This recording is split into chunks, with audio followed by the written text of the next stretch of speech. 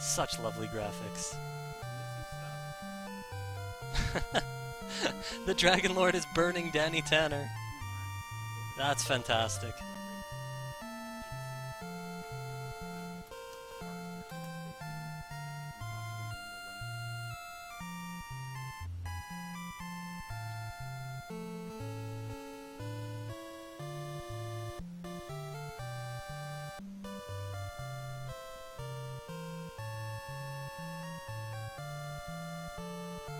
Hello everyone. How are we looking? Are we live?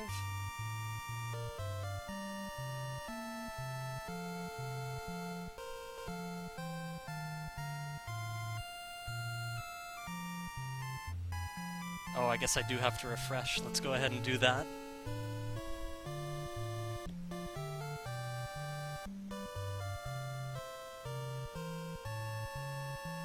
There we go. That looks fantastic. Good evening, everyone. Can you hear me? Welcome to Dragon Warrior.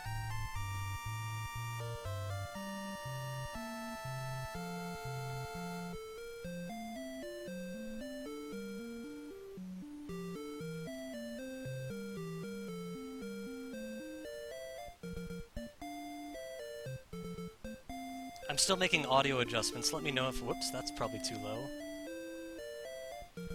Can you guys just let me know, does the game audio sound good or is it too loud? We've been making some adjustments. Let me know what you guys think.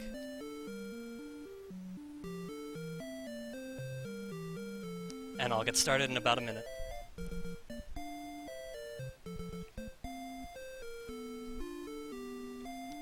Just want to make sure the audio is all perfect. Oh, I need more TV volume as well.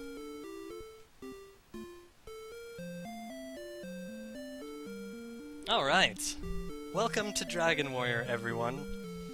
This game has been a very long and interesting journey for me. As over the past, it's almost 2 years now since the first manipulations happened, but about a year and a half I've been working on it. When I started speedrunning 3 years ago, the world record on this game was 6 hours and 10 seconds, and now we've got it to under 26 minutes. Entirely through manipulations. So I'll try and talk you through what's happening as much as I can. We're gonna have to erase our old file and begin a new one. Oh, and I guess I'm running the timer. So I'll give my own countdown. 3, 2, 1, go! Now basically the meat of what happens in this game to create the possibility of RNG manipulation is when you save and reset, the game calculates a checksum for the RNG. The checksum is basically the RNG's initial value.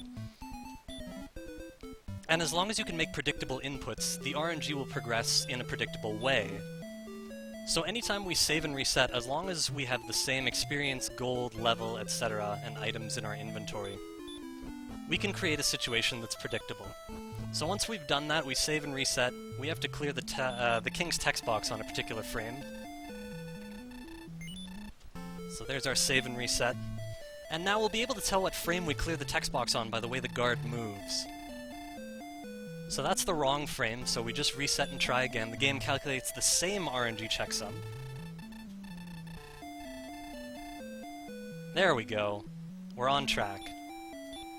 So from this point on, what happens when we are routing the game is we know what frame we're exiting the castle on. So what we do is walk until we find an encounter. Now in this case, if I were to walk up to this second forest tree coming up here, there would be an encounter. So I'm going to stop on the first tree instead. And what happens while I'm stopped is the RNG cycles forward 16 values while I'm locked in that square for 16 frames. And this allows us to essentially skip over the encounter that would have been on that square. So in routing, you find that square, you avoid that encounter, then you go on and walk to the next square that would have an encounter. And you make a note of where that is, and you just keep repeating this process until you get wherever you're going on the map. And it turns out you can essentially manipulate anything in this game if you've got enough patience and time. It's a difficult process, but the first thing we're going to do here is we're going to walk to a zone that has metal slimes, because they give more experience than anything else, and they don't have much HP. A little pause here to set up our first metal slime battle, and now I have to attack at a moment that'll give us an excellent move so that we can beat him in one hit. So we wait through these inputs which don't give us an excellent move, and we go towards this one. Now in order to make this route marathon safe, I had to branch out multiple paths here. Basically, when you clear a text box after a battle, if you clear it on an odd frame, you'll get one path of RNG. If you clear it on an even frame, you'll get another path. So I had to make sure both paths gave me a result that I could use.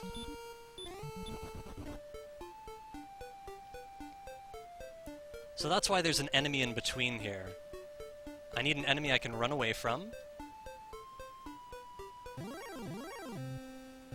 And then here's our second metal slime. Same thing's gonna happen after this one. We're gonna get either a Wraith Knight or a Knight, we're gonna run away from it, and then we're gonna get our third metal slime.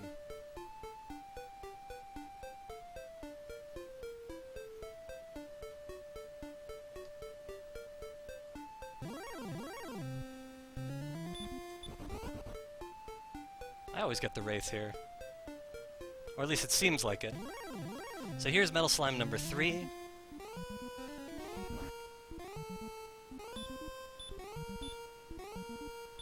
And there's our excellent move.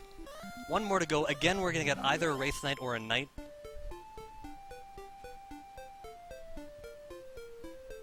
Long pause here.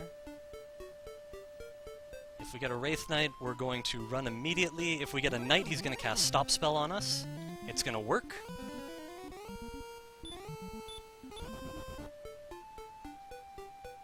And all should be well.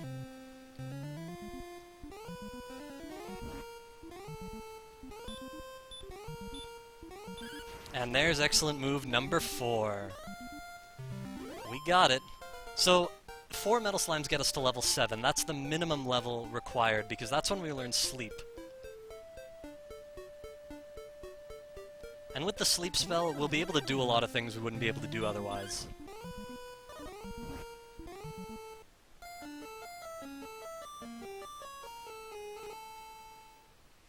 Alright, so we've got our level. What else do we need? We need keys. You need at least 3 keys to beat this game. We're gonna get 5 so that we also get the wings and Remolder. Now when I save and reset here, an entirely different RNG checksum is calculated, because our stats are different. Whoop! I tried to go a little early there, so we reset and try again.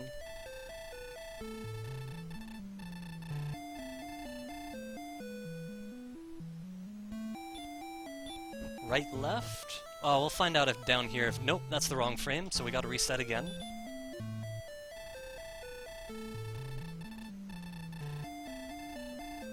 There we go, that'll be early enough. See, he went right and left again. There are 2 frames where that guard goes right and left. This one is the earlier one, it's the one I was looking for, and I could tell with certainty that this time I got it right.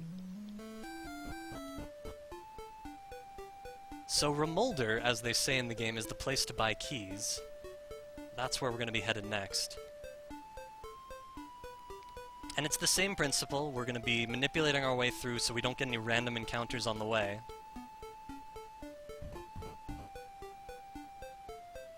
I'm going to be going through a cave here, and whenever I'm going through the cave, I need to listen to audio cues, so I'm going to be silent as I listen for myself bonking into walls. I don't have to be silent right away because this hallway is really, really long. But about 3 seconds from now, you'll hear.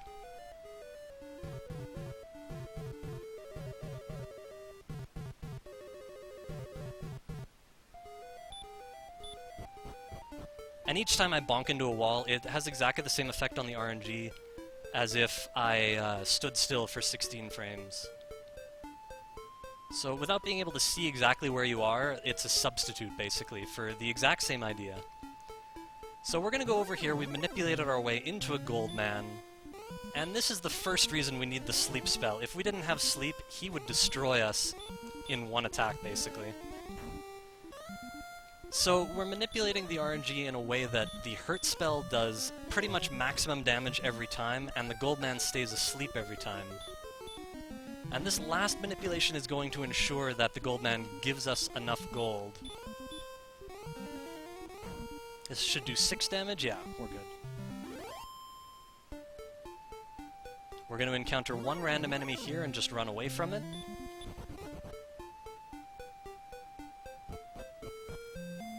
So we've got our gold. I had to get either 195 or 196 gold, so that I would end up with either 0 or 1 gold after buying 5 keys. And this is on the upper end of the Goldman's gold-giving range. The amount of gold he gives is decided on the frame where you actually beat him. So it can take a fair amount of brute force manipulation analysis to actually get the result you want. But as you can see, I have 1 gold left after buying 5 keys.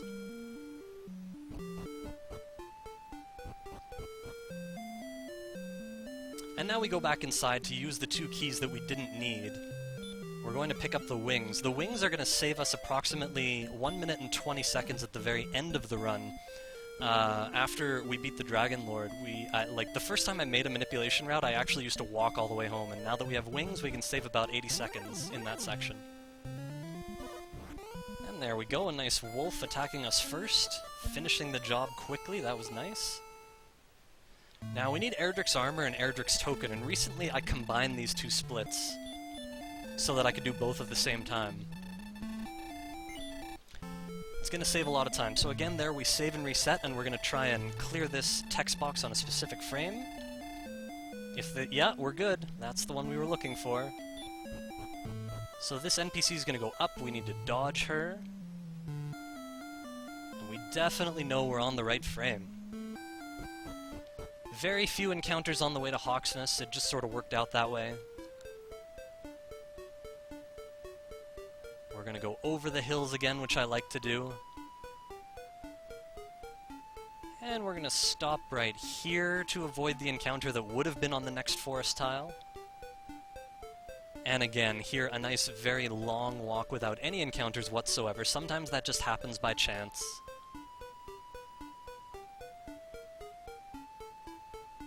Next stop is here. And then there's one in the forest right here.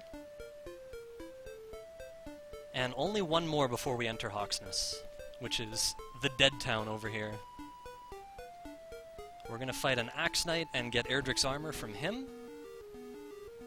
And of course, same thing as the Goldman, we need to put him to sleep to survive.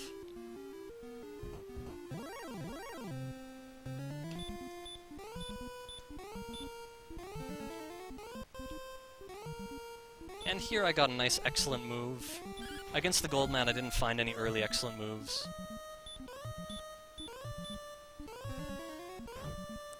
Yeah, getting an excellent move does a little bit more damage than the max damage of hurt, so it is useful. I actually saved myself an attack round because of these 2 excellent moves happening. There we go.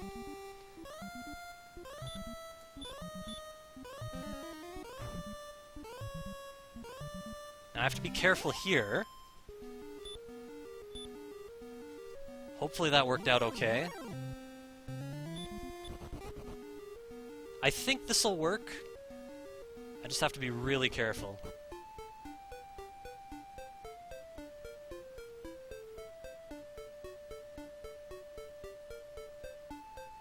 I am 1 square off of where I wanted to be, so I basically just have to make sure I do all my manipulations 1 square early, and hope that the terrain doesn't mess anything up.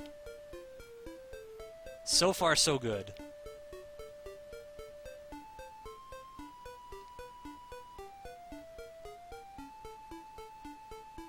Is there a monster waiting for me right on the token square? That's the only thing I don't know. We're about to find out. Oh, there is! No! That's so mean! Can we run? Let us run! No, it didn't let us run. So we have to do that section over again, unfortunately.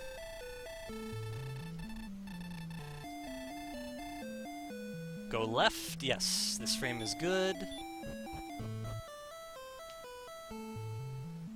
Boy, it came down to 1 enemy being on the last square, that was unfortunate. often when something goes wrong, and it's actually pretty rare that something goes wrong, but, you know, you still have good odds. Like, when it comes down to just one square like that, you have pretty good odds that there's not going to be a monster there. And we did have a chance to run away. Unfortunately, it didn't work out, so we just have to try the section again. Fortunately, it's a short walk to Hawksness, a short battle against the Axe Knight. So we do the same manipulations, stopping here.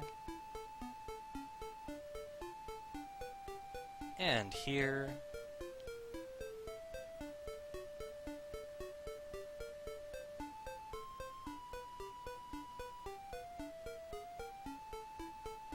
Going into Hawksness for the Axe Knight.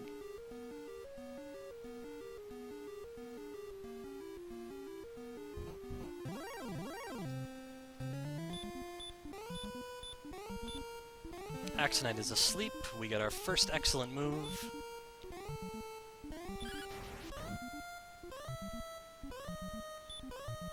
I'm actually kind of glad you guys get to see a section twice.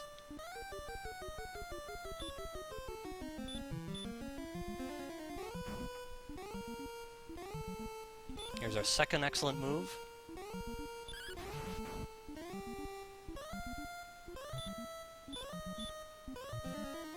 And I just have to be faster when I clear the text box here. That's basically what happened.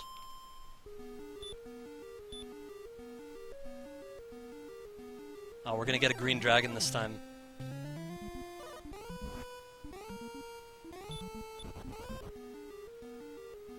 Alright, so the manipulation's slightly different here.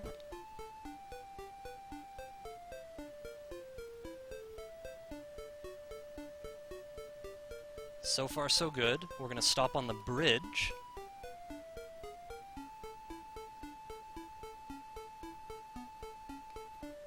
And here. And here. And there's one more stop.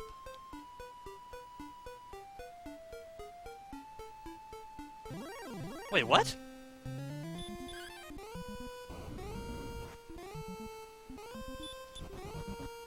Oh, I see what happened. That was my bad. Sorry, guys. He's gonna kill us here, so again, we have to try this section again.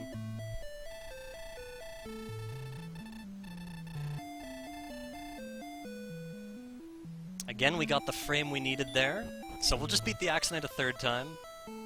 It's the Axe Knight special today.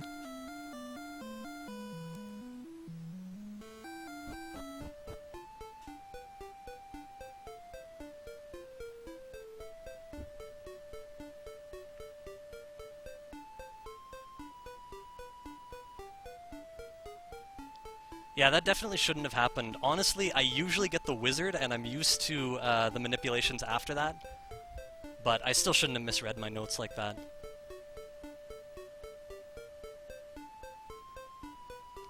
Things can get very complex later on, so part of the challenge is keeping your notes concise in a way that you can just glance at them and know where you have to go next.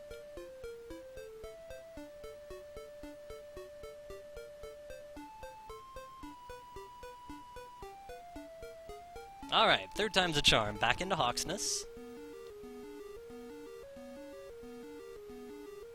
Stopping here.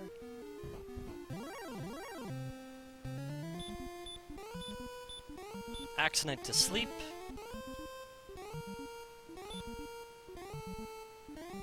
There's our first excellent move.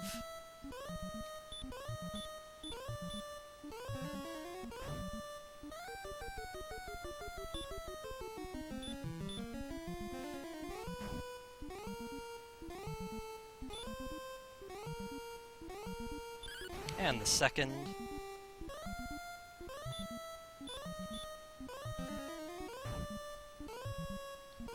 And here we go again. Oh, that's much better. We're good. We are good.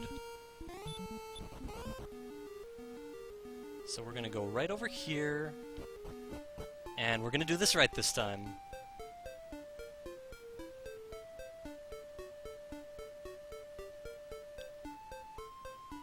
Next stop is on the bridge.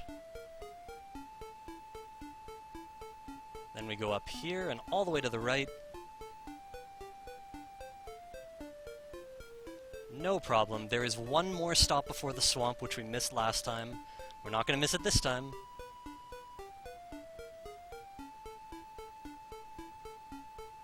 And all's well now. One last stop right here. And we've got Erdrick's token.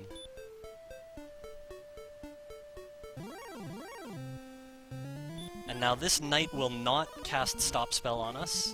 They'll attack us twice and finish us off. I made sure of that.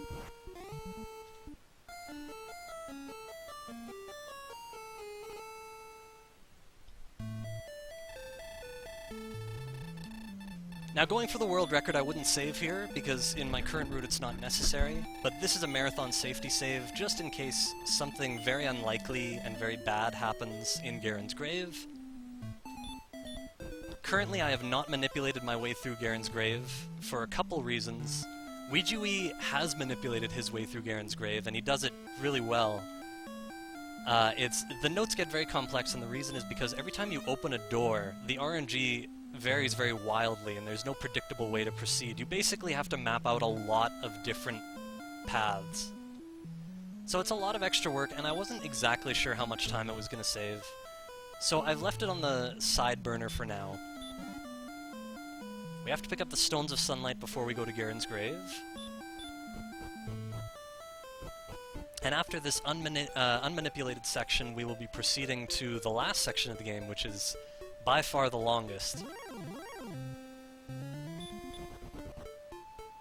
In the meantime, we'll be running from very easy random encounters, and hopefully everything in the grave goes well.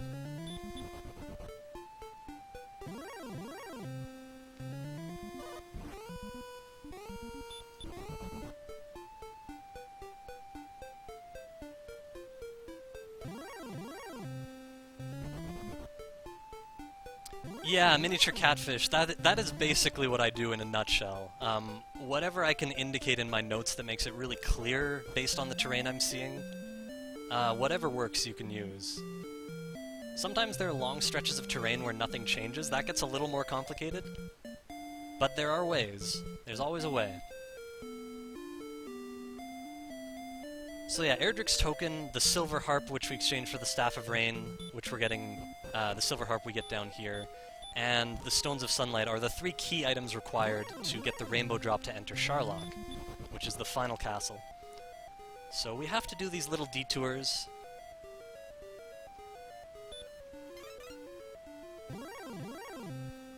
And now we've already used, actually on this one unmanipulated section, we've used all 3 of the keys necessary to beat the game. 1 in the home castle to get the stones, and 2 here. Oh, a warlock put me to sleep. That does not happen often. But we woke up right away. That's good. Lots of easy enemies on the top 2 floors. The bottom 2 floors are very short, but there are a couple dangerous enemies that can finish us off, which again is the reason I safety saved.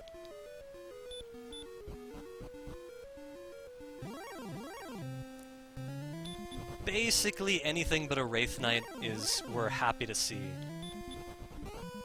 Droll Magis can sometimes stop us, but overall they're relatively safe. We're in danger here though. I hope we survive this attack. We've got 2 HP left, and we got away, so we're gonna heal our life back up. Every time you Death Warp, you get all your HP and MP back, so there's no penalty for healing, other than the time it takes, of course.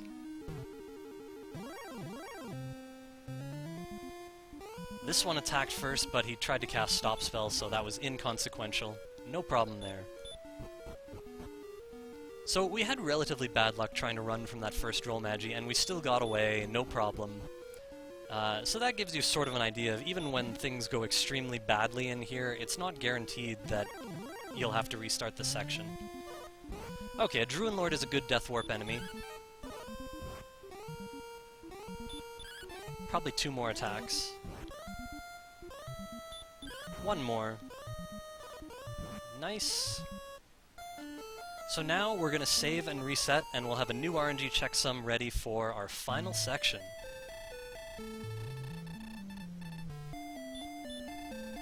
I apologize in advance, by the way. I mentioned I meant to mention this earlier, but I can't look at chat too much while I'm doing these manipulations. That is the frame we wanted, so we're on our way. But yeah, for the most part, I'm looking down at my notes and back up at the screen, making sure I'm in the right place, and I just have to make sure everything goes right. We're gonna pause on the castle here. I think every run I've ever done, there has just ended up being a section where there's a monster one step away from the castle, so I always end up doing a pause on the castle somewhere.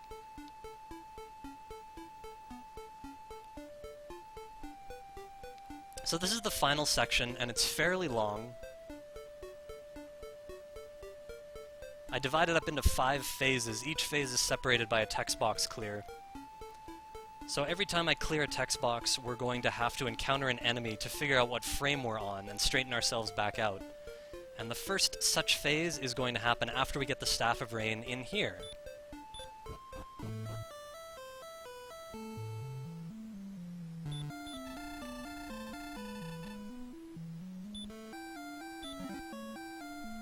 That was a good text box clear, so we should be fine coming out of here. We're going to encounter either a Magidrake or a Scorpion. We do a little manipulation there, a little pause here, and we're back on track for Phase 2. Phase 2 is get the Rainbow Drop. We're going to stop here, and stop here.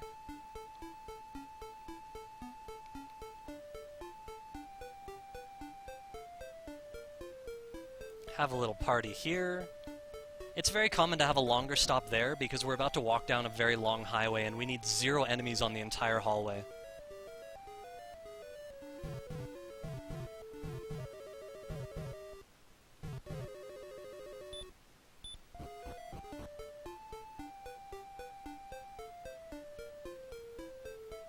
So far so good. Stopping here.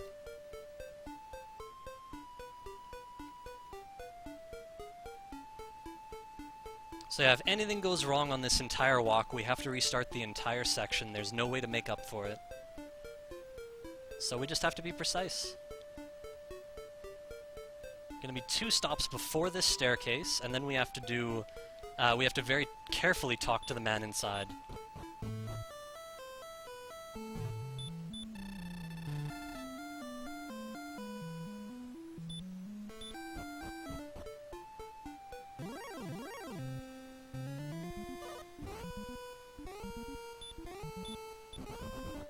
And we're back on track again. We're into Phase 3.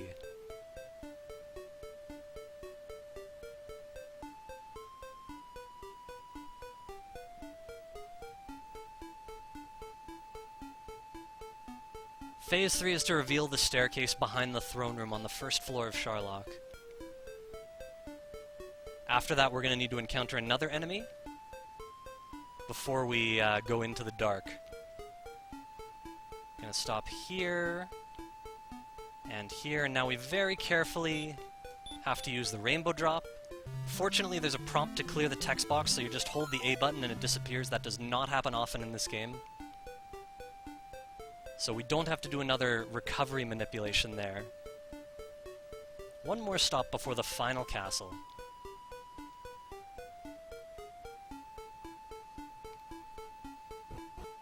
And now I'm going to be silent again while I'm in the dark.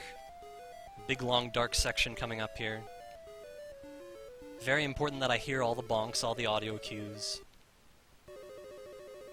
And hopefully it goes well. Here we go.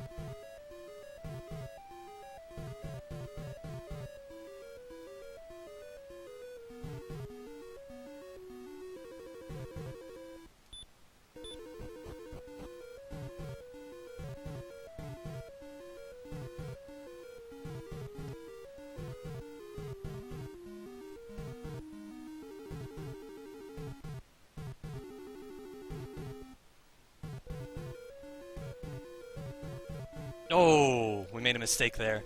So we have to restart the section, unfortunately.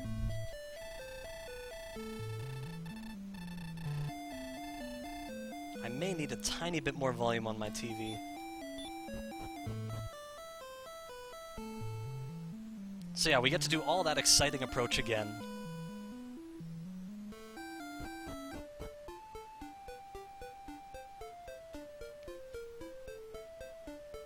One stop here. There are very few stops before picking up the Staff of Rain.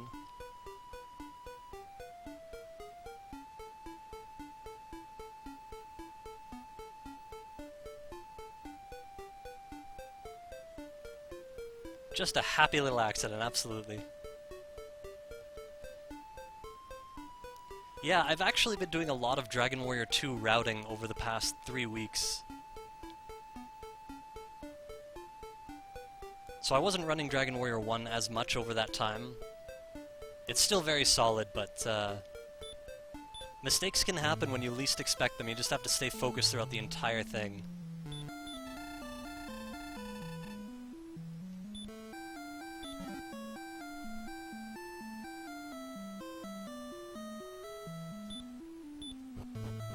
Alright, Magidrake or Scorpion?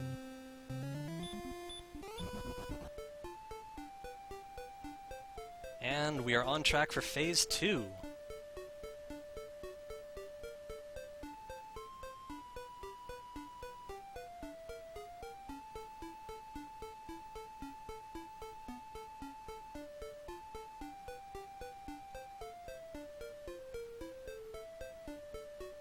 Have a little party on the last swamp square. And it's time for Bonksville.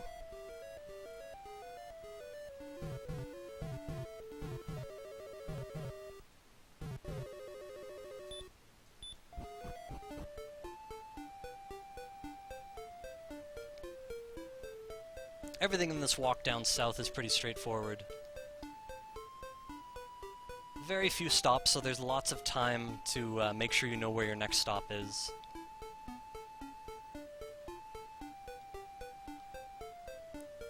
And again, this is by no means the only way to manipulate this game. You can manipulate any of these sections in basically any way you want. The RNG goes on forever and ever.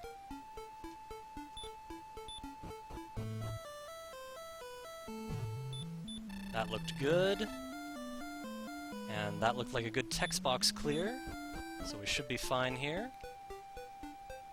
And I think this guy's gonna cast Stop Spell.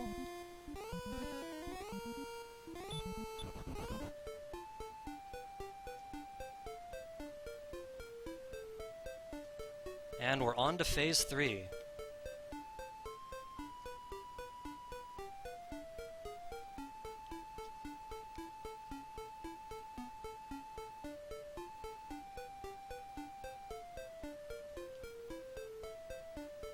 So yeah, that section in the dark where things went wrong,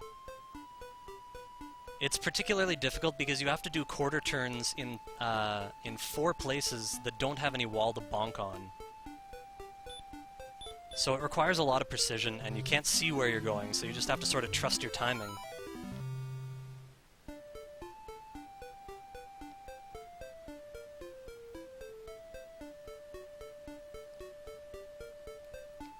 So let's nail it this time.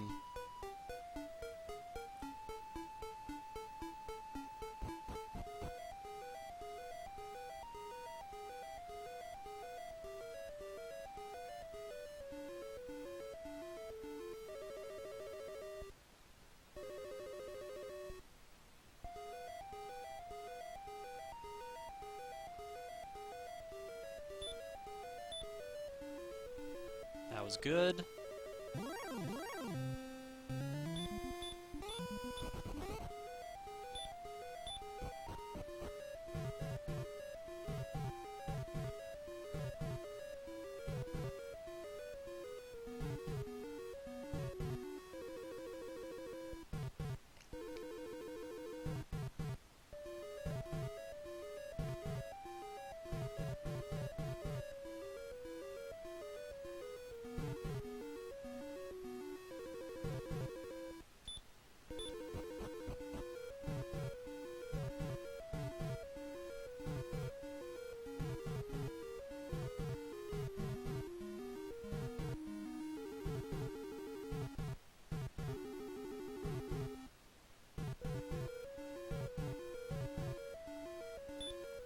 Okay.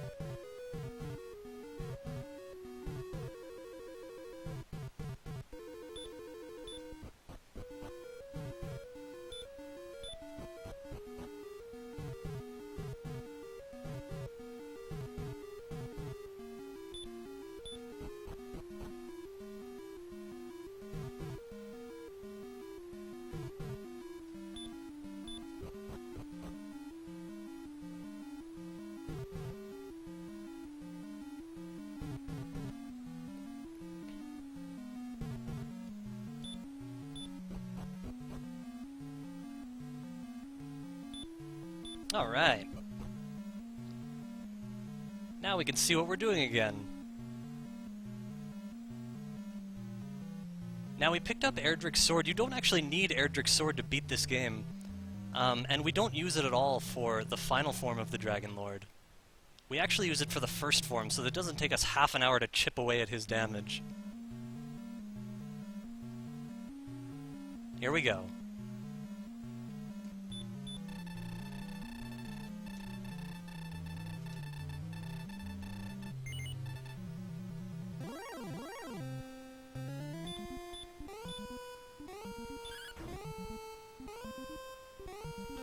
So in this first form, we have to make sure that our attacks are doing as much damage as possible, and also that our opponent is casting Stop Spell every time so that we don't take any damage.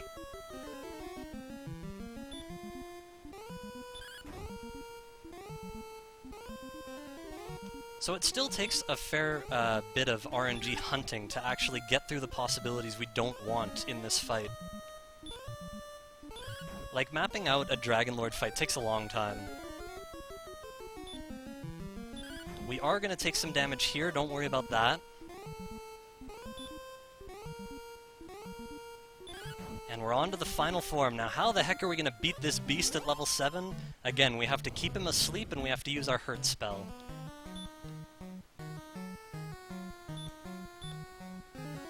And every time we cast Hurt, we need to make sure he doesn't wake up.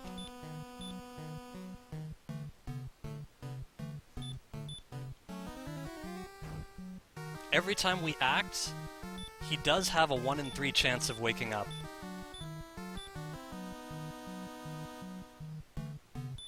And what this means is while we're mapping out manipulations is the 1/3 of our options are no good.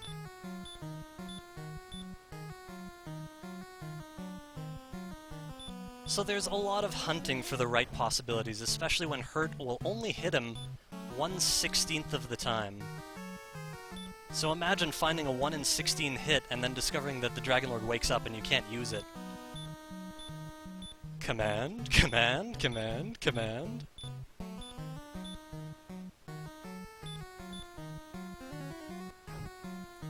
You would think the end boss fight would be like one of the most nerve-wracking moments, especially after chaining together such a long manipulation chain. But in reality, it's kind of comfortable for me compared to, like, walking in the dark. That part's the hardest part. Basically, all I'm doing right now is making sure I don't rush any inputs. I'm never too late with any inputs here. So I'm always, like, constantly telling myself, don't be early.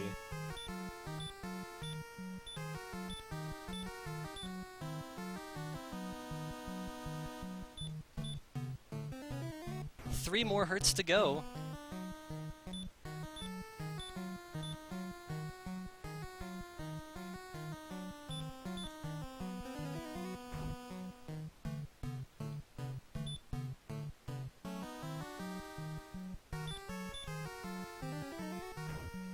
And last one, some more commands here. Command, command, command, command, command, command, command.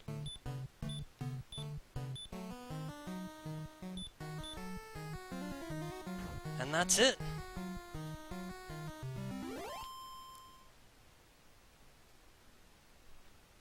So here we see where we use the wings to save the time it would take to walk all the way back. I guess I don't have to tell you guys when time is. I'm operating the timer on this one. But throughout the Dragon Warrior series, we make sure that the timer stops on last input, which is right now. Oh, timer didn't stop. That was just my keyboard. It was 38, 21, or 22, whatever it was.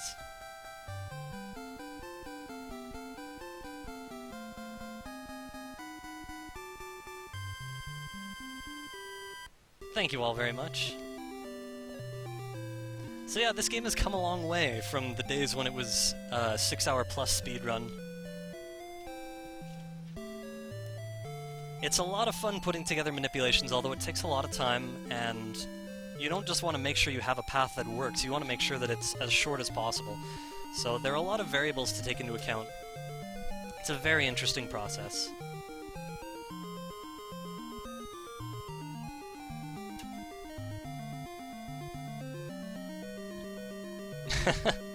Yes, sub 6 hours.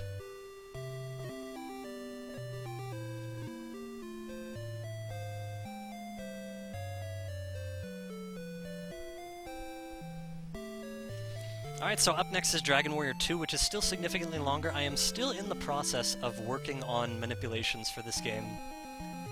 I've put together a couple that I just discovered recently, may or may not work depending on some things that affect the RNG as you go through. For example, if I take an extra death somewhere, I'm not sure what kind of effect that's going to have on the RNG, so here's hoping there are no extra deaths. If the endgame manipulations don't work, we'll just be going through as normal. And hoping it works out okay. But yeah, this is Dragon Warrior 1. It's the game I've worked on the most by far in terms of speedrunning. Hope you all enjoyed it. Stay tuned for Dragon Warrior 2.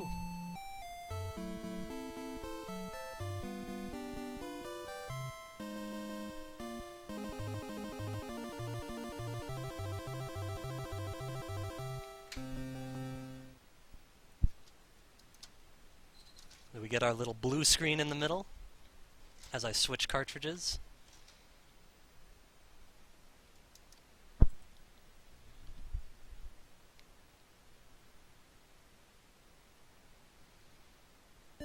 Alright, let's erase our old quest.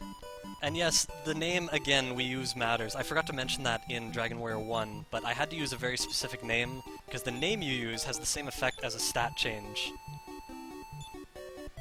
So for this, we're going to be using this name, small u, capital H, small k, small d. I'm going to go ahead and start it immediately, so that we get underway. There's a little bit of a prologue.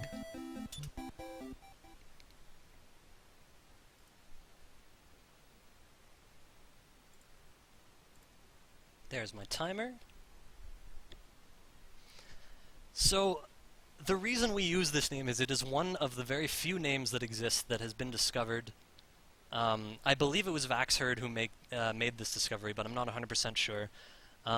What happens with this name is basically the RNG seed is essentially locked on one value, and it'll remain that way until I actually save the game. Now what this means for us is wherever we walk, there are going to be no random enemy encounters.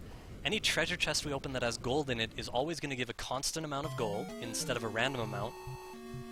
And whenever we're in a town, all the townspeople are going to walk to the right constantly.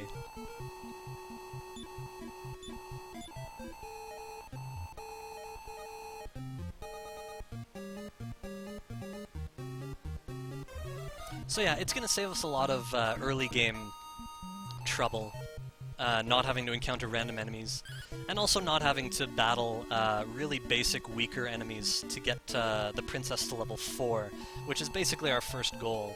At level 4, the princess learns Infernos, and that's going to allow us a lot of freedom fighting different groups of enemies.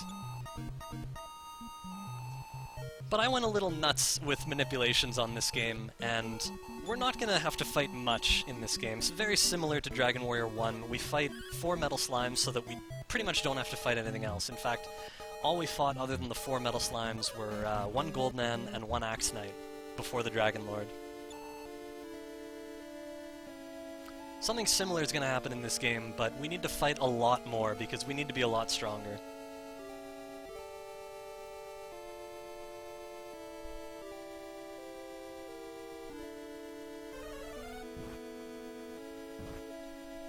Still waiting through the prologue. This is all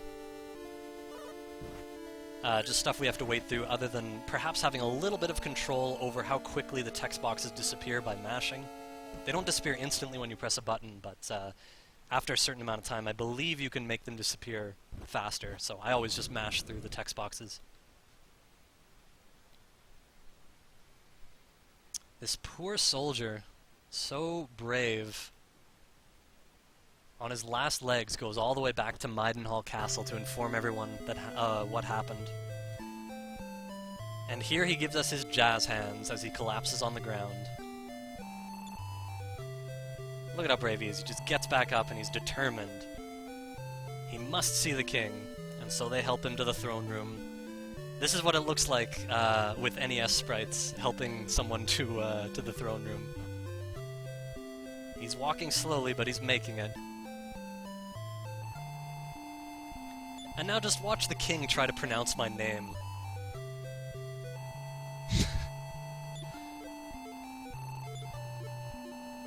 UHKD. We like to pronounce it U-hacked because it actually allows us to avoid all enemy encounters.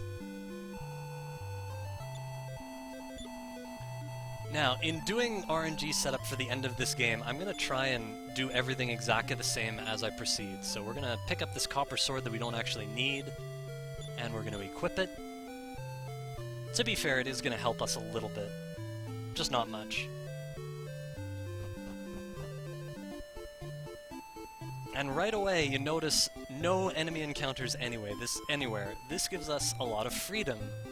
So the first thing we're going to do is something we would not be able to do normally, and something that I would normally not do until I had gotten my second character. We're going to go straight west into this cave that has the silver key.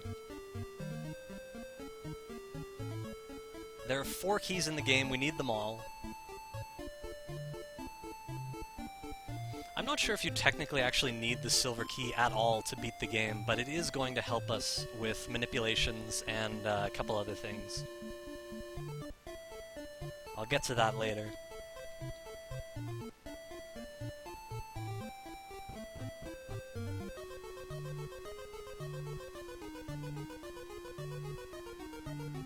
So this entire opening manipulation section was invented by Catclaw, and the purpose was to get the initial metal slime kill, and to get the metal slime to drop an iron helmet, which sells for enough money to buy the jailer's key. And then I took this opening manipulation and I extended it further, and the way I do it, essentially we don't need the money from the iron helmet, so we never end up actually using it, we never end up selling it, doing anything with it. That's just how it worked out. I didn't know it would work out that way initially. These games can be very wide open in terms, like once you learn that you can manipulate the RNG basically anywhere in the game, it gives you a lot of freedom to experiment with what could possibly be shorter. Here's where we get the silver key. And there are actually 3 more treasure chests we're going to pick up before we leave. One of them is very useful. We get a Wing of Wyvern. That'll allow us to move across the world map more quickly once we get out of the next cave. And the other 2 we're technically not going to use at all. Oh, actually, this is enough gold to buy another wing, so we do need that one.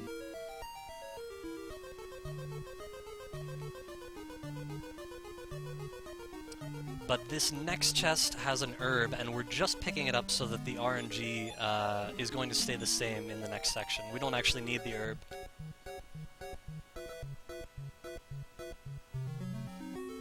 So that's everything for this cave. We don't have an outside spell or anything. I believe this game, this Dragon Warrior game, is the only one where the hero does not have the ability to cast any spells.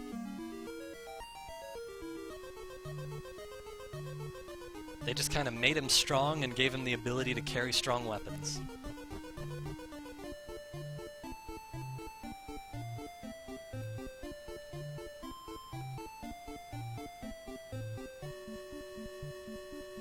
Alright, next stop is Cannock Castle, just over this bridge and a little bit southeast.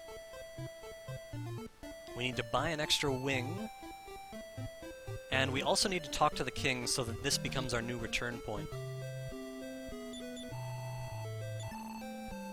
There's our wing. And we also have to be very careful not to save, because again, if we were to save, suddenly there would be random encounters everywhere. So we're going to say no when the king asks us if we want to save.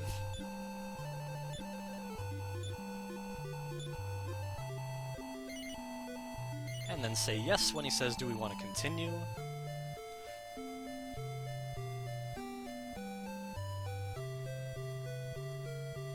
And we walk outside, we go to the next cave. The next cave is going to advance the plot to the point where we can pick up our second character, who happens to be the prince of that castle we were just in. No random encounters on the way. The enemies can get a little difficult in this cave, so it is very nice to not have to worry about them. I believe before RNG manipulation, there were a lot of resets involved because of this cave. But now we get to walk in encounter-free.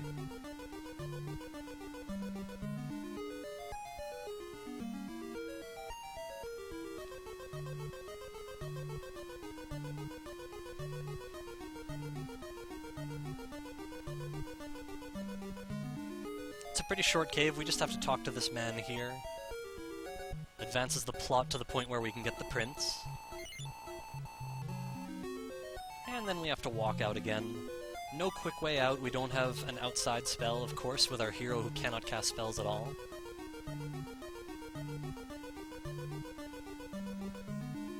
Just have to walk out. The Taz will not do a seed lock here, and it'll actually commit suicide and death warp out. But if we were to do that, we'd have no way of restabilizing the RNG, so...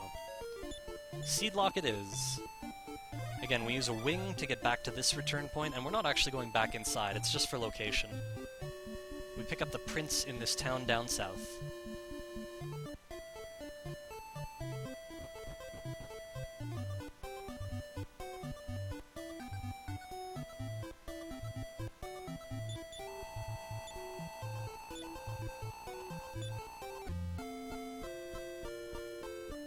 Right on schedule, I always get him in about 9.5 minutes.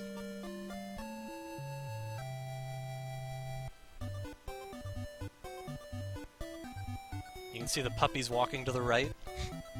We just barely got past him before he walled us in there. So you cannot progress to the next section of the game without the prince in your party. There are guards in here and they just won't let you pass without two people. So that's how the game forces you to advance the plot that way. You can't just go with one character wherever you want. In Dragon Warrior 3, you can do the whole game with one character. It's a very interesting and very difficult challenge. In this game, they force you to get all three characters. And again, we're going to make use of our seed lock. Normally, we would go straight into the upcoming town where the princess is. We can't get her yet, but we would still go in and make it our new return point, and we would start grinding for levels. But this time we're going to walk right past it, come back to it in a minute or two, but first we're going to go collect the Mirror of Ra, which is the key item required to morph the princess out of her current form. She currently looks like a puppy. We're going to change her back to human form and then she'll join us. Yeah, so before this route was done, the idea of locking the RNG seed was still known, and we used the name TUT, all in capital letters, capital T-U-T, and it accomplished the same thing. The RNG would be completely locked until you save your game.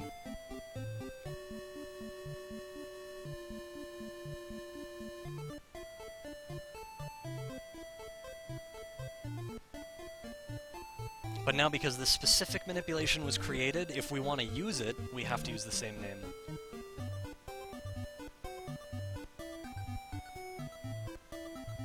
Now here's the princess.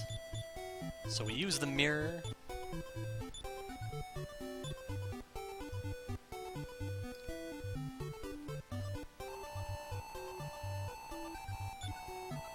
And we have the princess.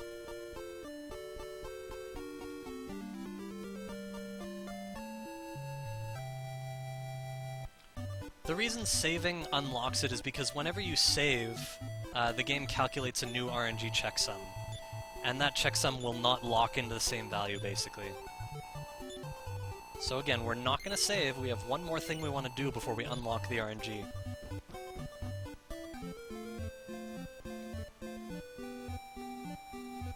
We go in there to create our new return point so that we can get right back there after we pick up the Cloak of Wind in this upcoming tower, and it just makes sense to pick up the princess right then and there. We don't actually have to do it then, but she's right on the way to talking, so it makes sense to pick her up now.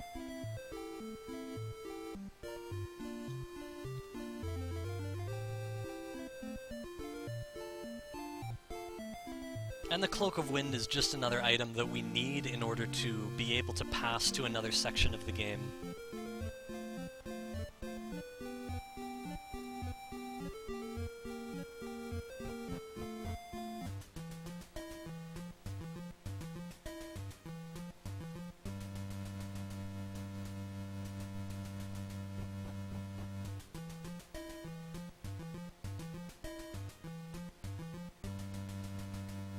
And again, part of the manipulation created by Catclaw was to pick up this treasure chest, so even though we don't need this gold for anything,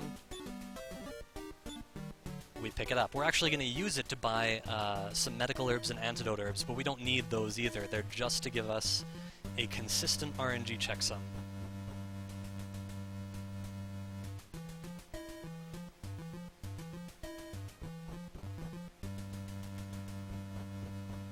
So yeah, very useful to have no enemy encounters throughout this tower. We pick up the Cloak of Wind, we put it on immediately.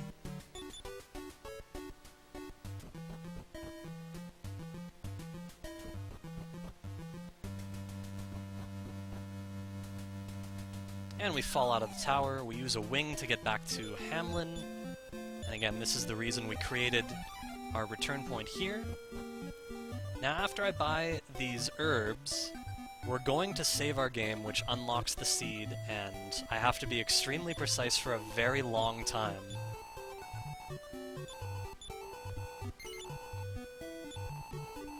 So here's hoping it goes well.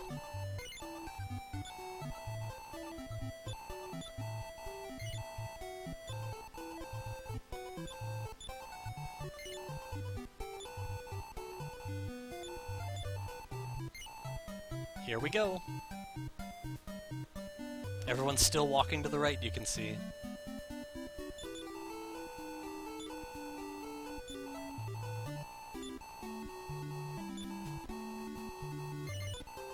Alright, the RNG is unlocked. Hopefully that's a good text box clear. We'll find out shortly.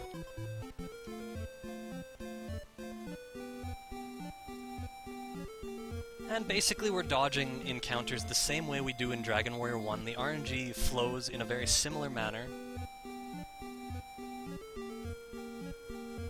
Got a long walk here without any encounters to avoid.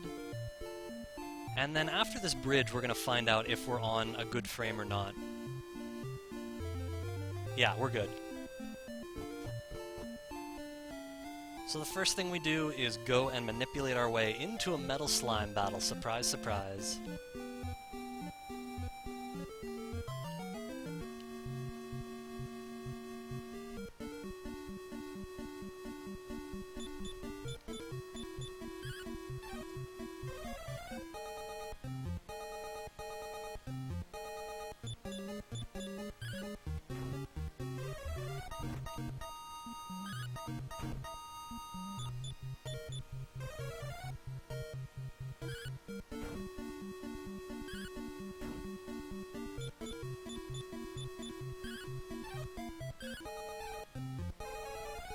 Now we're going to be one square ahead of where I'm used to here.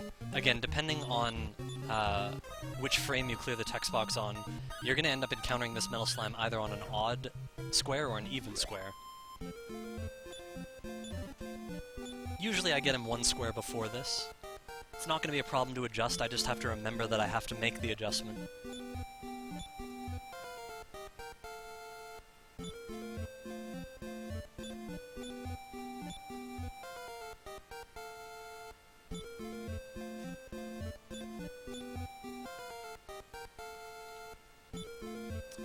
This metal slime is going to give us a total of 7 levels. And then we're going to walk a little bit west and up onto the desert. Then we're going to walk 2 squares to the right, 1 square to the left. We'll get our second metal slime.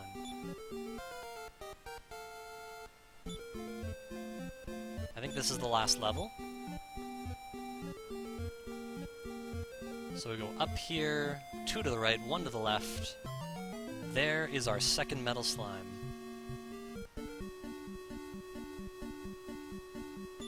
So again, every one of these encounters is 1 square off of where I usually get them. Shouldn't be a problem.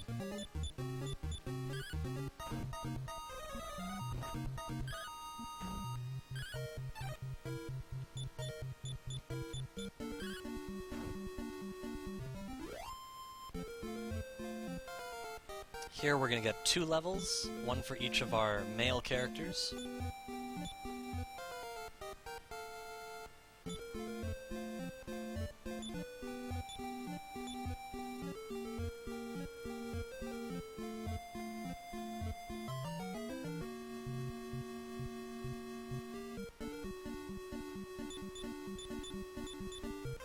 Here's metal slime number 3.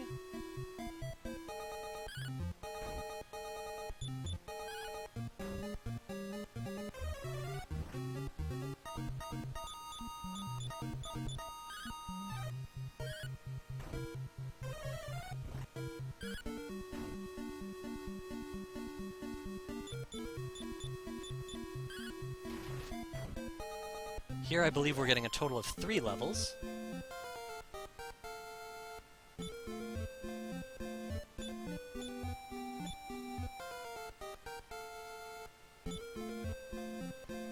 And now we have to take a short pause before we start walking again. Very important to remember to do this, not to just keep walking.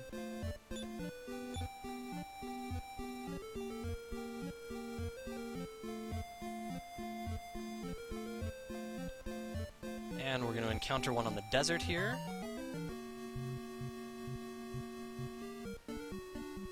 This time he brought his friend, the ghost rat. This isn't a problem because the manipulation forces the ghost rat to call for help twice, and no help comes. So Catclaw manipulated everything up to and including the first Metal Slime battle, and then Evil Ash was the one who manipulated the next 4 battles.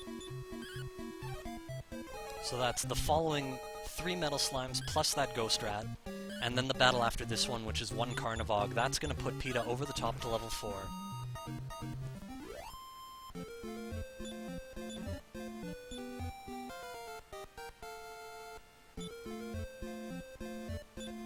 Again, there's going to be a pause here, a little bit longer this time.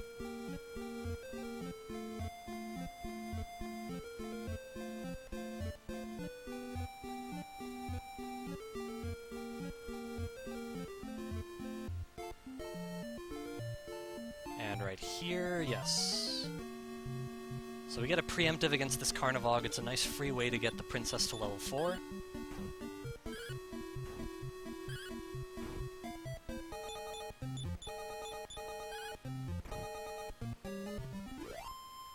And there we have it.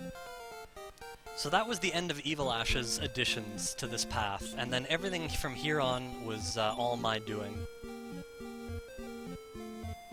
So I continue on. We're going to stop here.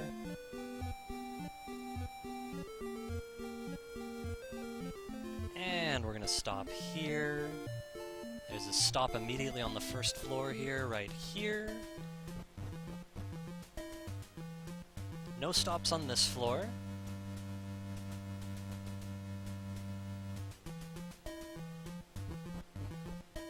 And then on this floor we have to remember to stop right here.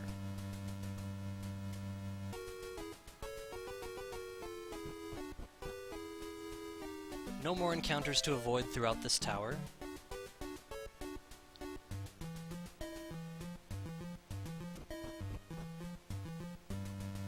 Next floor is the top floor.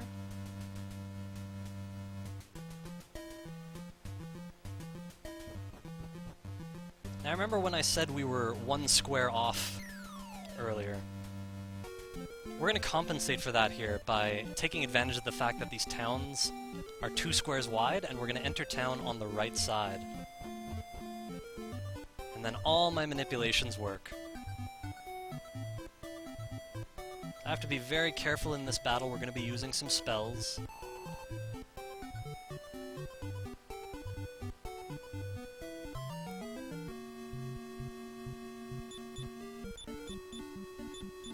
Good.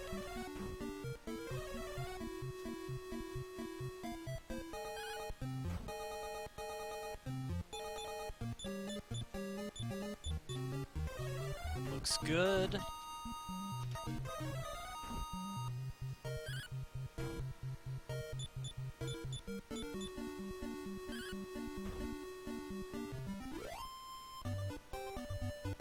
That's how we get through that very vital battle. We have to fight that battle in order to get our ship, which is the next phase. And keep in mind, I am still on the same manipulation chain here. I can't make a single mistake.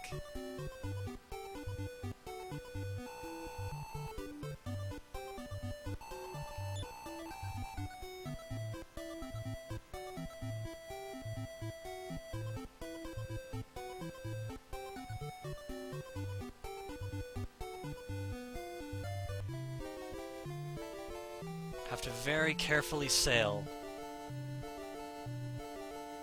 to our next destination.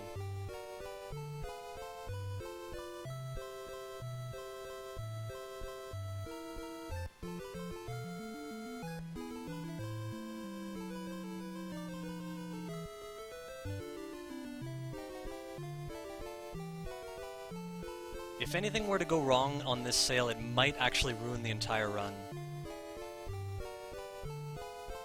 So here's hoping it all goes well.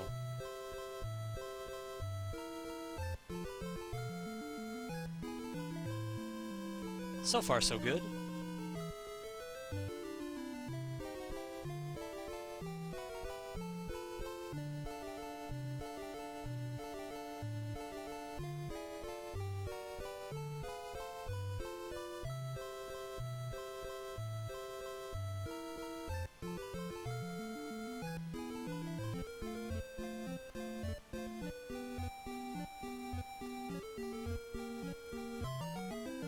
And look what we found.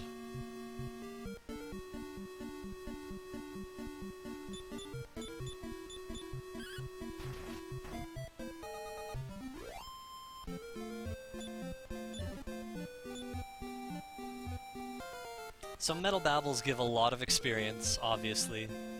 It's the best way to grind for mid-game levels. And so that's why I'm here.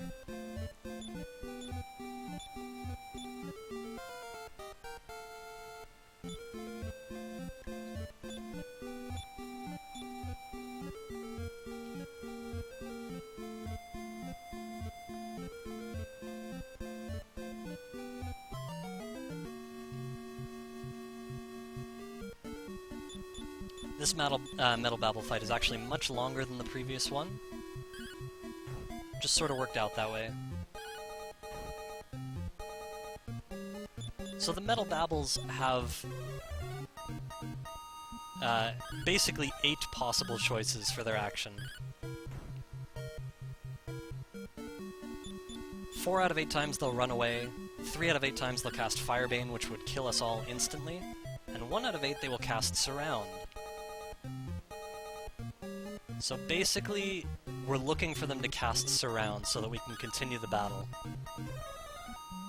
And beyond that, we're just looking for excellent moves. Or in this game, I suppose they're called tremendous blows.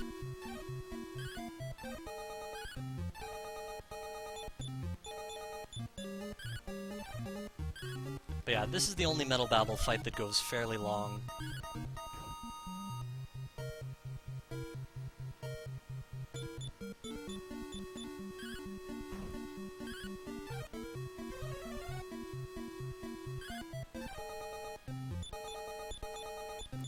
Yeah, so all the RNG preparation and analysis I did on emulator because it's much faster to use save states so that you can check each iteration very quickly. But yes, I am playing on a cartridge on the NES right now, using the results I discovered on emulator. And look at that, our princess defeats a Metal Babble.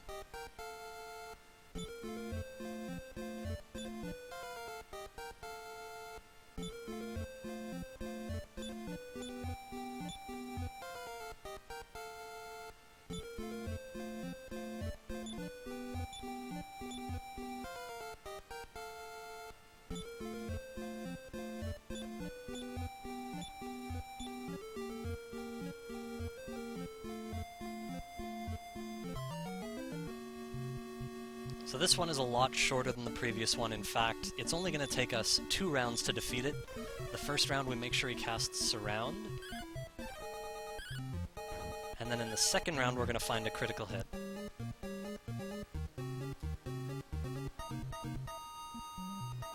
Which is right here. Just like that, more levels.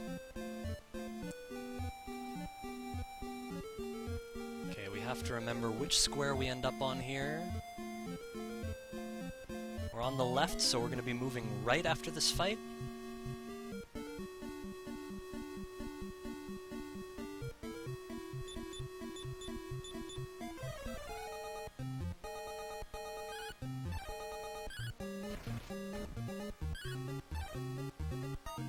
Numor doing some damage. It's not enough to finish him off just yet. Numor's going to get stronger throughout this grind, to the point where he will be able to finish off Metal Babbles with 1 critical hit.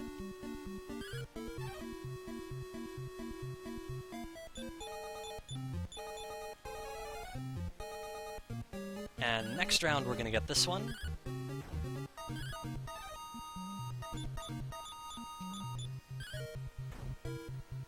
And again, PETA finishes it off. You don't see that every day.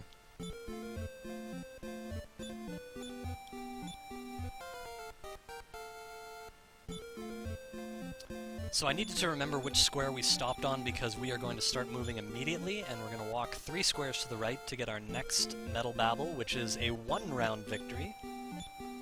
Always nice to see those 1-rounders.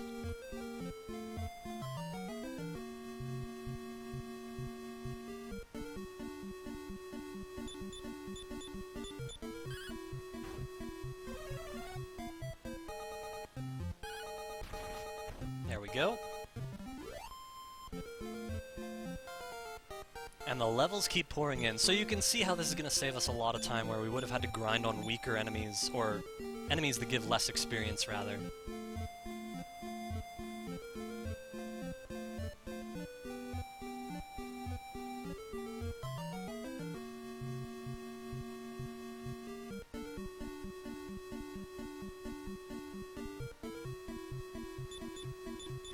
There's no way for me to describe how long it can take to route out these Metal Babble fights, because again, you have to check every round and find a result where he casts around instead of casting Firebane or running away.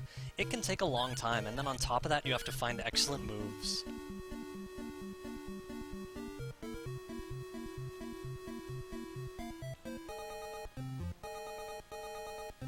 But I did it because it had to be done.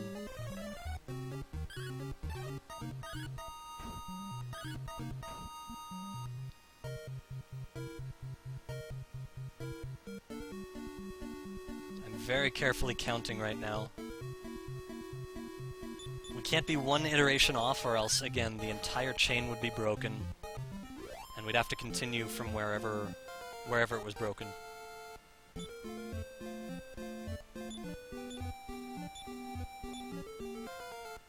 as has been pointed out to me, it's very amusing that the characters have such low HP, and they're facing enemies that have Firebane and surviving.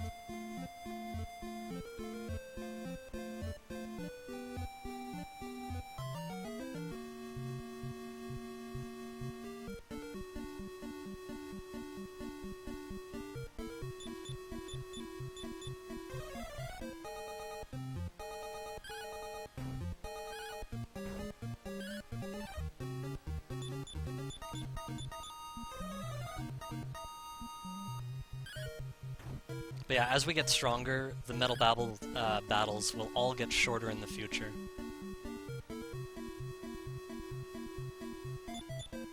Mainly because Numor's excellent moves will actually finish them off, so I don't have to ignore those possibilities when they don't do enough damage.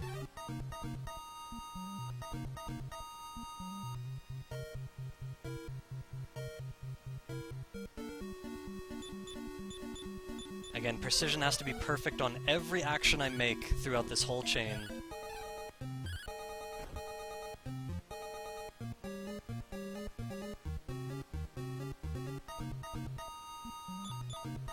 So needless to say, I'm trying to be careful between actions, making sure I'm counting properly and everything. Another level up. Just the hero gets a level here.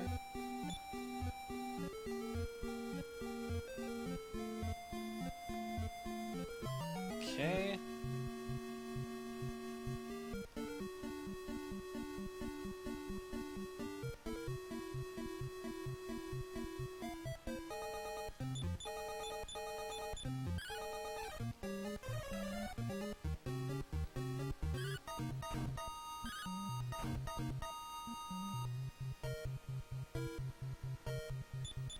Yeah, I do love the way our hero's name looks like it says "you hacked." It seems very appropriate for what we're doing, all this manipulation.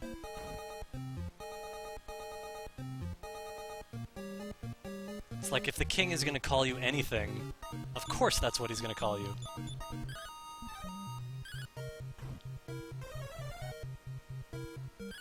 Okay, we're gonna get him this round.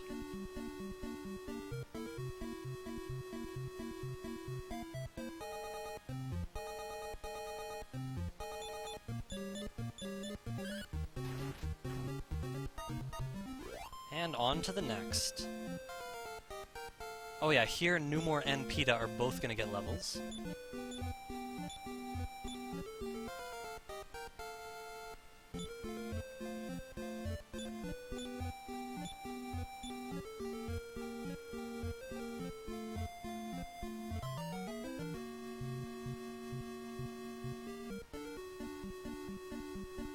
Even though it looks like very often we are encountering metal babbles very quickly, in reality, they're kind of scarce in this area.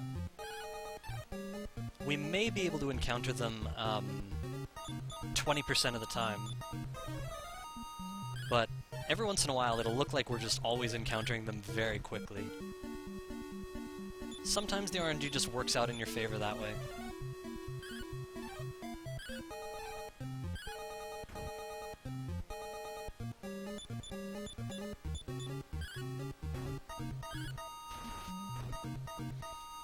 Okay, hero gets a level here. And the next Metal Babble is another one-rounder.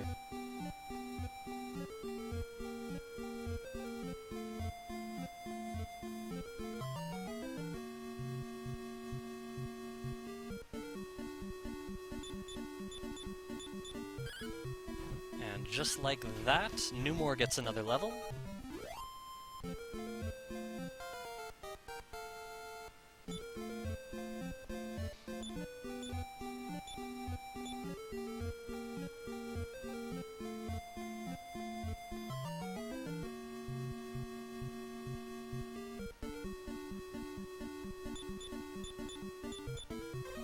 Alright, Boletta, have a good sleep.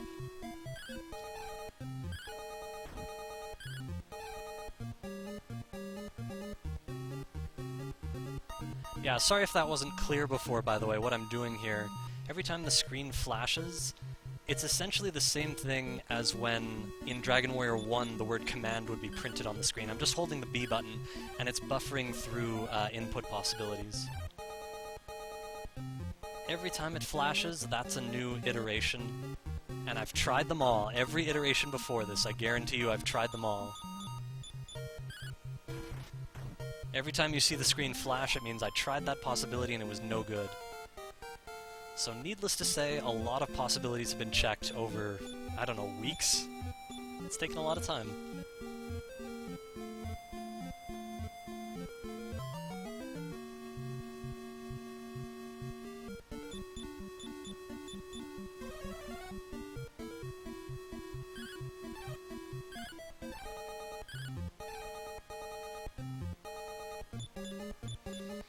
Yeah, Sugar Frosted, I can peek over and read chat while the battle's resolving, because I know how many rounds it has. You know, there are 4 characters to act.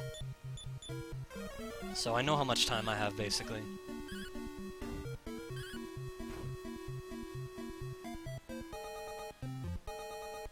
But while I'm doing this, I probably won't look at chat, because I need to count very carefully.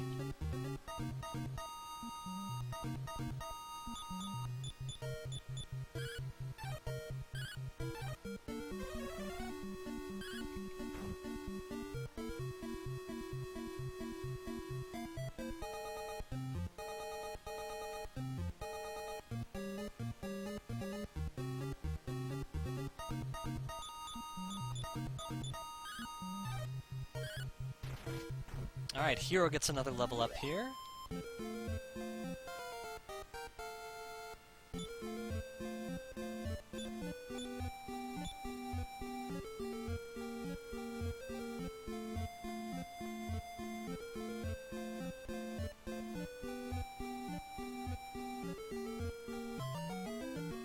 And this is a 2-rounder.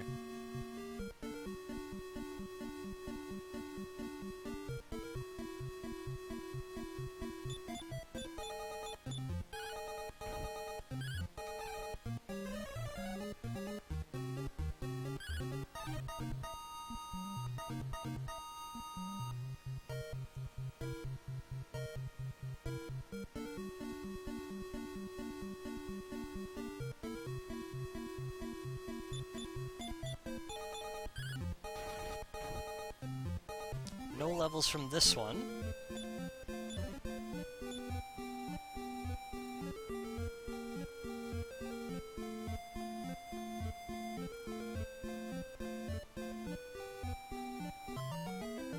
Again, every time we take a long pause like that, we're just letting the RNG advance.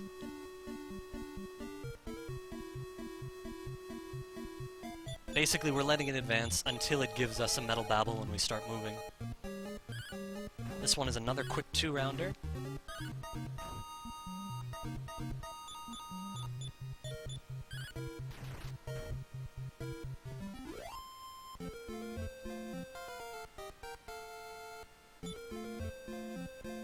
Yeah, so I use notes with this, a lot of notes, in particular in this section. Each metal babble is written down, and all the corresponding number of flashes here.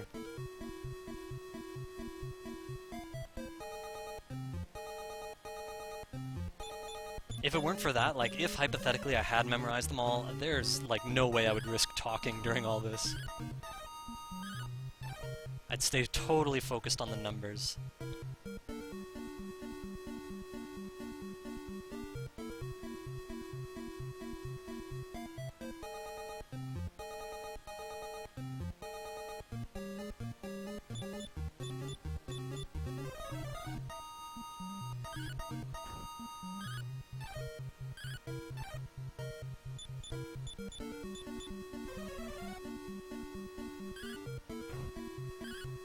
Next round we'll get this one.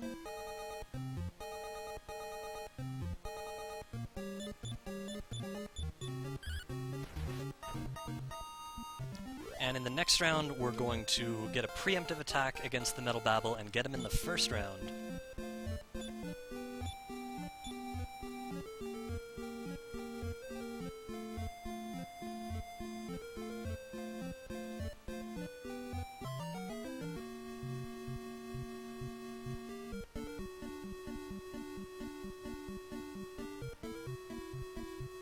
So we skip all those first possibilities because they did not have an excellent move, or a tremendous blow, as they say in this game. Hero gets level 16 here. And after this battle, we're going to have a slightly longer pause to get our next metal battle.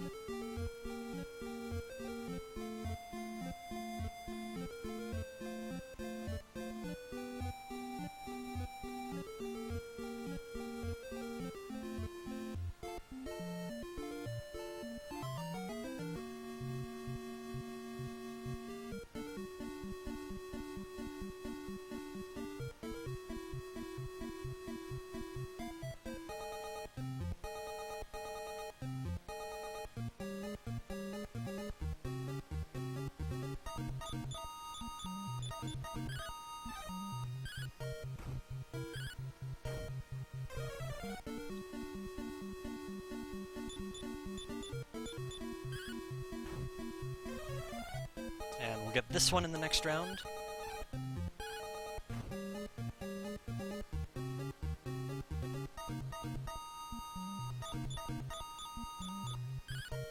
No levels from this one, and I'm going to want to remember where my position is. See, Numore's already doing enough damage.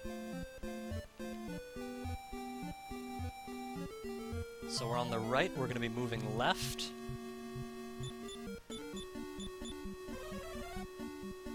And this one's a quick 2-rounder.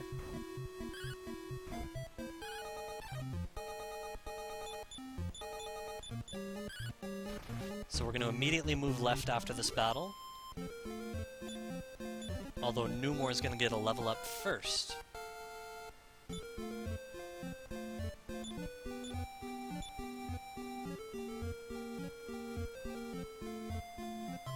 And this one is a 1-rounder.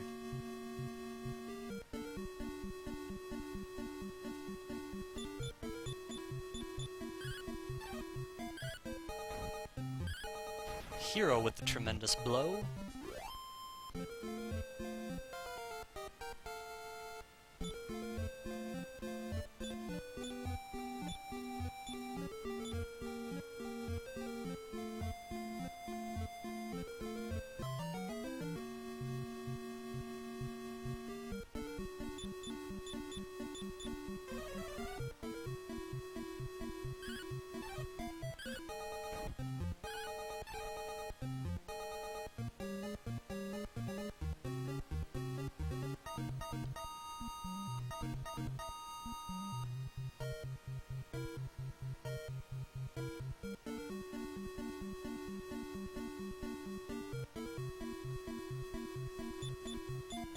Bit of a longer one there.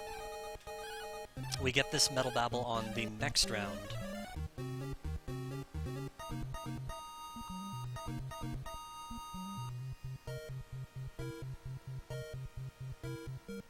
Right here.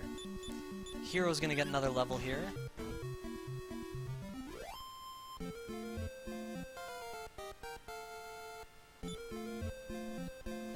Ah, the innocent metal wildlife.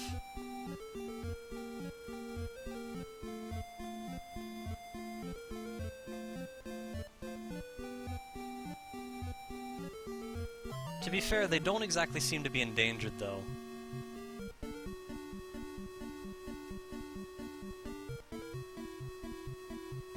This one's a one-rounder, by the way.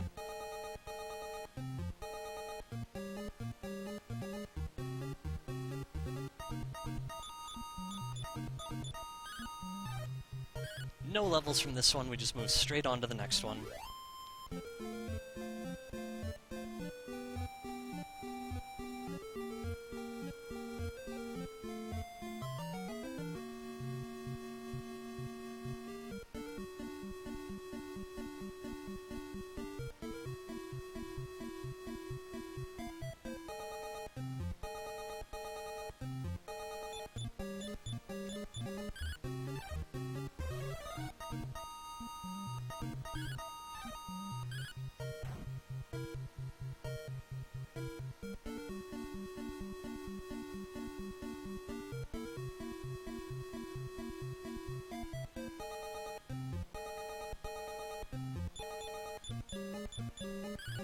And this one we will get next round.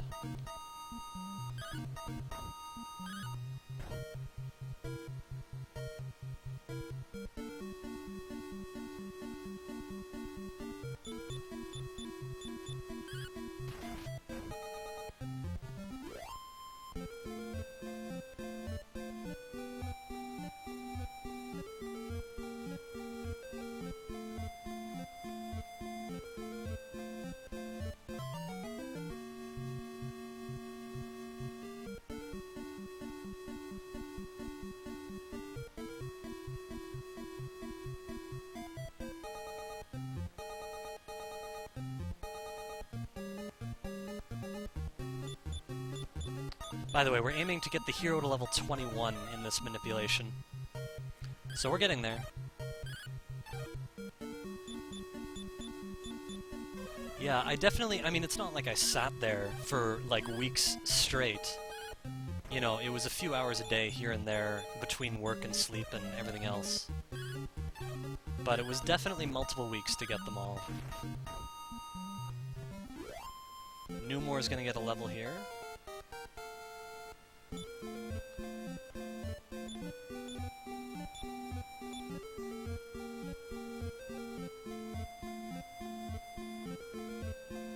There we go.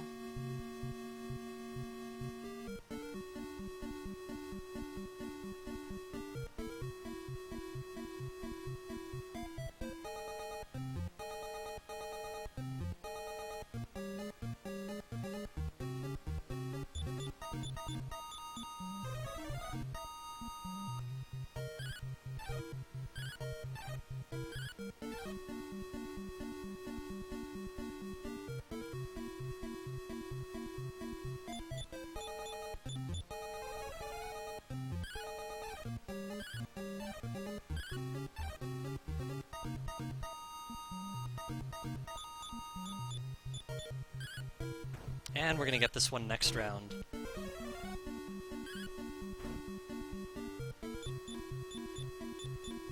And PETA's gonna get a level up.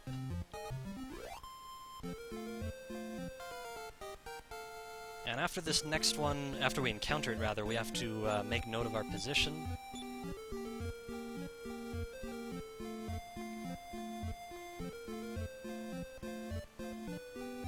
We're on the far left, we'll be walking straight to the right.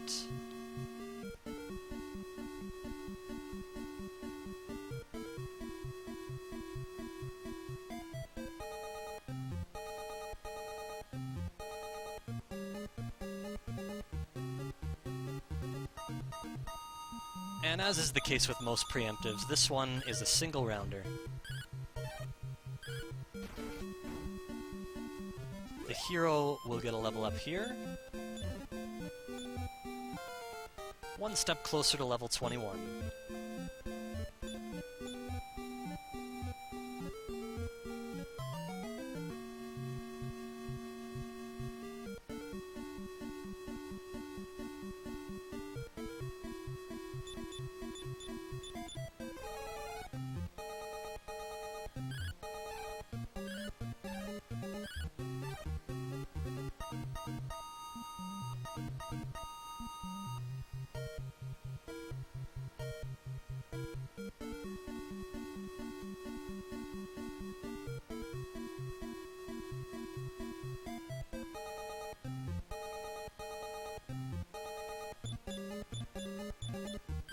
One more round for this one.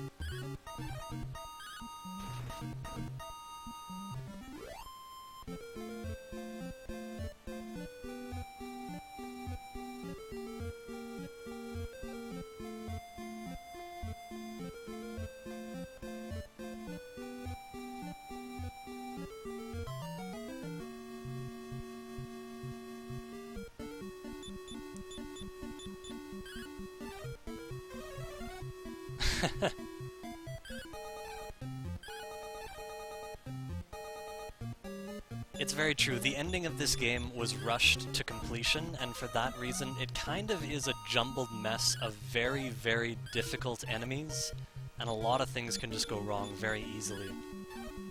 We're gonna get this Metal Babble on the next round.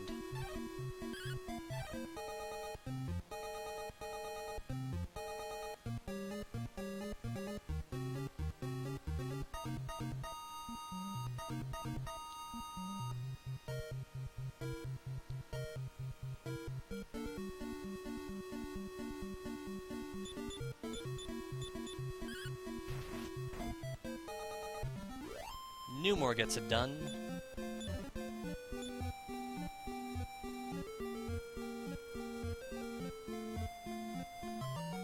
this one's a one-rounder.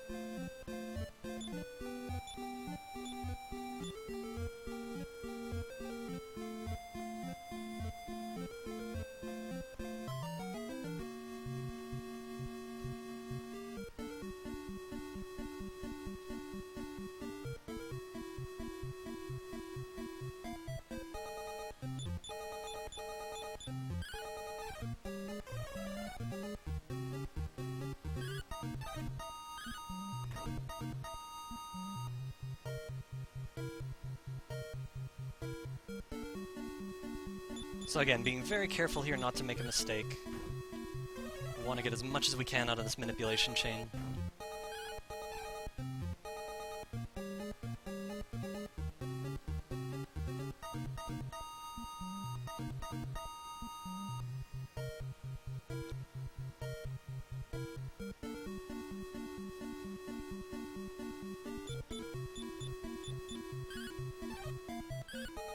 And Peta's gonna get a level from this one.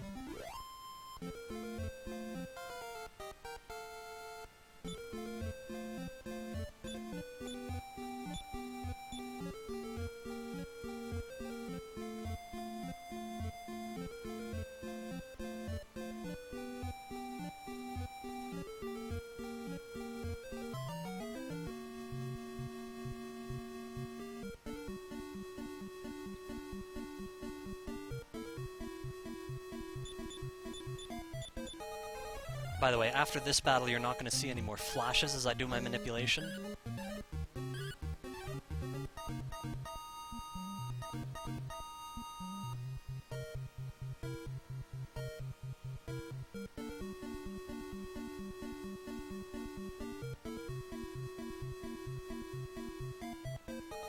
And the reason for that is I'm going to switch from using command buffers with the B button to doing arrow manipulations. It's the same idea, I just use the D-pad instead.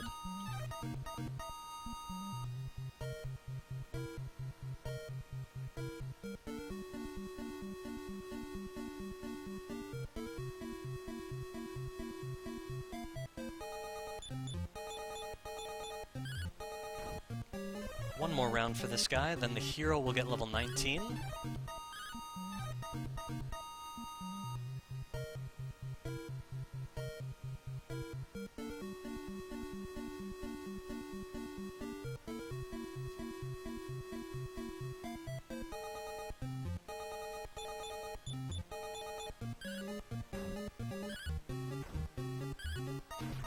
There it is.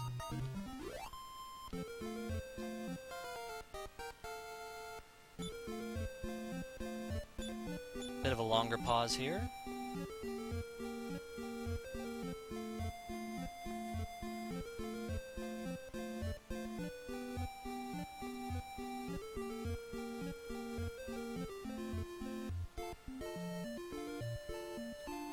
There we go.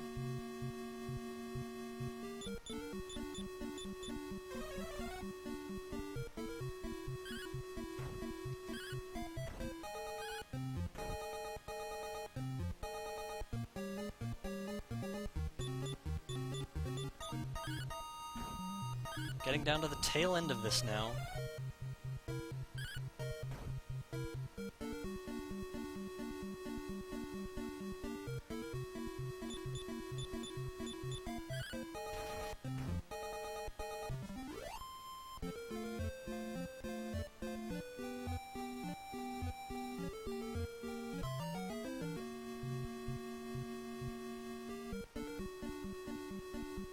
This one's a one-rounder.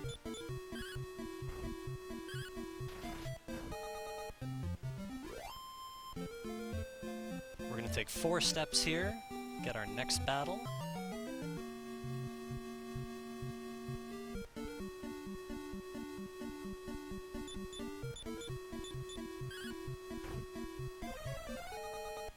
And now that Numor is stronger, most of these battles are gonna end sooner.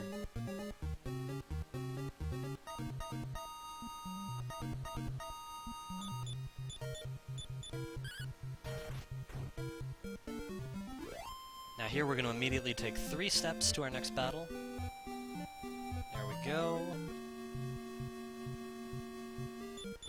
This battle is a 2-rounder, although the second round takes a little bit longer than usual.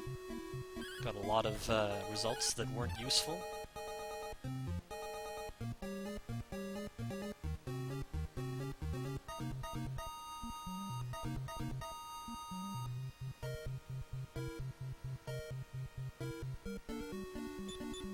There we go.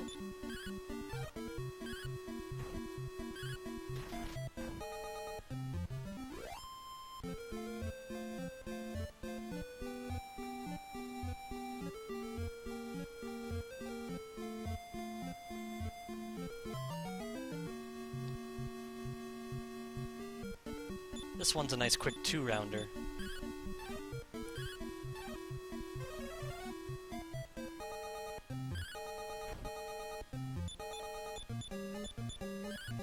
And Newmore's gonna get a level.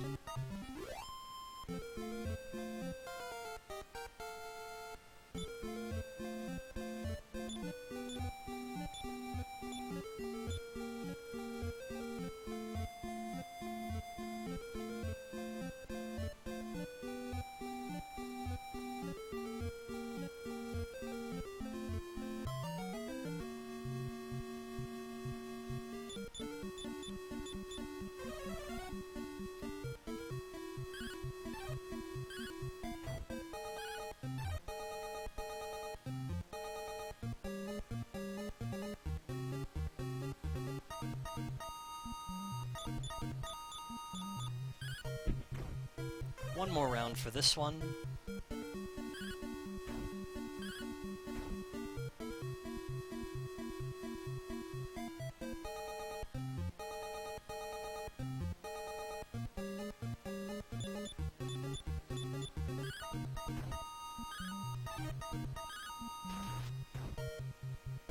Here we're going to pause and then take 1 step to the next enemy.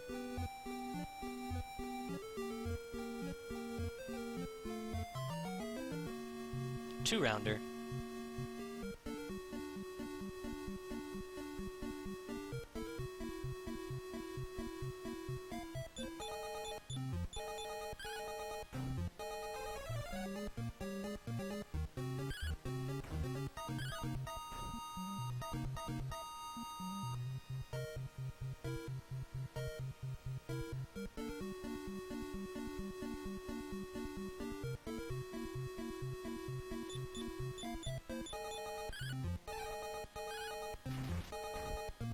Newmore getting it done again.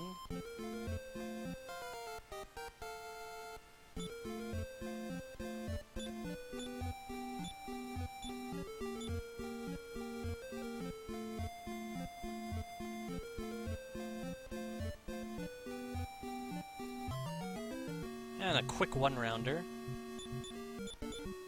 Over just like that. The hero gets level 20. 1 more level for the hero to go. Almost there.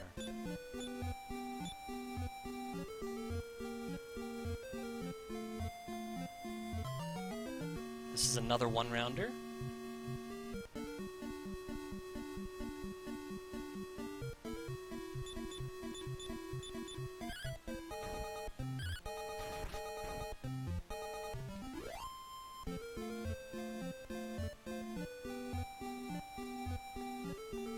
And another 1-rounder. A lot of quicker metal babbles toward the end. Just worked out that way.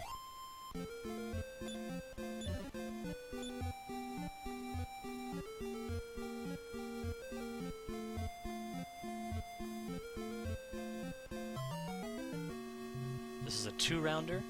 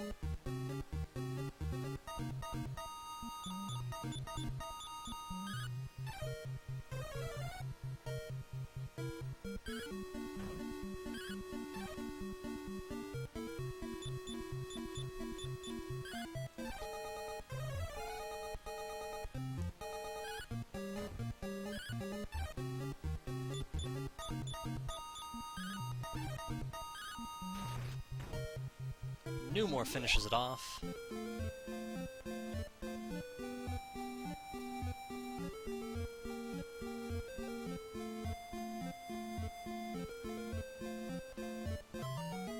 And a one-rounder. Nice and quick.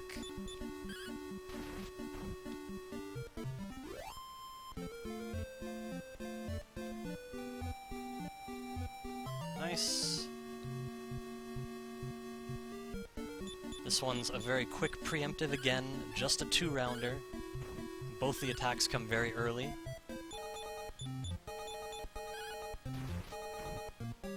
Newmore's gonna get a level here.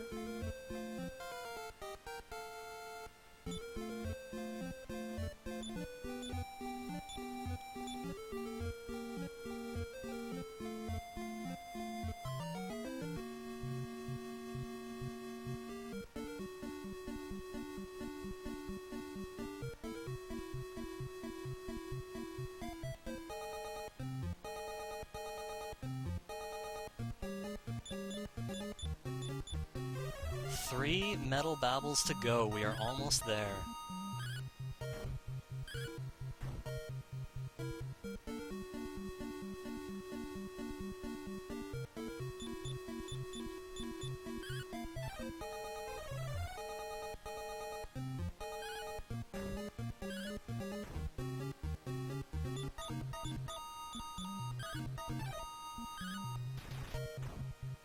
Two more to go.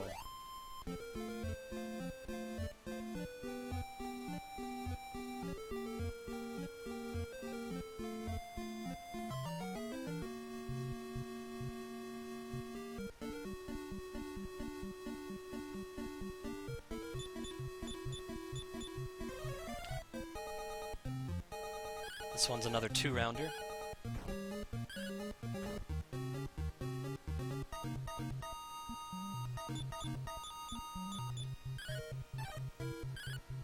The next one is a quick one-rounder. We just need to make a long pause before we actually encounter him.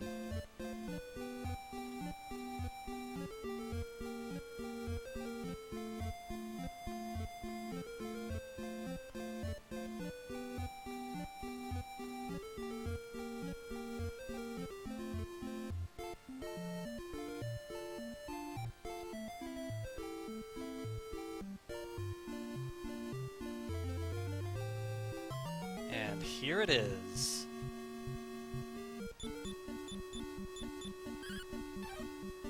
That's it. That is our 47th Metal Babble.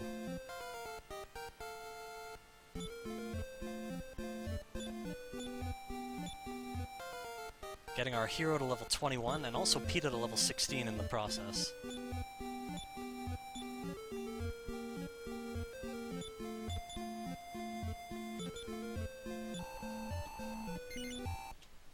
Now, I believe, in the course of all this, there was an actual game we were playing. It wasn't just an exercise in RNG manipulation. So let's get back to that game. The first Metal Babble we beat gave us a Dragon Potion, which is an item that allows us to save anywhere we are, so that's what I just did. I saved where we were.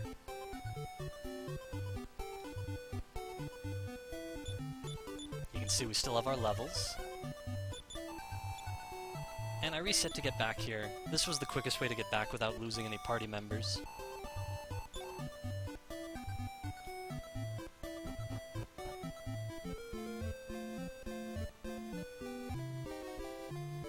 And now we have to pick up a bunch of our key items. We need 2 water flying cloths, which will allow us to resist fire damage late in the game. Very similar to the way Erdrick's armor resists fire in Dragon Warrior 1, which is one of the reasons it's typically needed in any run of Dragon Warrior 1. Let's cast Repel again. We also need to pick up 3 additional keys and 5 crests. You cannot... It's similar to the key items in Dragon Warrior 1. You cannot beat the game without getting those 5 crests. First thing we're going to do is get the Dews Yarn from here.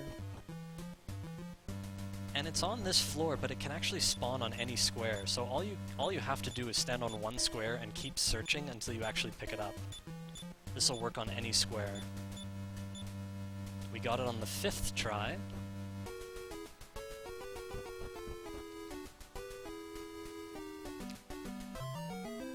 Now I'm hoping to be able to do some endgame RNG manipulation. In order for that to be a possibility, I need to not defeat any random enemies whatsoever on my way. So even if it's just a single metal slime, we're going to be running from everything.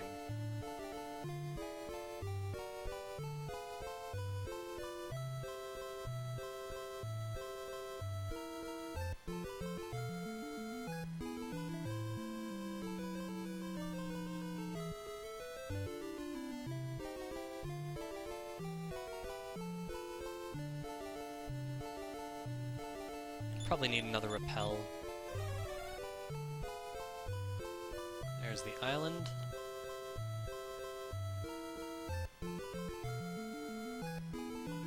That's a marker I use to determine exactly where I am in the water. We want to sail right under this island, and it's kind of important to be precise here because there are some dangerous monsters in this area. We don't have the jailer's key yet, so we cannot get the magic loom, which is another key item for the water flying cloth, but what we can do is go up here and get the golden key.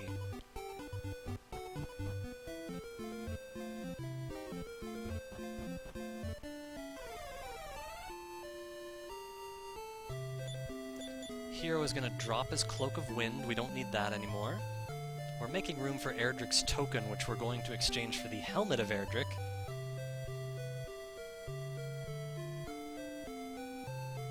We pick up Erdrick's token down here. And we're going to be coming back here to fight some evil clowns. We're not ready to do that yet. Because again, we need the jailer's key to get down into the basement. But what we're going to do in the meantime is save our game here so that this becomes our new return point. This is the starting castle.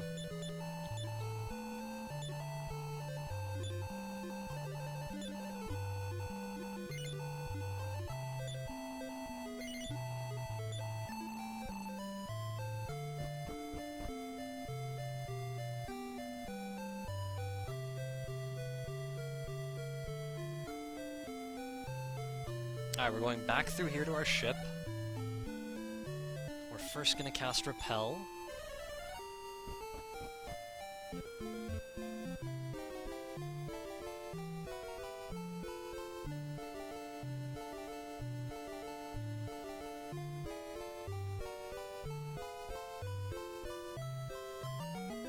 And we actually encountered a battle here. I thought we were out of the danger zone, but apparently not.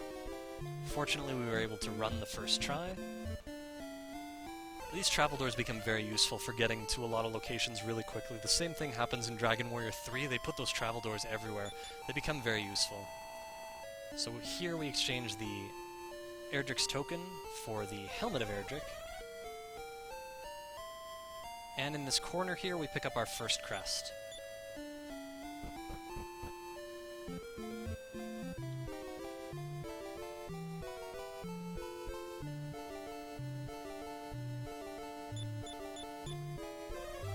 Next we pick up the Leaf of World Tree, which will allow us to revive any party member at any time. As long as we're out of battle. I don't think you can use it in battle.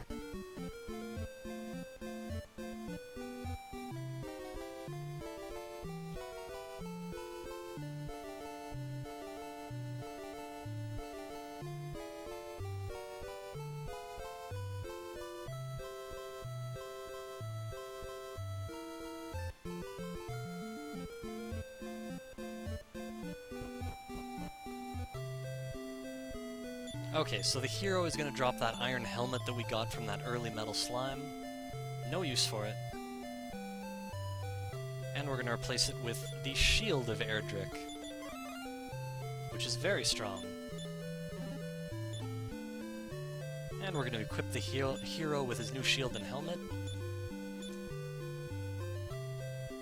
Peta's going to cast Repel.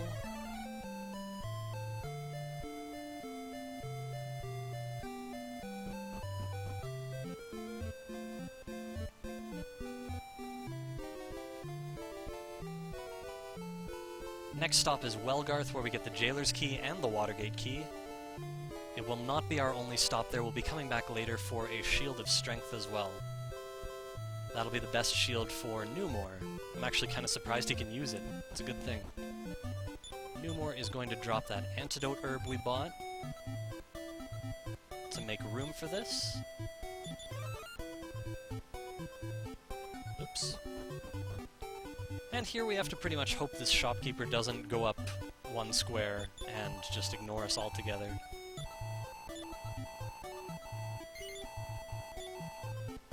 Give it to Newmore. Oh, that girl is blocking our path. We're gonna have to go around the long way. That happens every once in a while.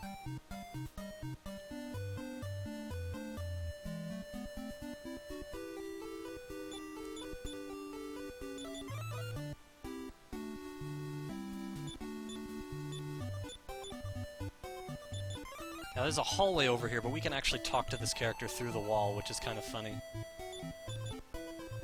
And yes, we cast Return here. Newmore is going to drop another herb to make room for the Staff of Thunder.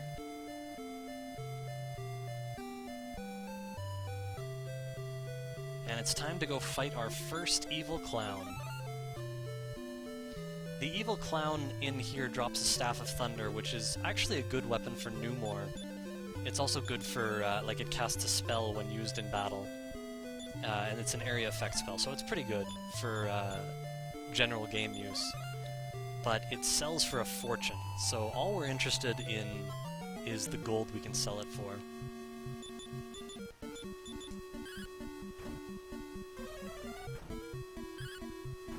Nice, we got that one without taking any damage.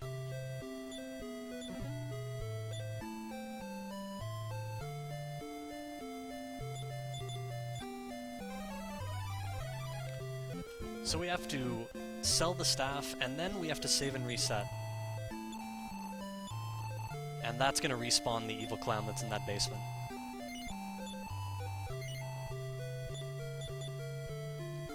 Not supposed to be possible, but it is. So we use our Dragon's Potion to save very quickly.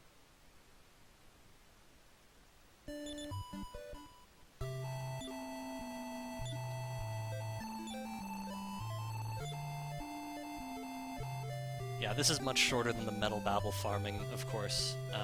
We're only going to have to fight 4 evil clowns this time around. And of course, with all the levels we gain, we don't really need any weapons to do it. This is Evil Clown number 2.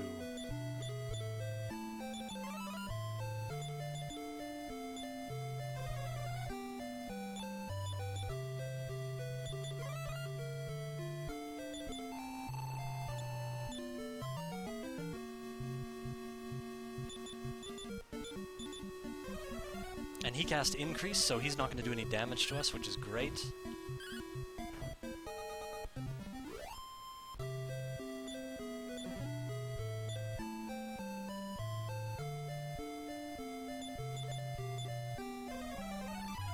And we do the same thing. We sell the Staff of Thunder. And then we're going to save and reset.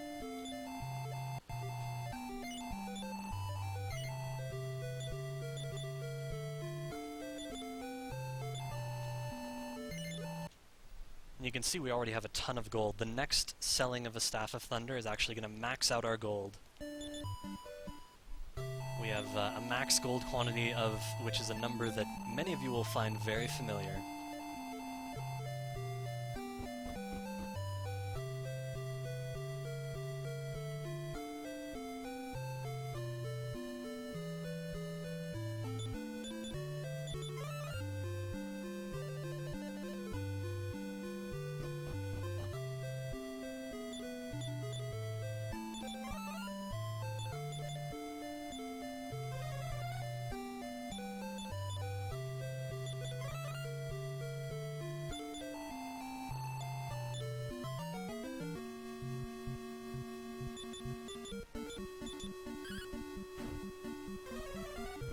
Ooh, we all took damage, so there's gonna be some healing. Still got him in the first round, which is always nice.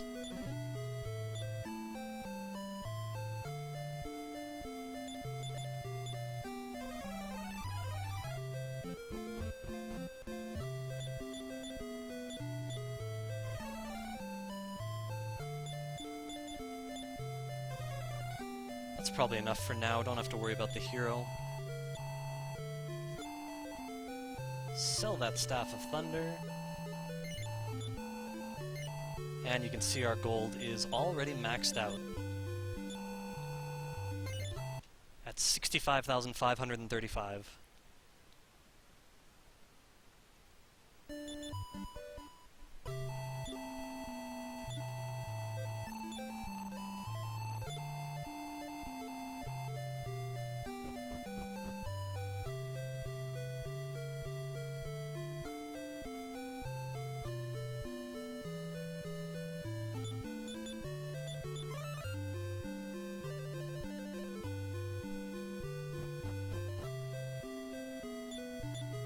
Hang on, guys, I think I'm a mod. During this battle, I might have enough time to take care of it.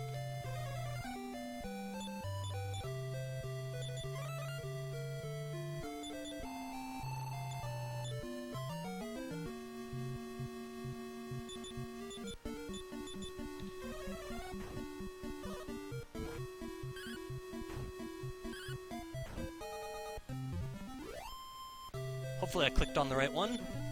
Looks like it.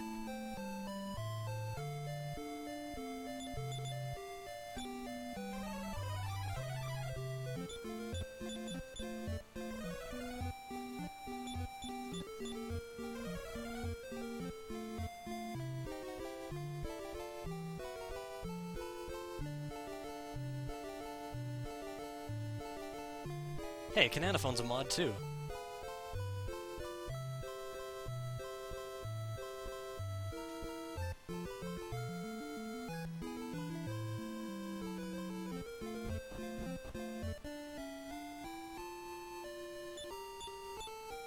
Alright, next stop is through here. We're gonna get the hero better armor.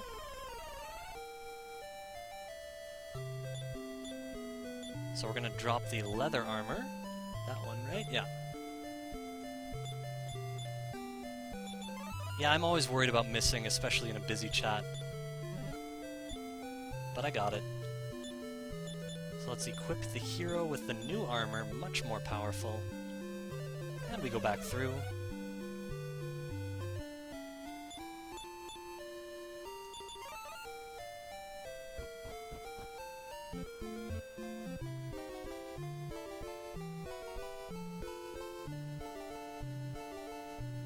And we need to cast Repel again.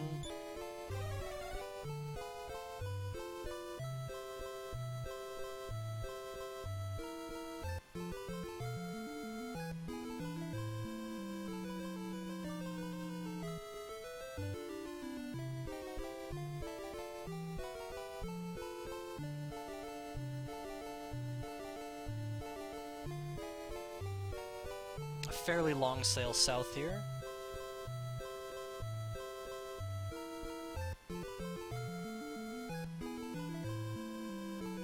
And I guess we'll probably need another Repel.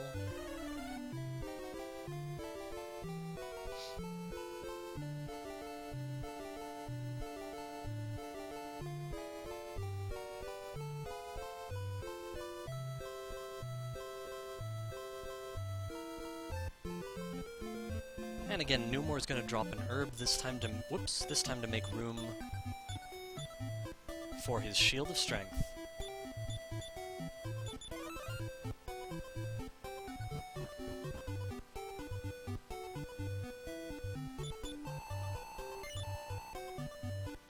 Shield of Strength, Newmore, and we're gonna equip his Staff of Thunder at the same time.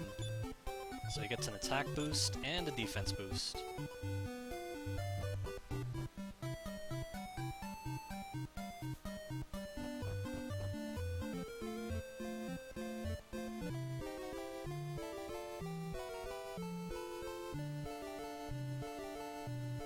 And another Repel.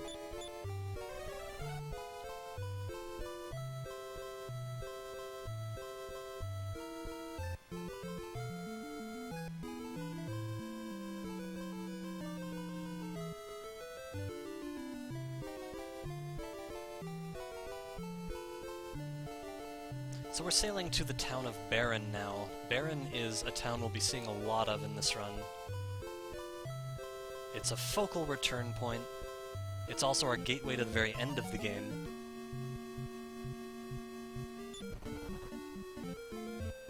And I suppose I should give the hero a heal as well. We're going to be staying at the inn in Baron, so it doesn't matter how much MP we use. There we go.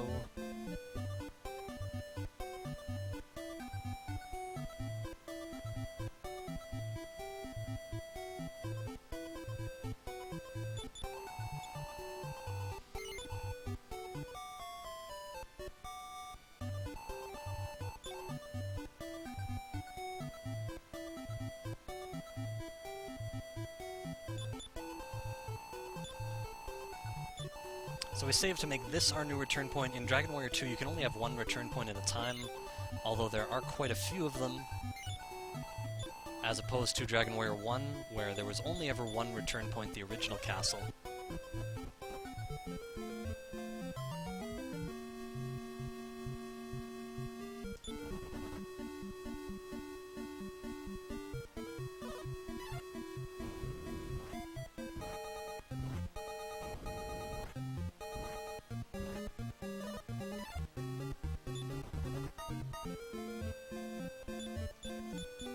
Let's heal ourselves for safety.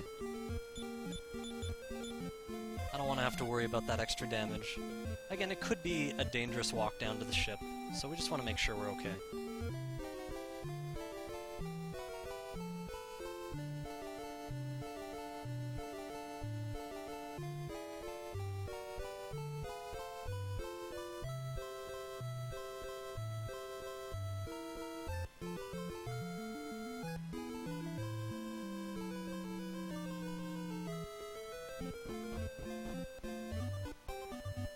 We have to stop in this town where we got the golden key to get the magic loom, which we can get now that we have the jailer's key.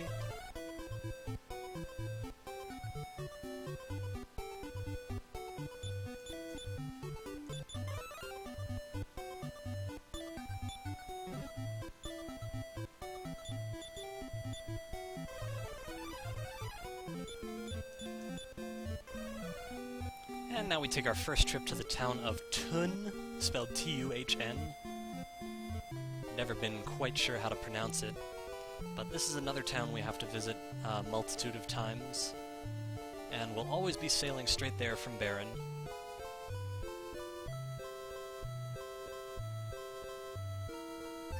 Oh wow, I totally didn't mean to go around the island this way. This'll still work, but I'm used to going the other way.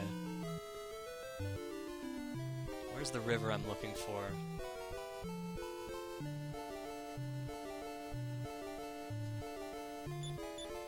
I'm not used to this direction. I think it's further up. Yeah. There's the monolith. So we go this way. That's why I should have gone over top of the mountain. It would have been, or around the island rather, it would have been a little bit quicker. The next two times we visit this town, we are going to go the way that I just went, because there's going to be a water bridge that will make it faster, essentially.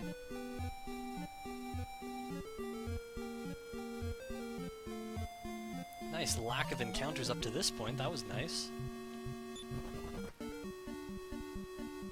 Might be some healing after this battle.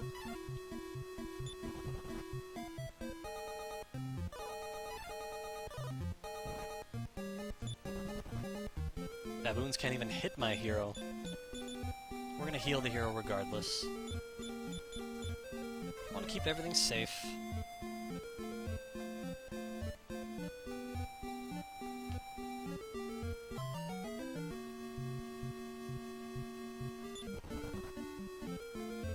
A lot is gonna happen in this town all at once. Repel might stop some encounters, so we'll use it.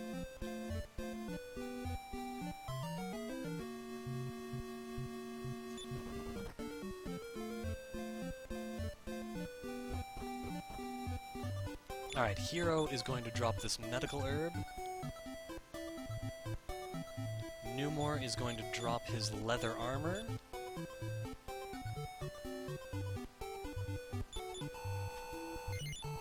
We're going to buy the falcon sword for the hero. And the magic armor for Numor. We're going to equip Numor immediately.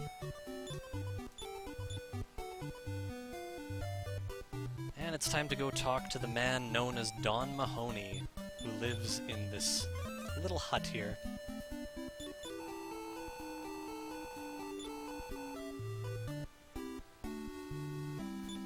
And Newmore's gonna drop his club.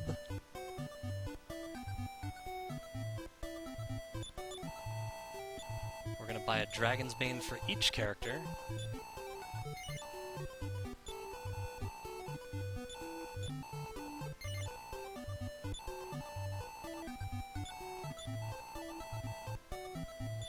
Oh, don't give me a lottery ticket. I assume I can just throw it away and everything will be okay. There's the Dragon's Bane, Dragon's Bane, and PETA's Dragon's Bane.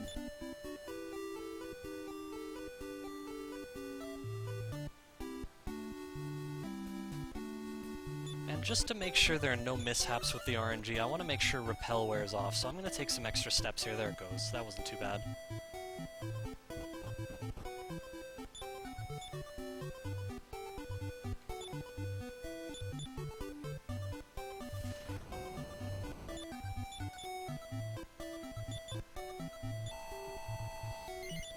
And again, we use the Dragon's Potion to save and reset, a very quick way for us to warp out of here.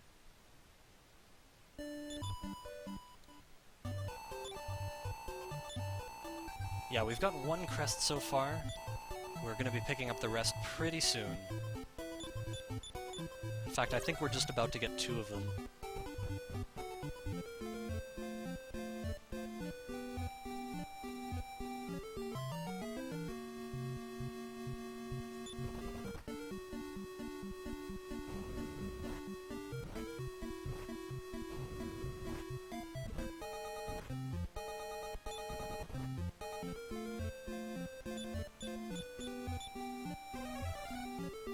I won't heal the hero here, but we'll heal the other 2.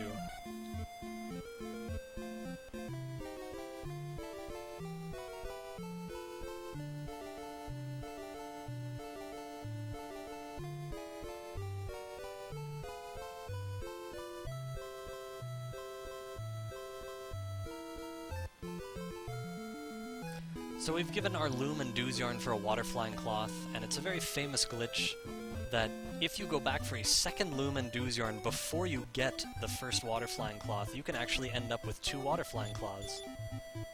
And it's a very useful piece of armor, so that's exactly what we're going to do here.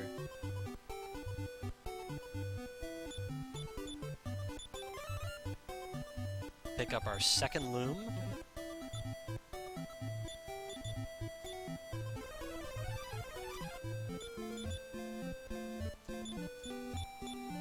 And the very next thing we're going to pick up is the second Doo's Yarn. After that, we're going to pick up 2 crests. In relatively close proximity.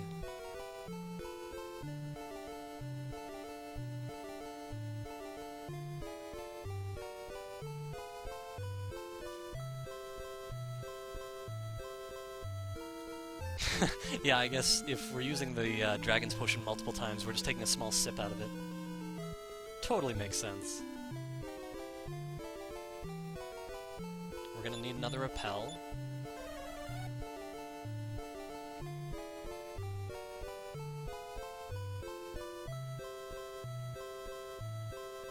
So we have our second Loom, we're gonna get our second Doo's Yarn.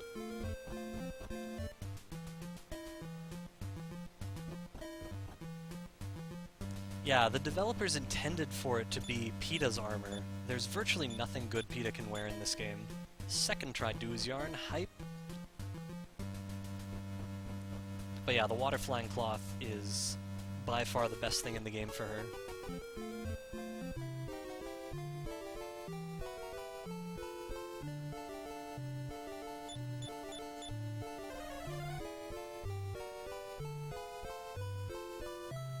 And while we're in this area of the map, we're going to pick up the 2 crests that are localized here. This is my own routing. For months I wrestled with what order I should try to get the crests in, when I should go for them, when I'm strong enough, which used to be an issue, of course it's not now. I'm strong enough to do anything after those Metal Babel battles.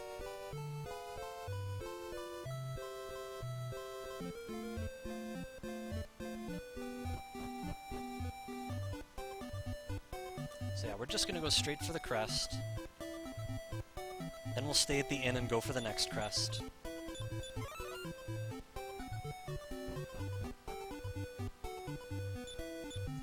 But first, we have to fight 2 Oswargs. Aye!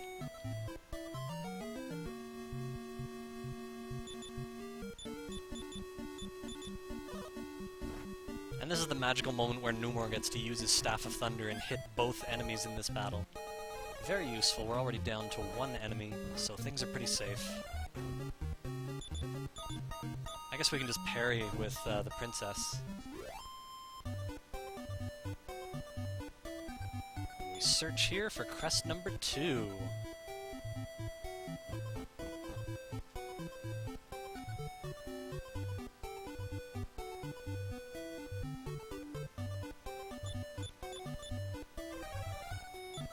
Here I always stay at the inn because the tower containing the 3rd crest is kind of a long tower and it can be a little bit dangerous.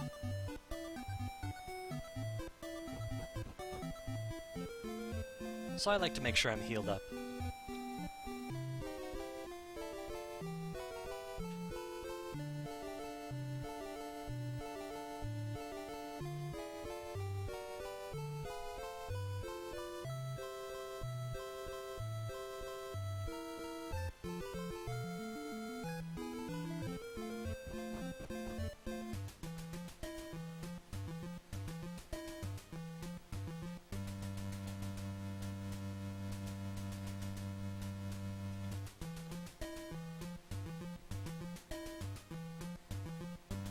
Naked Princess happens when I go to Thun next, which I believe is right after, yeah, like immediately after this tower.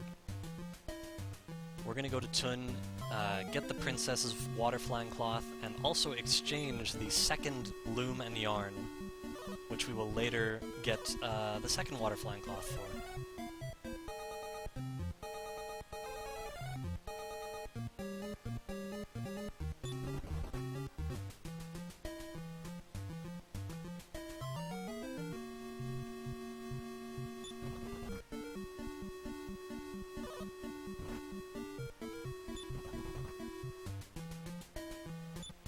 Things can be a little dangerous, so again we're going to heal our 2 back characters.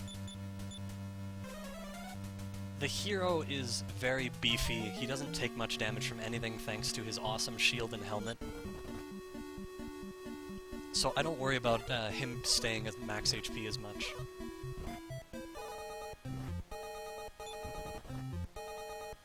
Oh, he took all the damage in that round.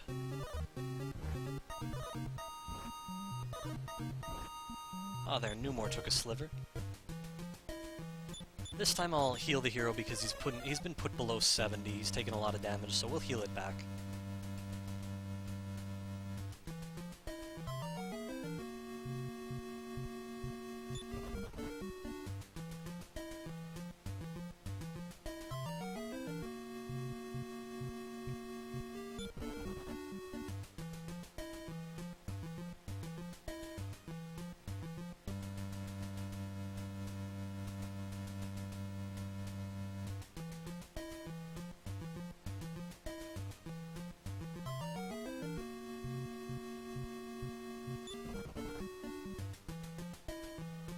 Again, this is the longest tower in the game. I used to say it would take me about 10 minutes to get through, now I think it takes about 8 on average. But ultimately it just depends on how many random encounters we get along the way, and how quickly we can run from them. We are not going to be fighting anything before the boss of this tower.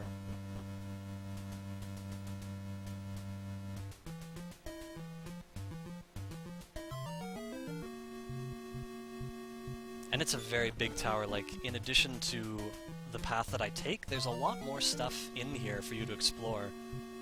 So if you don't know your way around, you're going to end up finding a lot of extra stuff. And if you're playing Dragon Warrior 2 Randomizer, you very often have to explore a lot of the extra stuff in case there's a crest in one of the treasure chests. But Randomizer's a whole different story. Let's heal Numor to full just in case.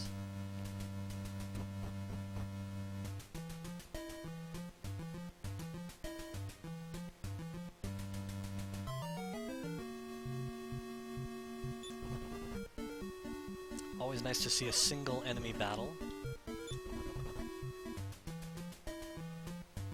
Not likely to be dangerous. Ooh, this is a scary battle. Fortunately, we got away immediately. Only 3 of them this time. They like to blow scorching flames, so it can be a little dangerous. They hit all 3 of us.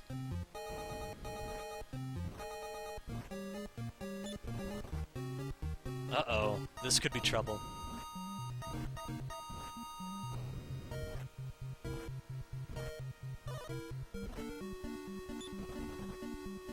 Oh man, I don't know what's gonna happen here, guys. When was the last time I saved? I think I have to leave. Actually, I might not get the chance to leave. Oh boy, what do I do? That was really unexpected. I have no way to heal my hero, I basically just have to hope to get back to town. Realistically, it shouldn't make a difference, because I can just fight an extra evil clown to get the money back that I'm going to lose from this. So yeah, we're going to lose half our gold, and we have to revive our back 2 characters. Oh, we're out of position too. Because we didn't save at Hamlin. We didn't want that to be our new return point.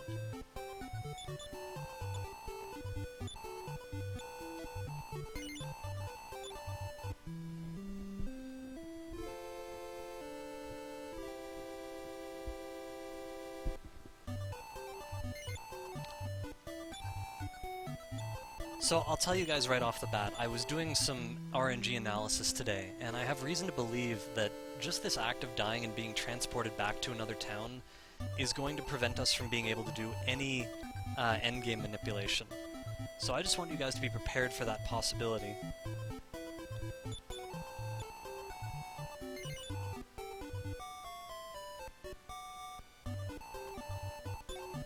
Because I don't think there's any way around it.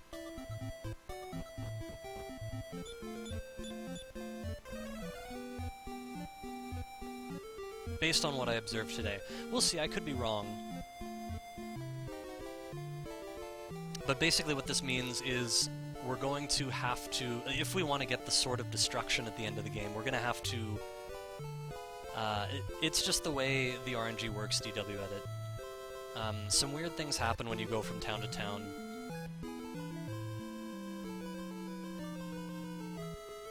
I don't know why, like there's no really good reason why, but the game just calculates a new RNG checksum for you. I couldn't tell exactly when, but it looked like it was every time we went to a different town.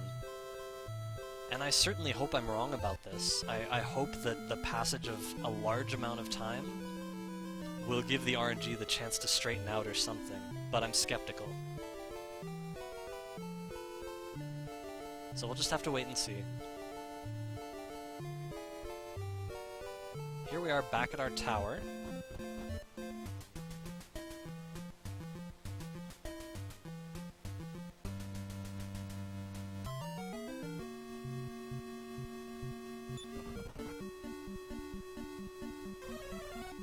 So basically, the way, if I'm understanding the RNG correctly, basically, if I want to make the endgame manipulations I already have work, I am probably going to have to go through the run without any unanticipated deaths, no additional saves, and no additional trips to any particular town.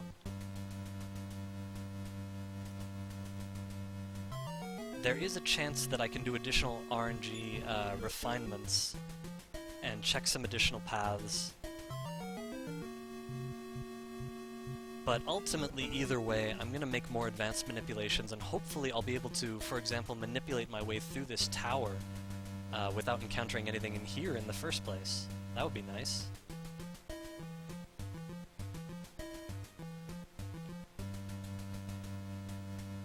There isn't too much danger, but if you fail to run from a dangerous group 3 times in a row, well, you saw what can happen.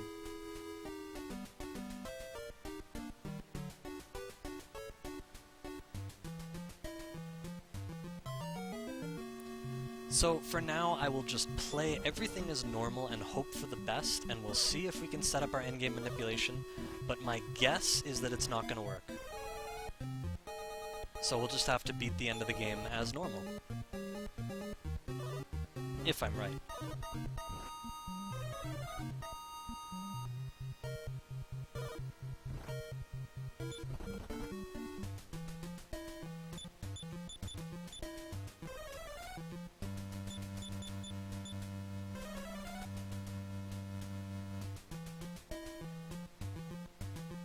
Okay, up we go.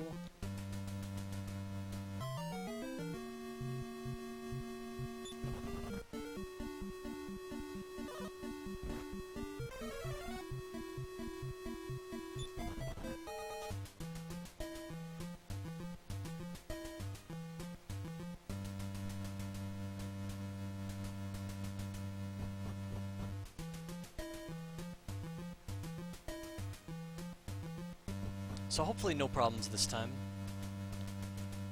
I'm still not worried about healing the hero. I want to make sure my other characters are healthy. And again we get this scary battle, and now we are very, very worried.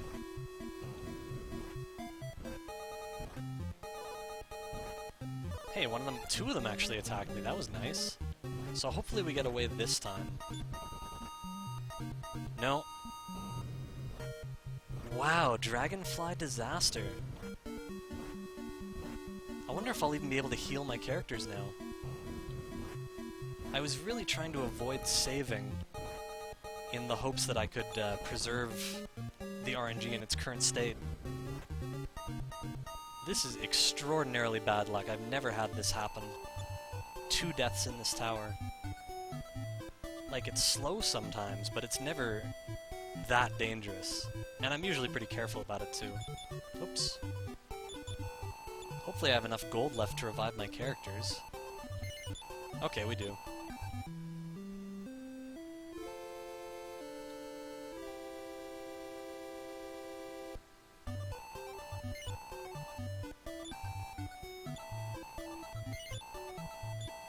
Fortunately, I don't need large sums of gold for anything else.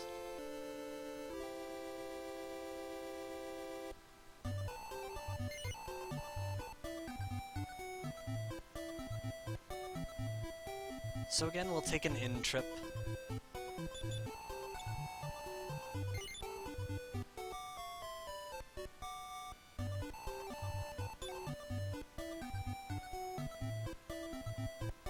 And we won't save.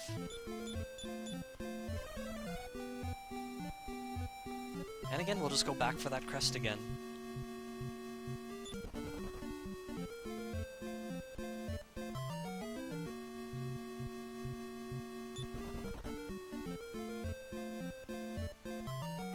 Oh man, enemies every step.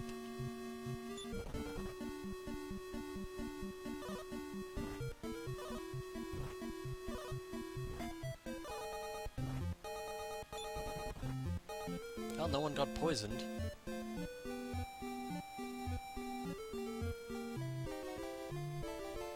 Away we go again.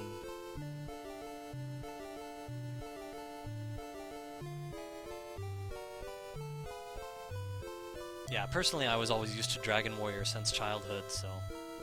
Like, I understand that Dragon Quest was the original name, and it's what they would have used if they were allowed to. But still, Dragon Warrior is Dragon Warrior to me.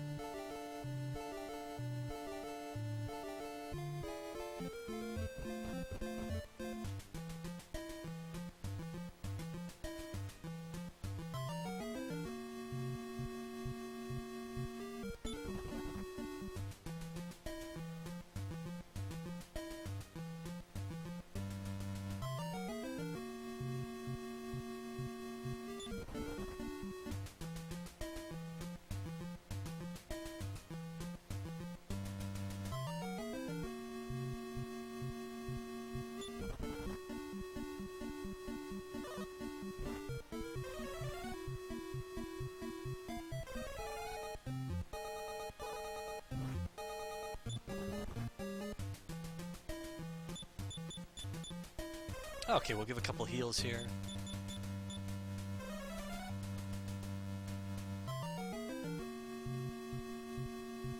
Shoo fly shoo. Yeah, it's funny, out of all the areas I was worried about, this was not one of them. If in a speedrun, I'm always worried about this section taking a long time with a bunch of encounters. But I'm never really worried about being wiped out by a group of enemies. Although I suppose, to be fair, that's mostly because until just maybe a week ago, I was defeating groups of 5 dragonflies rather easily, always in one round, because both Numor and Peta have area effect spells. So that layer of safety is removed, trying to preserve the amount of experience we have setting up an endgame manipulation. Which, as I say now, it might not even work. We'll just have to wait and see.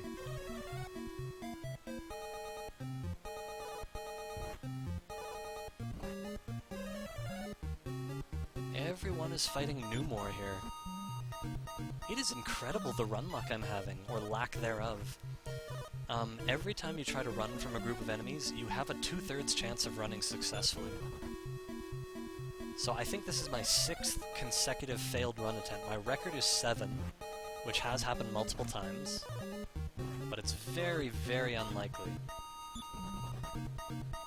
And there's another 7. Are we gonna lose characters here? Yes, we are. Now, fortunately, this time it's safer, because I have Numor alive. But yeah, absolutely unbelievably bad luck here.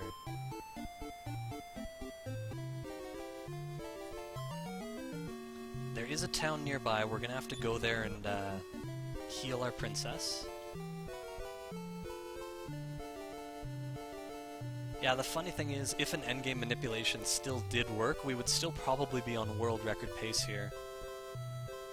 That's how much time I can potentially save at the end. So needless to say, I'll be playing this game a fair bit in the next week or two.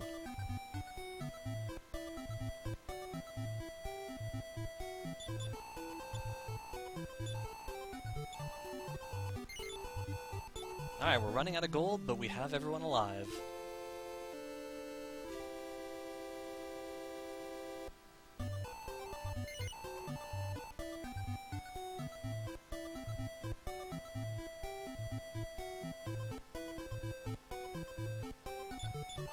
Oops. Hang on, hang on. I want to cast Repel first.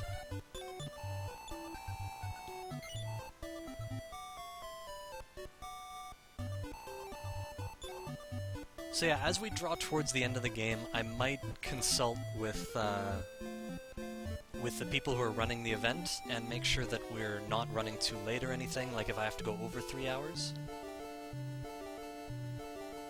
There is a setup block after this, but I don't know how much time of that time they actually need, so we'll figure that out.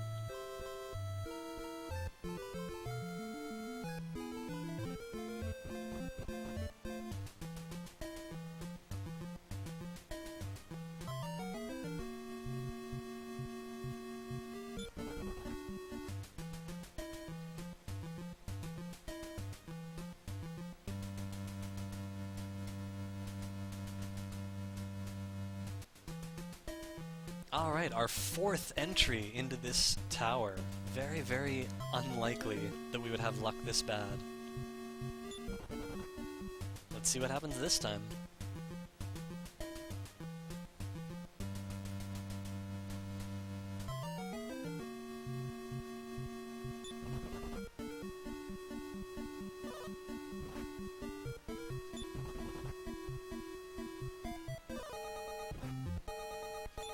Okay, Mythical, thanks.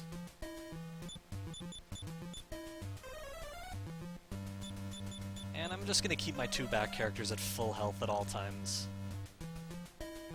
Those dragonflies have got me worried.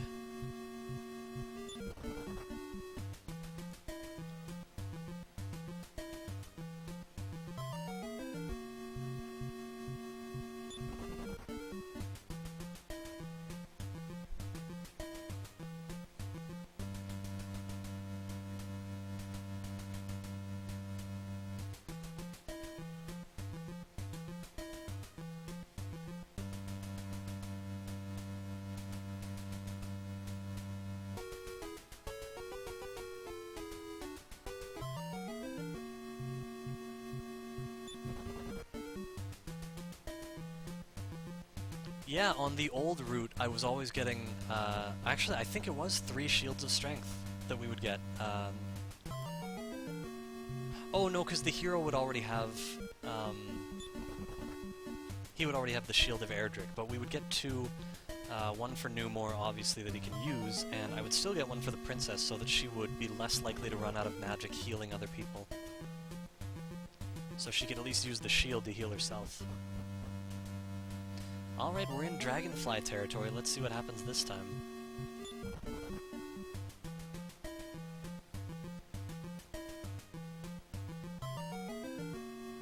Here are 4 of them. We got away first try this time.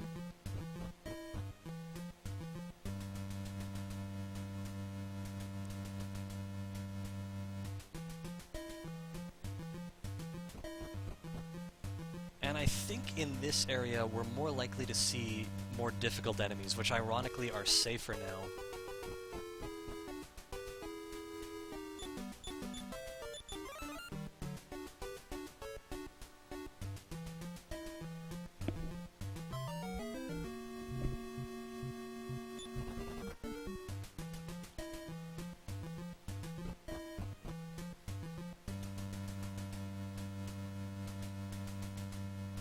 A lot smoother this time.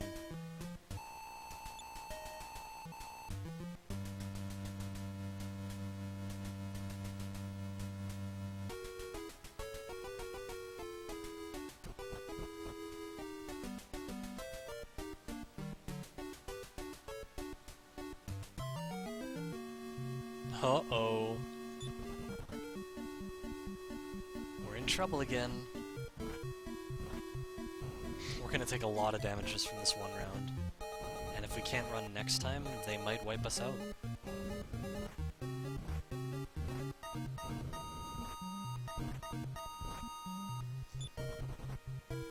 Thank goodness.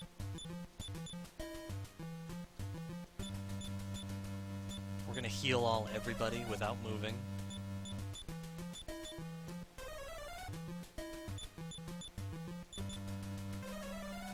That would have been disastrous. Like, I'm running out of money to revive people, let alone the amount of time it's taking.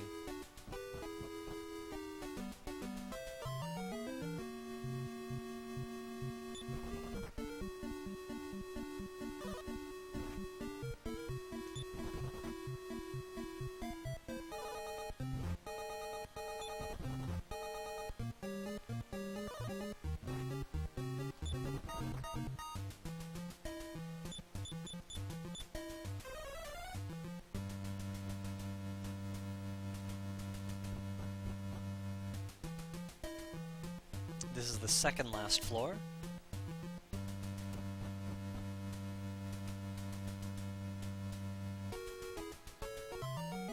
Might get an encounter on the next step as well. This one is only 1 enemy, thankfully.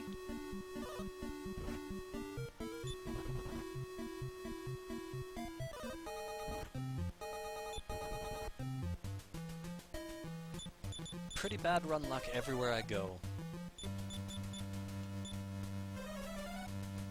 Again, every time you try to run, you have a 2/3 chance of being successful, which means even for you to just fail running twice in a row, that's only 1 in 9 that will ever happen. So to get 7 failed run attempts in a row is just ridiculous.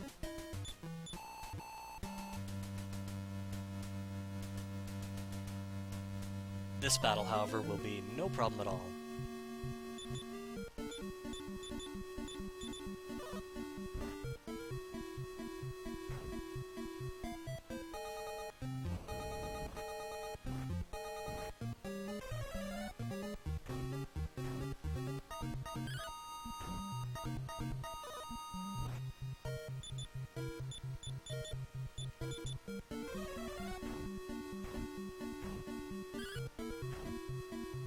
Newmore can get the one on the left here. Nice.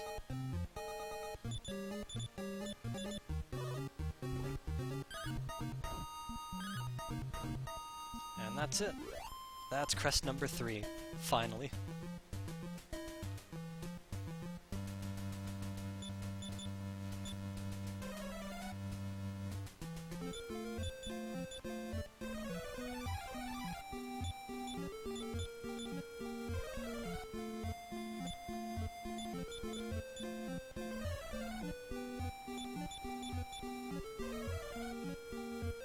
And away we go. So after all that, we're going to go and get our first water flying cloth and drop off the second loom and Dew's yarn.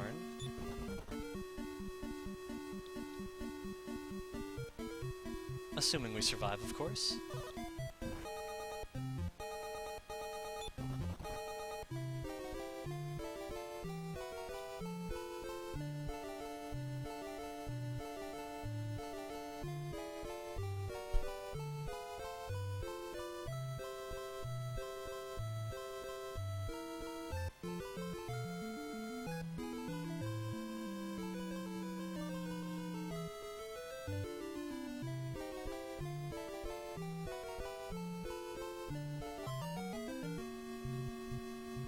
The Hawkman is the reason we couldn't repel this battle, by the way. We're going to cast Repel again so that it lasts for the rest of the ship journey.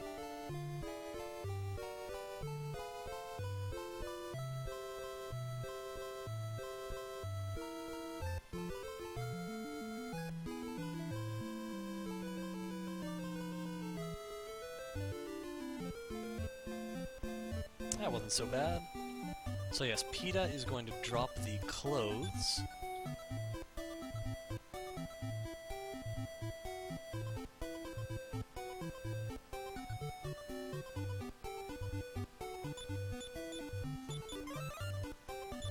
Are we running low on? No, we're fine.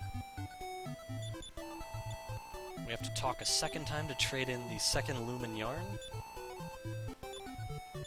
And we're going to equip PETA with the water flying cloth. And then we use the Dragon's Potion.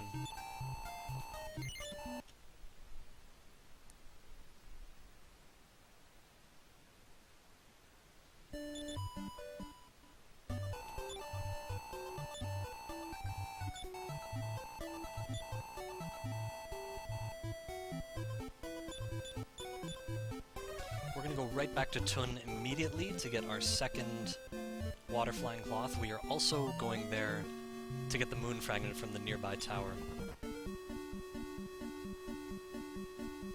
Common misconception, by the way, the moon fragment is not a crest. It seems like it should be, but in reality the moon fragment is just an item that gets us into the cave containing the Eye of Malroth. That's the third failed run attempt. Thankfully they're all just calling for help right now. There we go.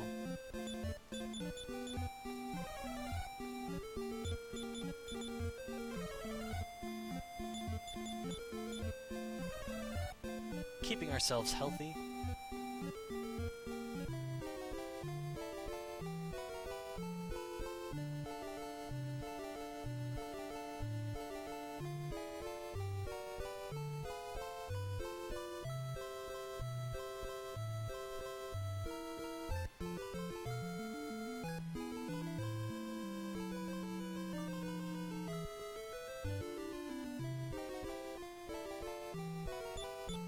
One more cast of Repel to get us back to Tun.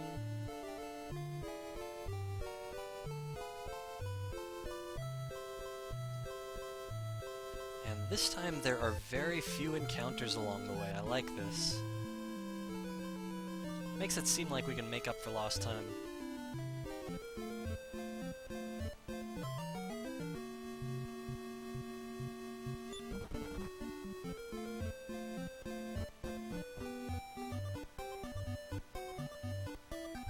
So we're going straight back to Don Mahoney.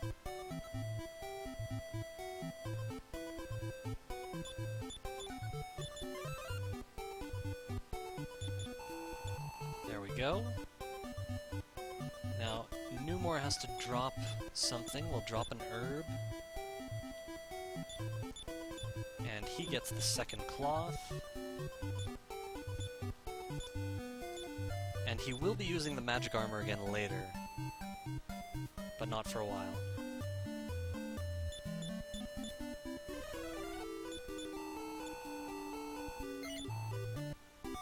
Now's the perfect time to take an in-trip before we go into this tower.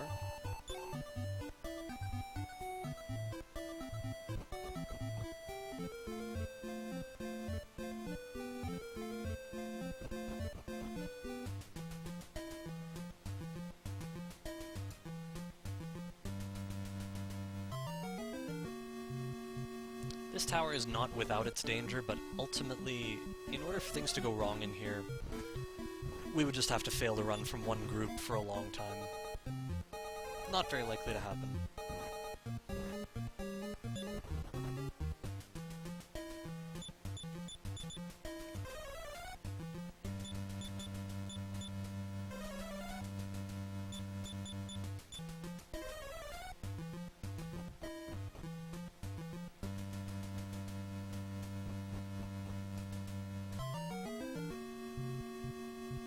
Ghouls are pretty safe.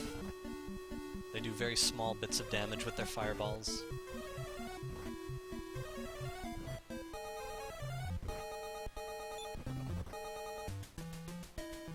Well, only one heal needed.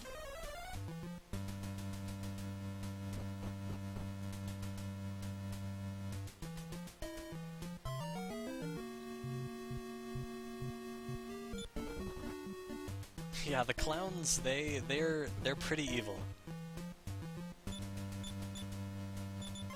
They got the evil part of their act down pat.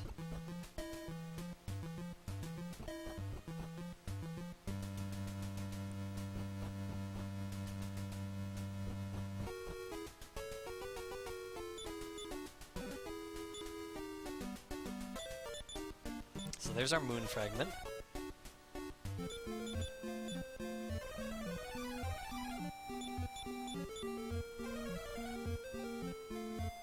And the next thing we're going to do is pick up the next crest.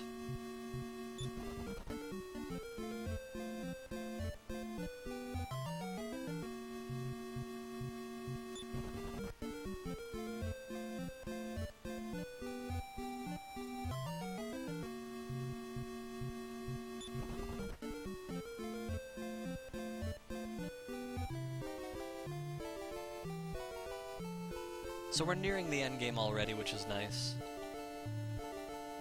The last trouble spot before the road to Rhone is the cave that has the Eye of Malroth, which we need the moon fragment to enter.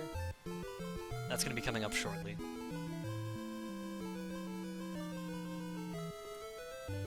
Still clinging to the faint hope that we haven't ruined any aspect of the RNG with what's happened.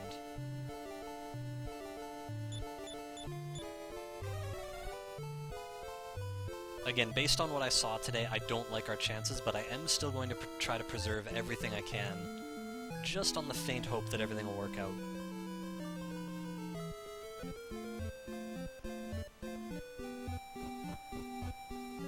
In the meantime, let's go pick up crest number 4.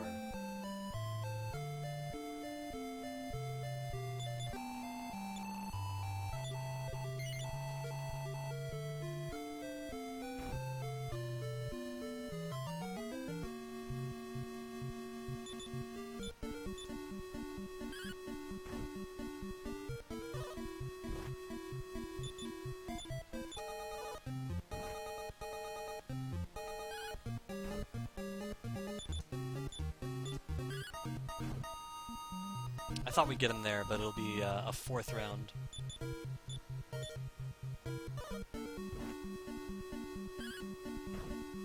There we go.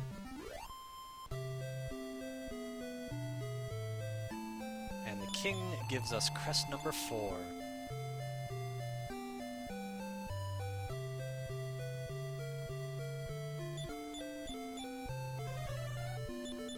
For some reason, this innkeeper, who is restricted to 1 square, as you can see, he can't move around, he's given the ability to move around like an NPC that can move around. You'll see his direction change, like he just moved to face up there. Most shopkeepers won't do that. They are restricted to stand still. For some reason, that one was given the ability to look around in his little square. So strange.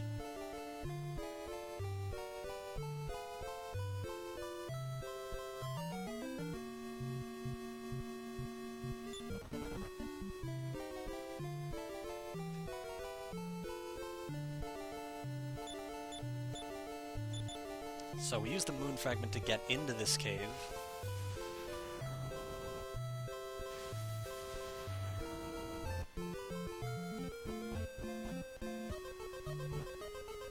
And again, all of this is made so easy because of all the metal babbles we beat.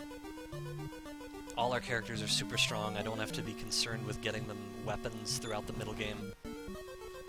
And again, the only reason anything went wrong in that tower is because I was trying to not kill anything to preserve the amount of experience I had in the hopes of doing RNG manipulation in the end game. Unfortunately, it didn't work out, but it was definitely worth trying. But yeah, normally there's no danger in that tower, because any combat that is dangerous, I can just wipe them out. Those groups of dragonflies, they're all affected by area effect spells, so it wouldn't have been a problem.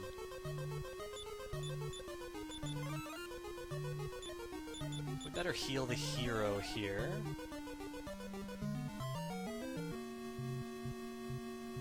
And this is the most dangerous battle we can encounter. Unfortunately, we're probably going to lose a character here. Oh, wow. She survived. She survived, that's awesome. I was not expecting her to survive that. So Saber Lions are one of the characters, one of the enemies that will focus fire on one of your characters as long as it's alive.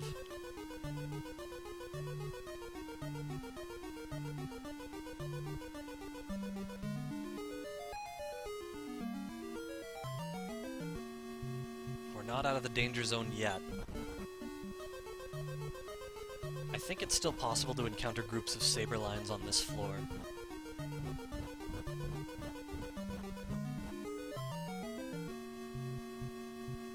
Now there's two of them. Nice.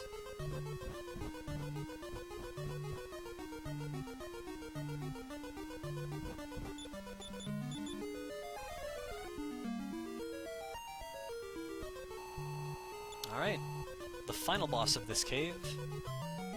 A relatively short cave if you know where you're going. And it's two evil clowns. Ooh, the Staff of Thunder didn't do anything that time. So we don't get either evil clown in the first round. Fortunately, neither of them did any damage to me. They do have Firebane. Ooh, again the Staff of Thunder didn't work. Only one of them left now. We will heal everyone after this.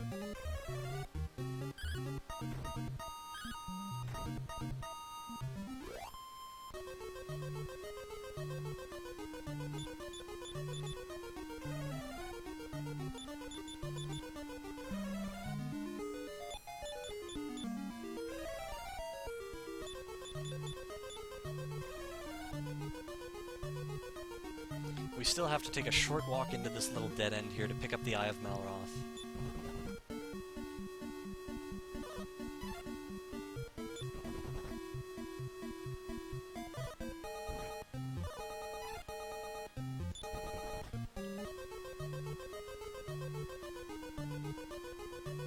There we go.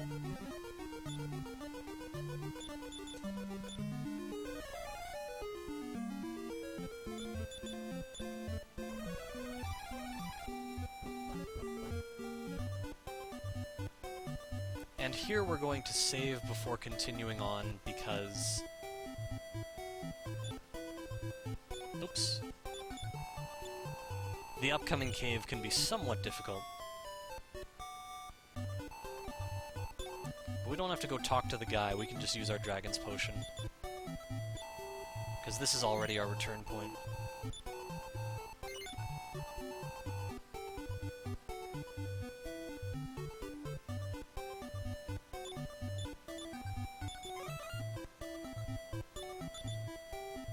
Step guard. We are just about to go after the final crest.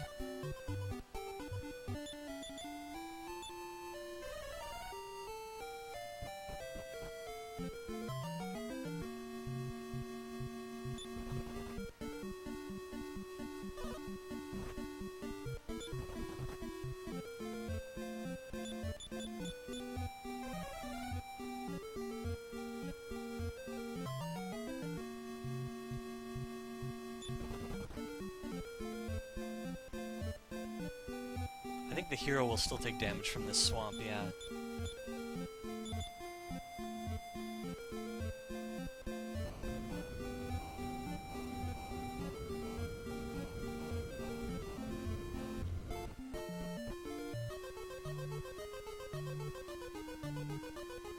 this is the road to Rhone, and before we proceed on the road to Rhone, we're gonna go down here and pick up this life crest.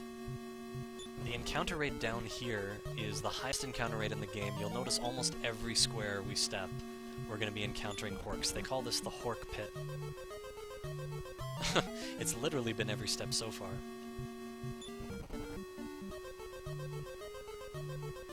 There we go. And in order to get out of here quickly, we're going to use the outside spell, and we're actually going to re-enter this cave.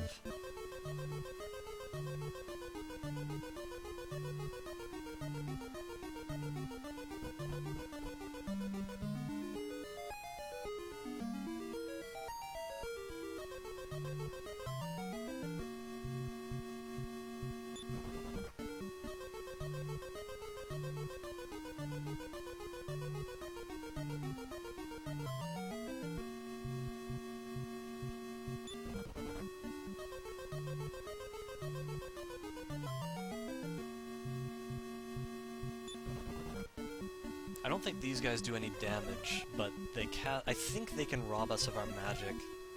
Fortunately, they're just casting Surround and using Breath so far. So no harm done there.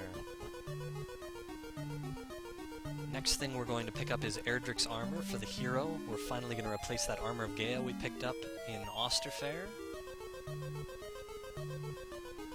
Does anybody need healing? Yeah, the hero should be healed here. Because through here there are some dangerous enemies. It's a short walk, but stuff can happen. So we're going to drop the hero's armor and pick up some new armor for him.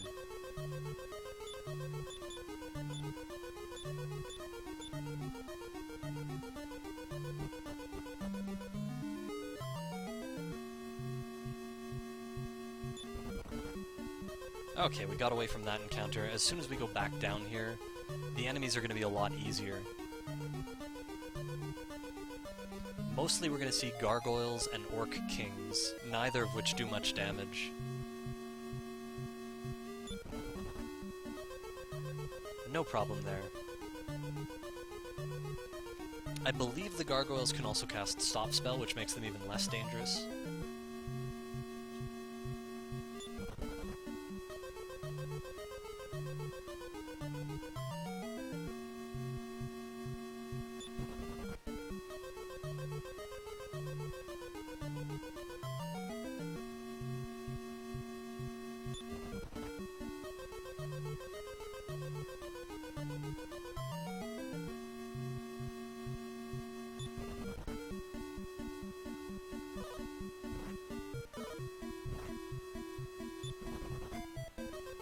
It would have been okay to lose Newmore here, but I'm glad we didn't. The less damage we take, the more we're able to keep everyone alive, which makes this walk a little safer. And it's very nice to make it first try.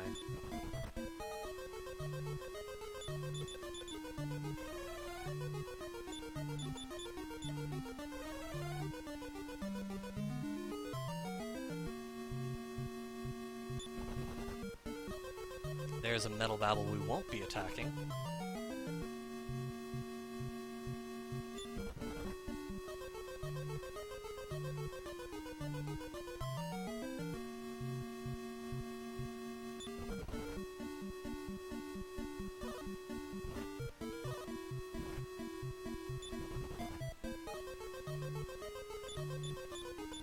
Oh, whoops. Wrong character. We want this one. And again, it's important to keep our two back characters at full health during this unusually dangerous section.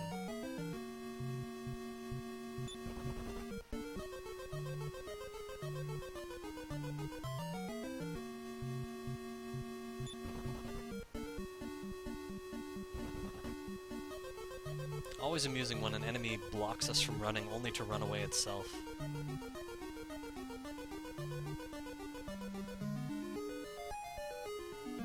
We are now very close to the Thunder Sword.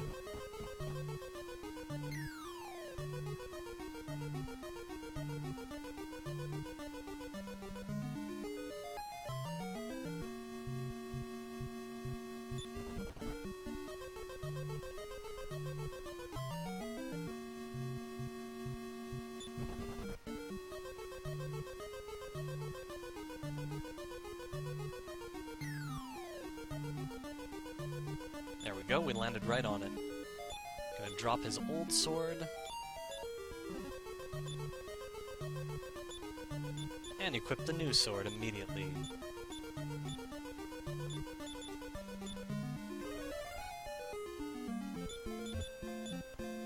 Alright, so that part went really well. We're gonna use the 5 crests to go pick up the Charm of Rubus.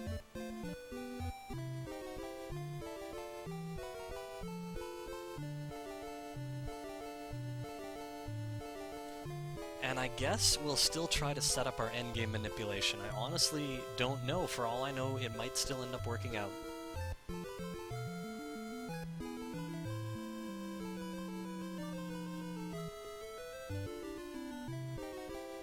It feels like it's worth it to give it a try.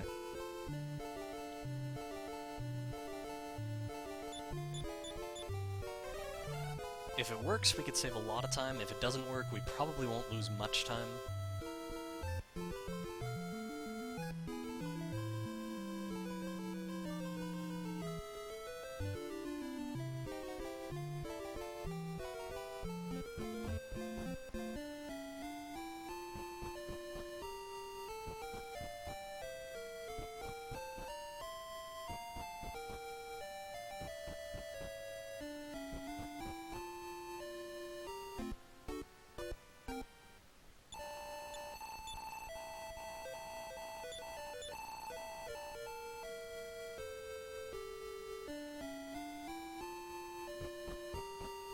Probably need one more shot of Repel.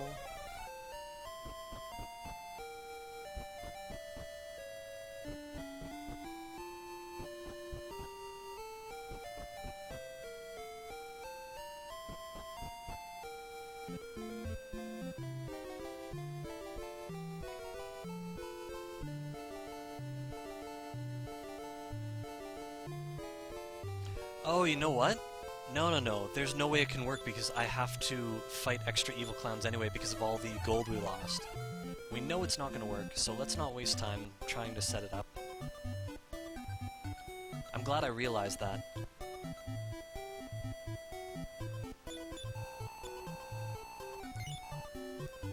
Let's move on.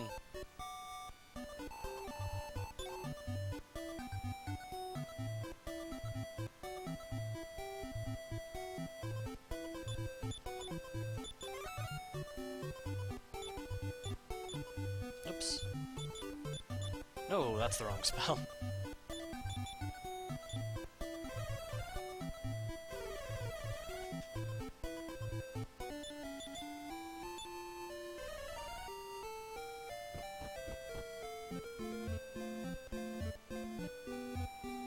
Oh, I almost forgot.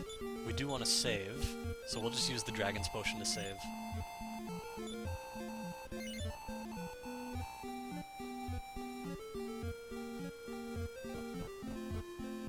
Back into the road to Rome. This time we're going to try to complete the road and get up north to the final section of the game.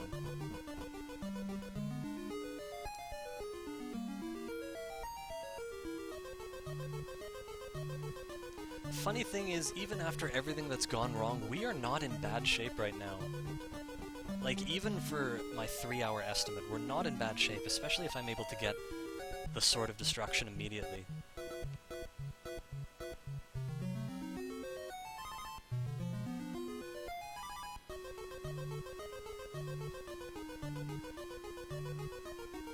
Also, there don't seem to be any enemies anywhere.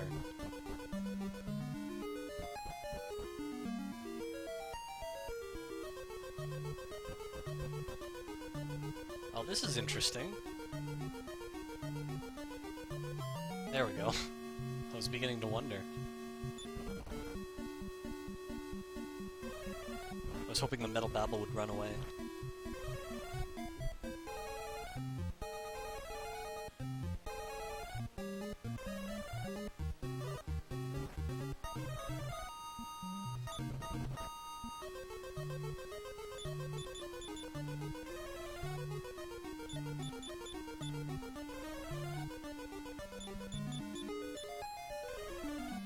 Everybody gets healed.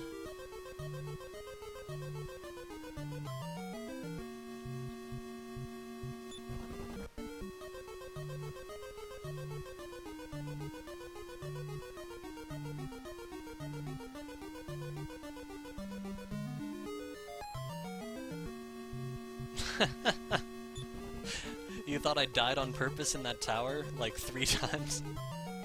That would have been hilarious.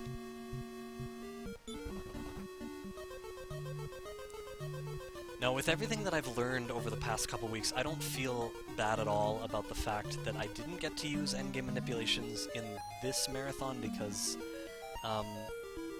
I've learned that so much more time can be saved than what I was aiming for. So I'm gonna end up aiming much, much higher. And the results are gonna be spectacular.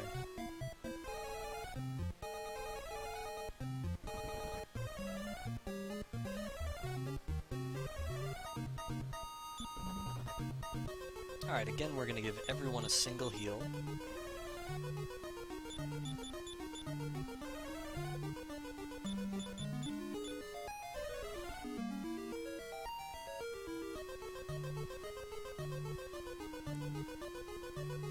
I think once we get past this room, all the enemies here are safe, although we really didn't encounter any green dragons at all. That was awesome. Oh, there can be an attack bot over here. That's bad. Fortunately, we got away. Also, hey Gyarados, welcome. The Berserkers are somewhat dangerous, to be fair. They focus fire on one character, so they might wipe out PETA here. It's possible.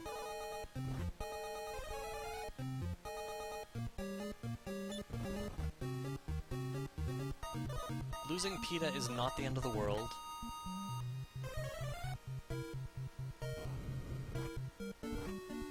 We're very close to where we need to be. Unfortunately, if we don't get away soon, we might lose another character.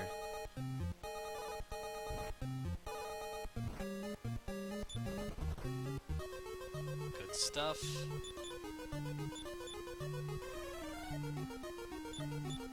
Oops.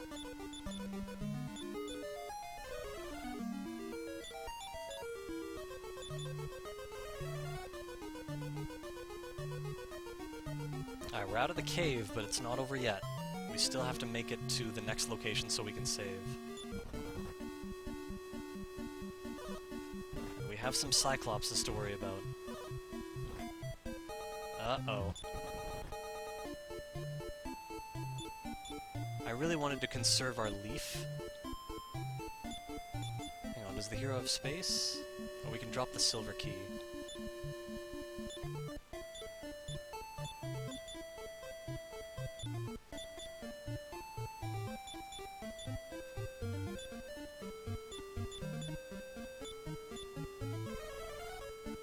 I want to have one healer alive for this walk. So we are going to have to go back and get another leaf.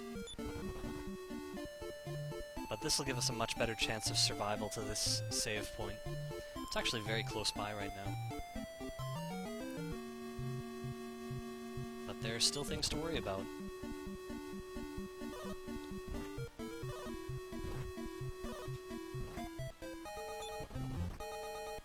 Uh-oh.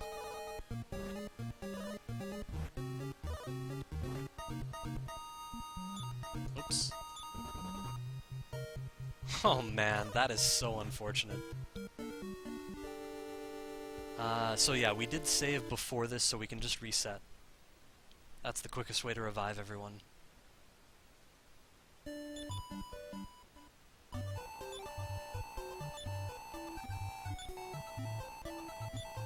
Very unlucky. The good news is we get our leaf back. But yeah, after such a smooth walk through the cave, to lose all our characters like that at the very end, very anticlimactic. We've had some very bad luck tonight.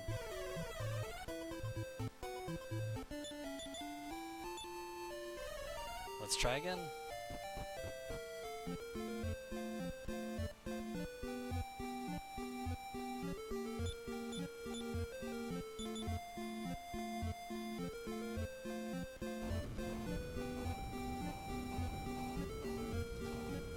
Newmore, I believe, learns Revive at level 25.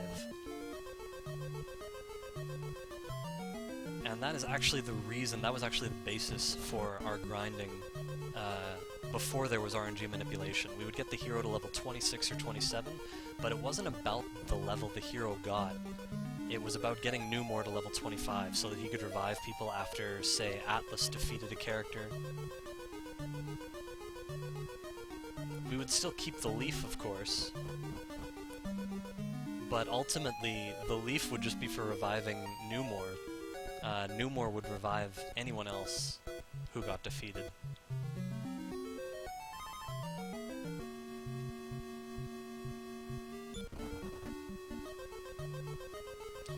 So we are approaching the final section of the game if we make it out of this cave and to that save point, which is not a long walk from there. We can literally proceed to the final castle immediately. So we are actually still not in bad shape, despite all the bad things that have happened.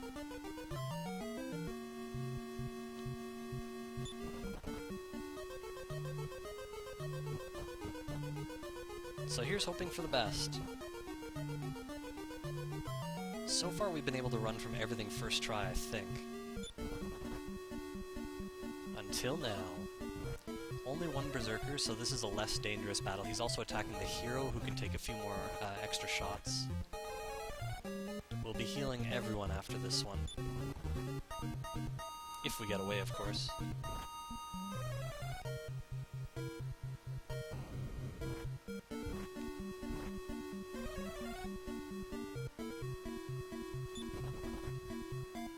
Ooh, so the hero's in trouble now. He might not survive this. Might have to use our Leaf.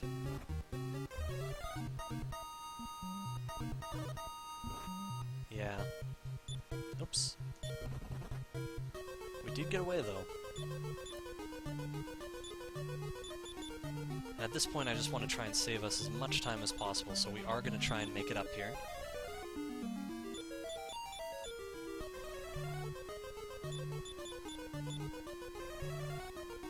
And then if we make it, we'll go back down very quickly and get our Leaf.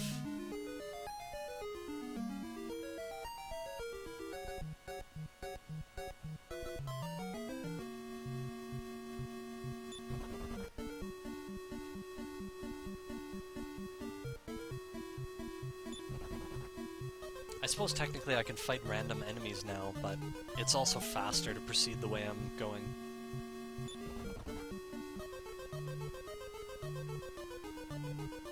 Anyway, with everything I've realized about the RNG in this game over the past couple days, I will be continuing to manipulate it further, and within about a week, I think, I should be ready to essentially play the game fully manipulated.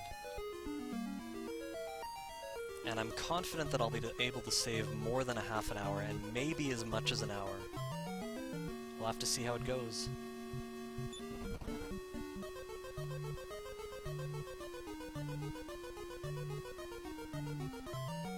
Currently I have the world record at just under 3 hours, and I'd like to aim for closer to 2 hours.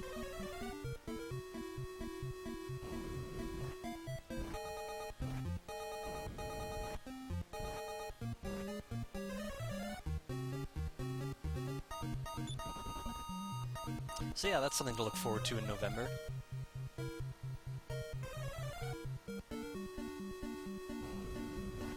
These magic vampiri, by the way, are very safe. They don't do much damage. They don't always do any damage.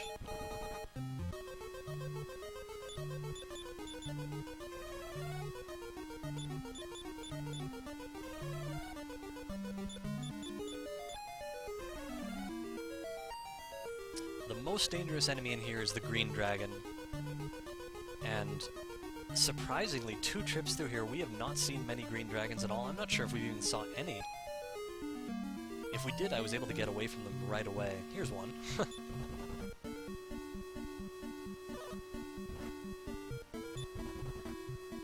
Just one.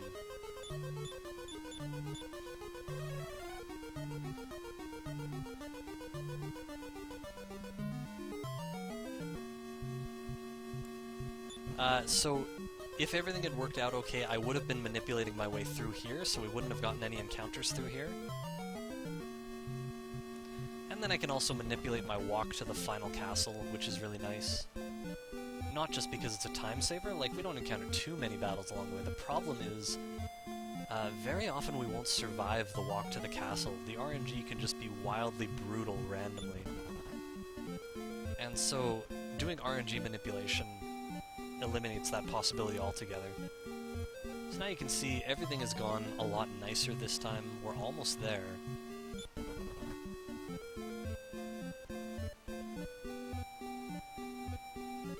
There we go. All's well now.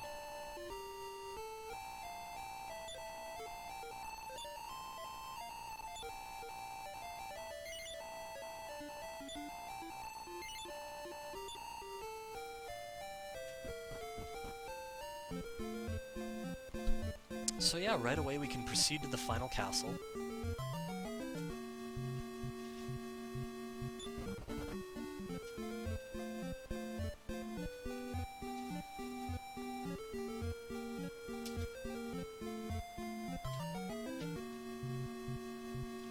Oh, and I found a giant. So we're gonna try and fight him on the off chance he drops the Sword of Destruction. There's a 1 in 8 chance that he'll drop the Sword of Destruction.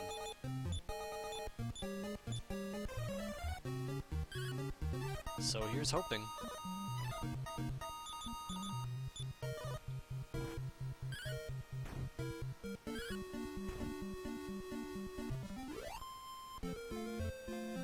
Not this time.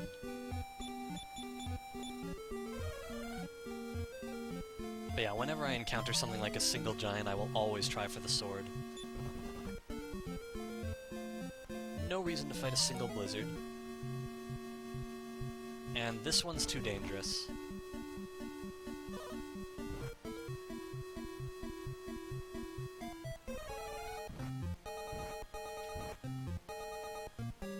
Oops.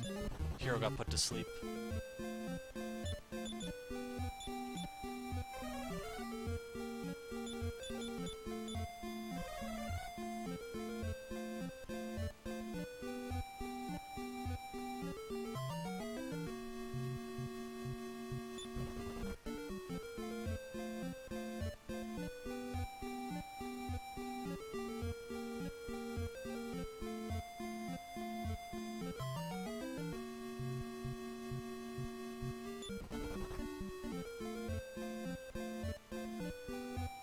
Almost at the castle. So before we enter the castle, we're going to exploit a nice little glitch. I'm gonna fight this battle because it's actually safer. We have a good chance of putting these guys to sleep. We already eliminated one. Ooh, Numore's taking a beating though. So let's make sure we heal Numore in a hurry. There we go.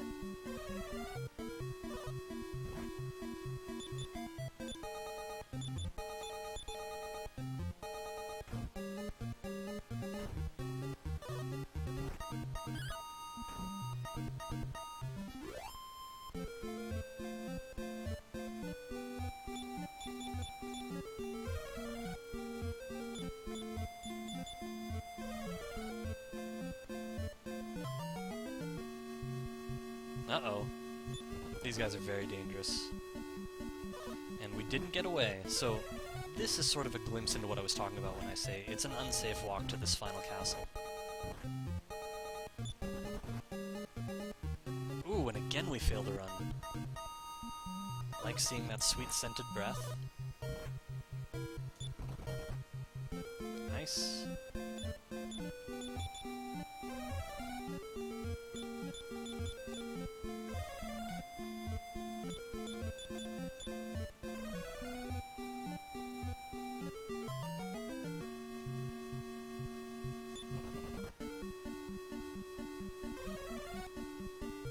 Oh, we lost Numore.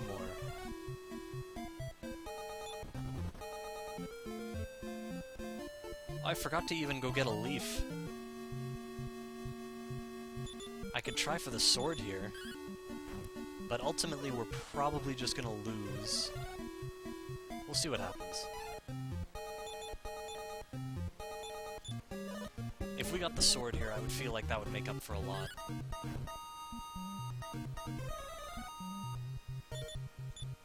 So we'll try for it.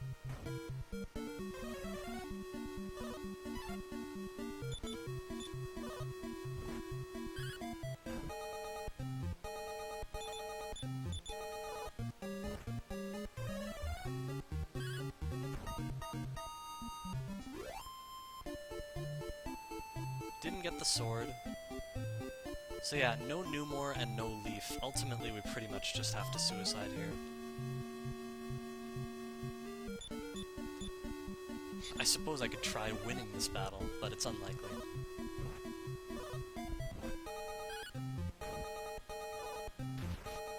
Ooh, especially when the giant does that. So yeah, we're gonna suicide on purpose.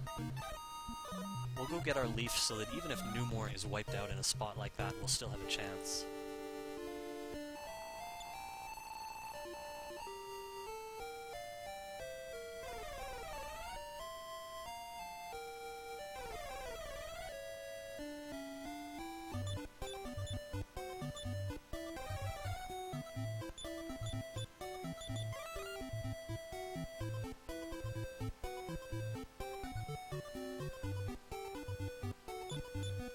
It's a very quick walk to the Leaf, and then we can use the return spell to get right back to where we were. Just have to get off of land here. And we did. So yeah, it's about a 1-minute trip to get our Leaf back, and it's very important. Even once the 3 mini-bosses, Atlas, Bazuzu, and Zarlox, are defeated, it's still very important to have our Leaf in case Hargon wipes out the princess, for example.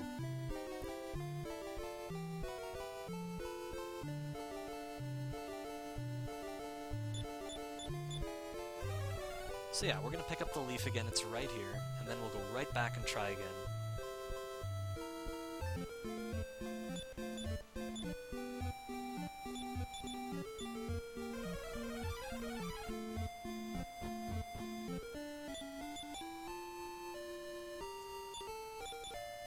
Oh, we have the silver key again. I'm gonna throw that away again.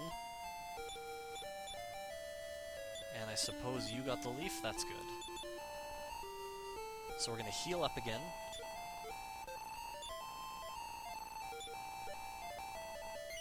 Actually, I haven't played that version.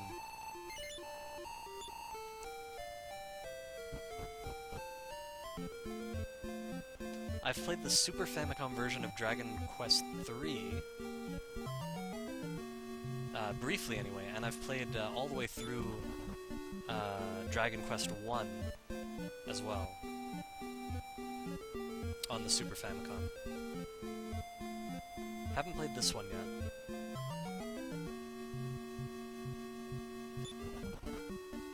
No reason to fight a Bullwong yet. Originally it was very valuable if we got a Wizard's Ring from a Bullwong, but it was only a 1 in 32 drop, so it did not happen often.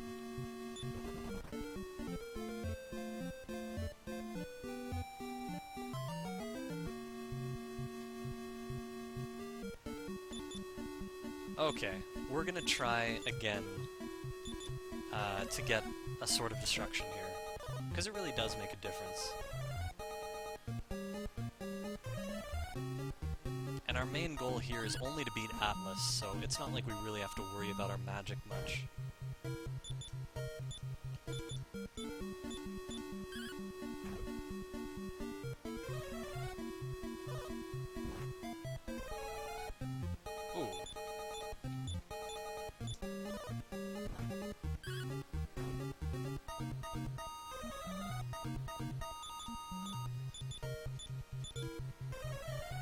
There we go, the giant's surrounded. He's still managed to hit PETA. Ooh, the dodge. We're gonna keep PETA safe this round. We'll keep Numore safe next round if there is a next round. We did not get the sword.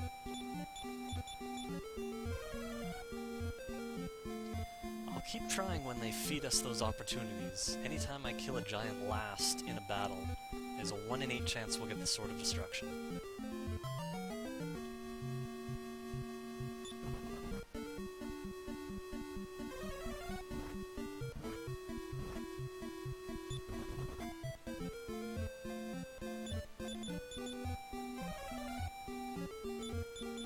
And again, we want to keep everyone fully healed.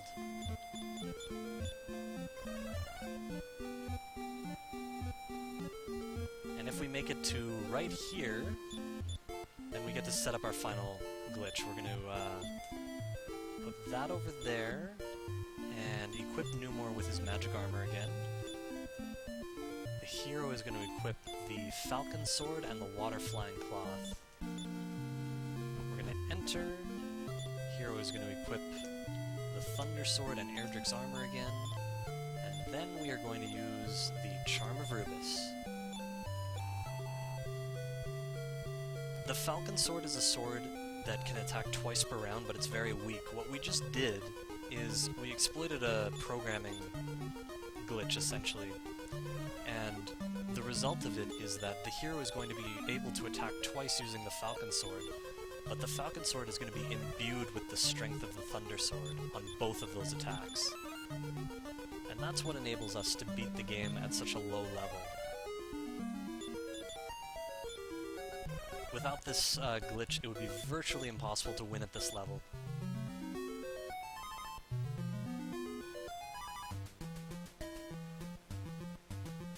As it stands, we've got a chance to take down Atlas, which is our most important goal right now.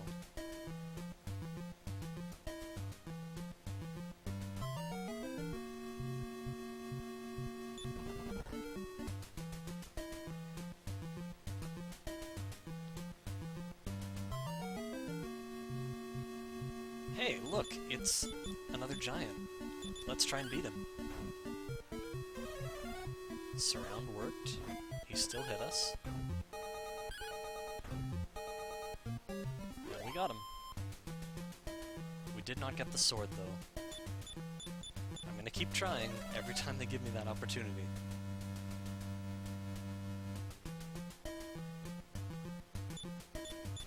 We're gonna heal that 1 HP that Numor lost, just in case.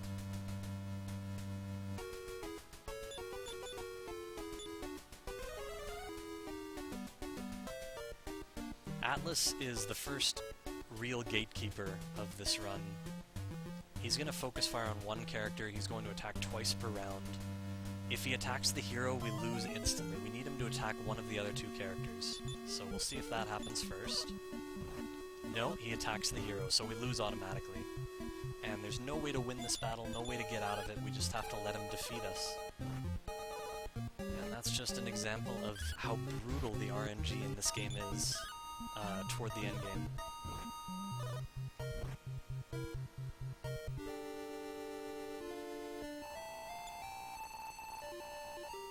All we can do is leave and try again.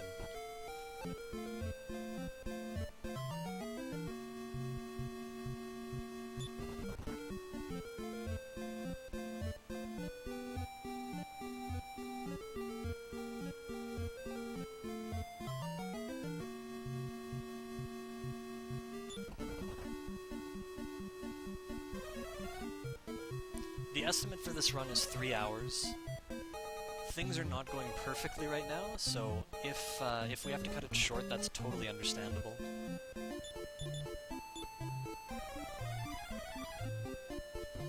It's a shame I don't have another week to set up manipulations now that I understand the game even better. I truly believe in November I'm going to bring the world record on this game down to close to 2 hours.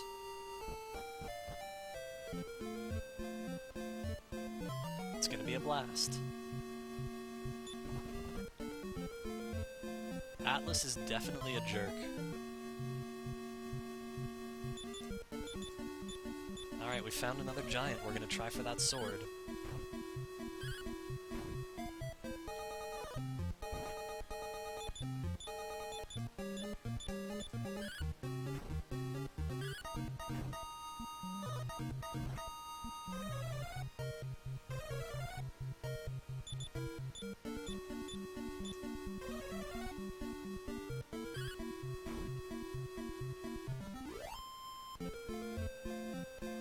No sword. Only a 1 in 8 chance. Look at this, we get another chance. This is literally the battle I want to see the most right now. One single giant. No sword yet.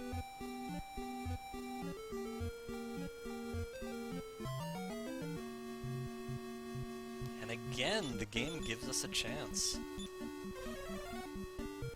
Giant is surrounded. he still gets a heroic attack.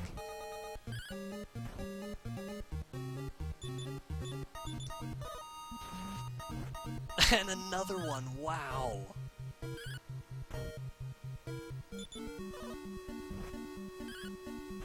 Oh, we still got our 1 in 8 chance at the sword. Didn't get it. Have to go heal our characters. Oh, we get another shot at a giant. This is amazing. We need to attack first, though. Oh, no, we got him. That would have been amazing if we got the sword right there. That would have more than made up for the giant massacre that just took place.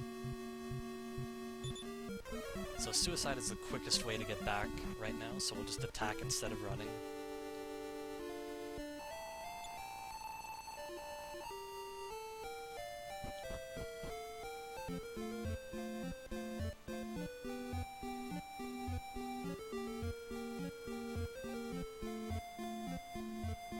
Yeah, I do have the Thunder Sword. The Sword of Destruction is slightly more powerful. So we're going to take every chance we can get to obtain it.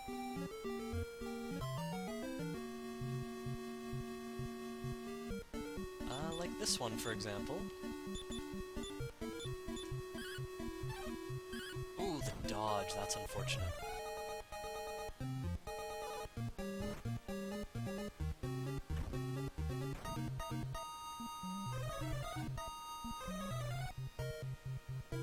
Ooh, defeat worked. That's unfortunate as well.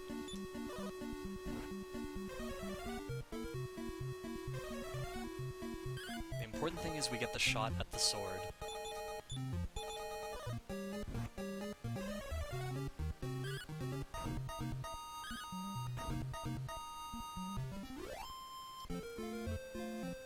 No sword. Again, Numore's the one with the return spell, so we have to walk back. And a suicide from a Bullwong would be even faster. So we'll go with that. Actually, the hero's probably going to beat him.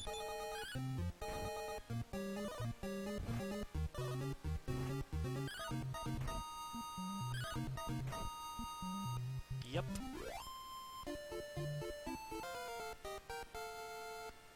Oh, is someone getting a level already? The hero, level 22, nice. That could be really useful, actually.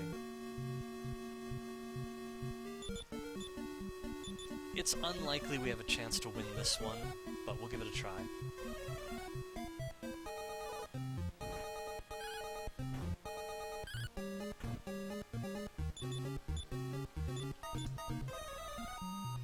So because the hero leveled up the strength from the sword, the glitch is essentially undone temporarily. We can set it up again, but... for now, at least, he's still doing 2 attacks.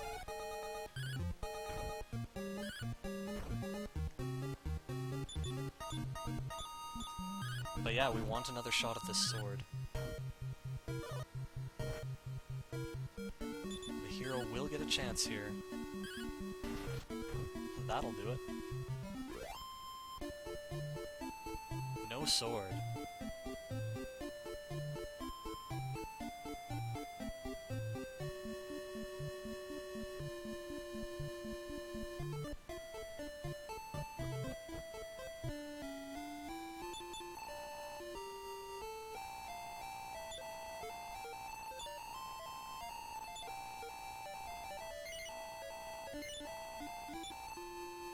Yeah, the power gain made a difference for sure. Again, I'm not going to stay here looking for the sword. I'm just going to fight if we happen to get one of those, like, one giant battles, that kind of thing, like, or this.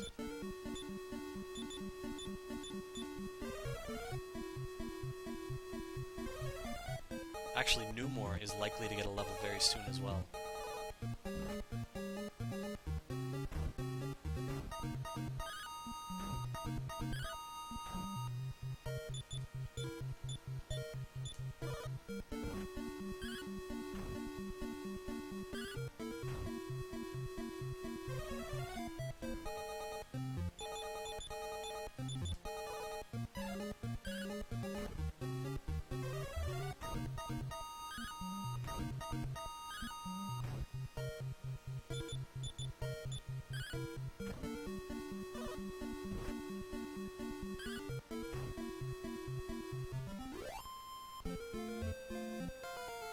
a sword, but there's Newmore's level.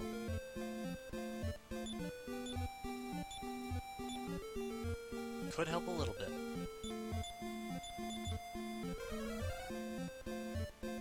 Let's keep going.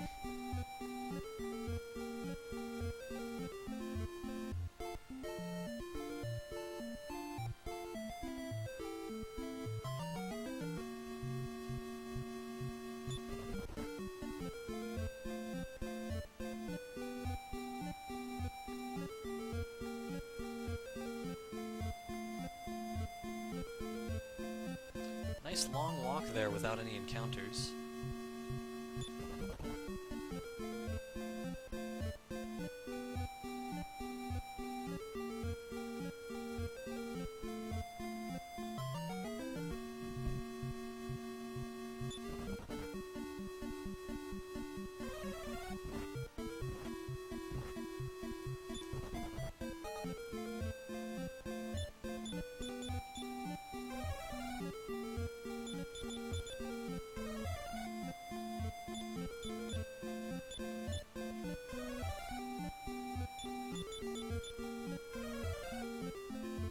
Okay, here we go again. Oh, almost. Not there yet. Can't get ahead of ourselves. Okay, Falcon Sword and Cloth.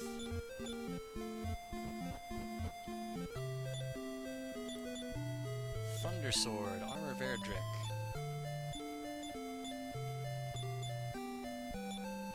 So the hero's got his beefed up strength again, and he also has an extra level, which hopefully will help a lot.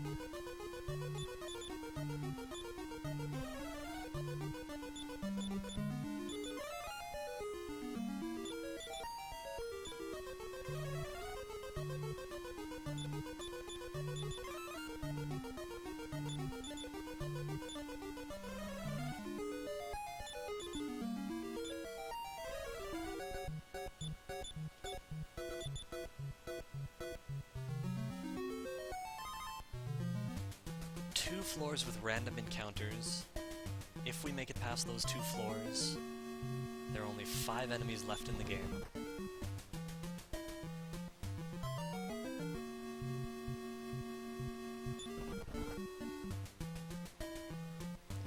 Even with our double attacking sword, we would not want to take on an attack bot right now.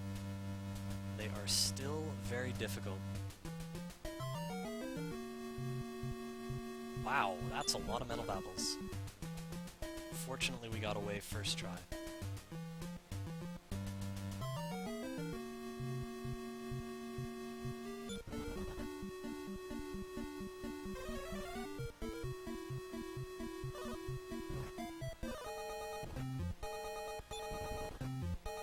Ooh, are we gonna lose PETA here? Yeah.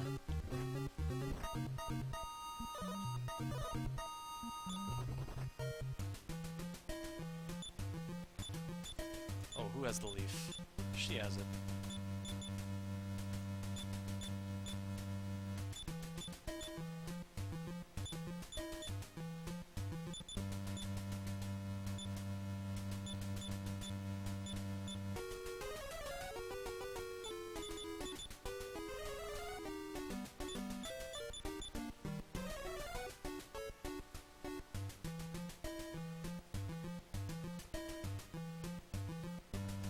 Okay, we get another shot at Atlas.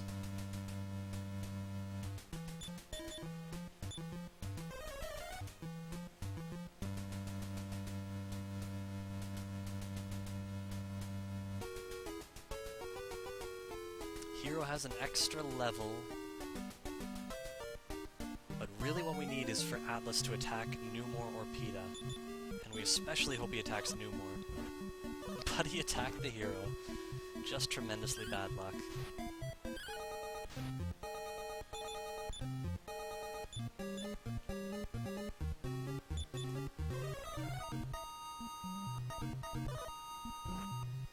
Nothing we can do.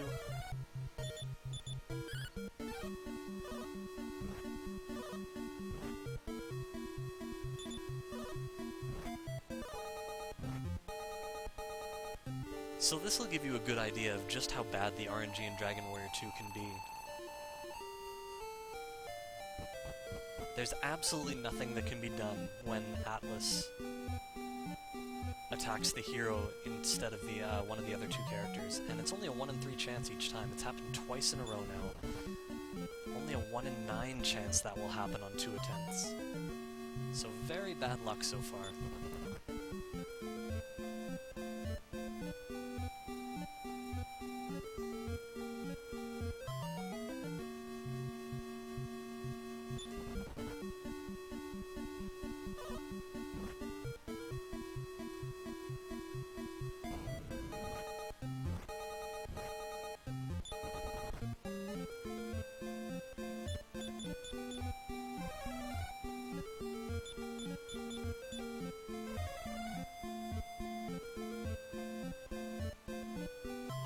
All we can do is take another shot at Atlas.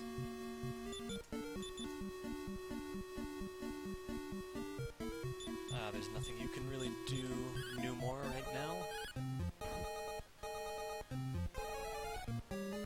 Giant is surrounded.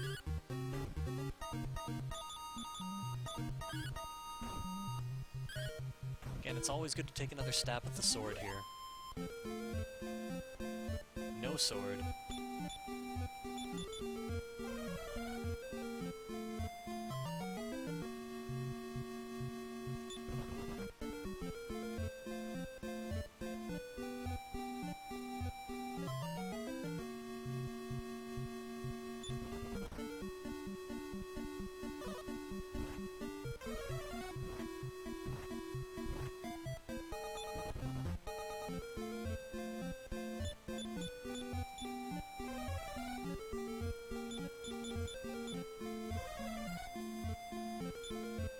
Don't have to heal the hero yet.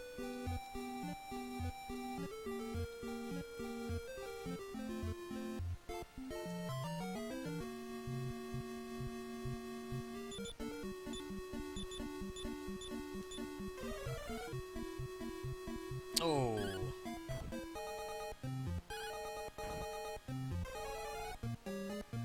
We are gonna get another shot at the sword, though. Slim consolation.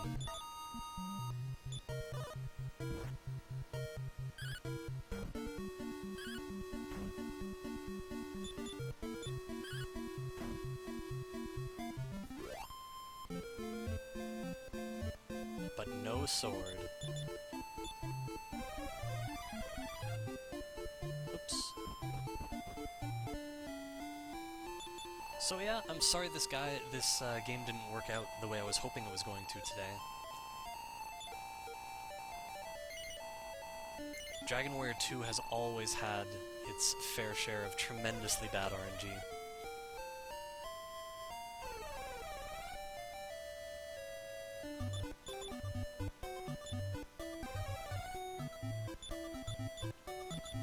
We can give this another shot with the leaf, but if we don't beat Atlas on the next try, I would be worried about how long this would go. So we might have to give it up soon. A lot more great Best of NES games to come.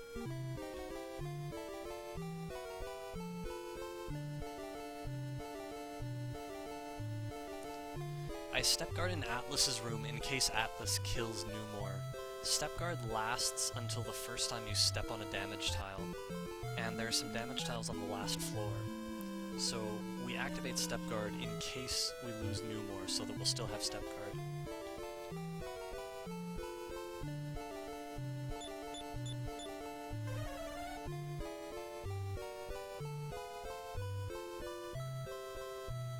So again, we'll quickly pick up the leaf and try one more time.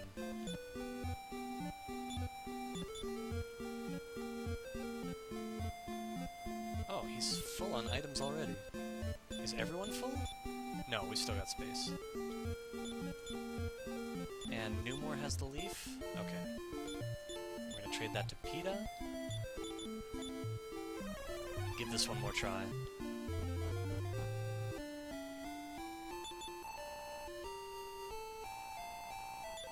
I hope you guys appreciated the early manipulations, by the way. There's gonna be lots more to come. But, the effort I put into the metal battles should give you an idea of how much work is required and how big the rewards can be. The fact that we don't have to grind at all up here is huge. I think I want to win this battle to give... this one isn't going to complete the level for PETA, but the next battle will.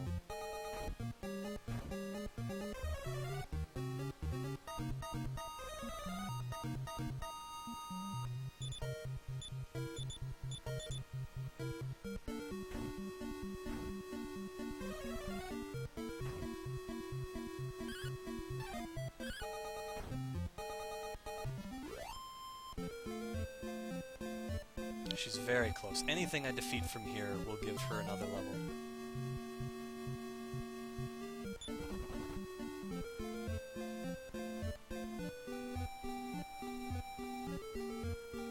So, for example, if we don't fight anything until Atlas, and she survives the Atlas fight, she'll get another level from that.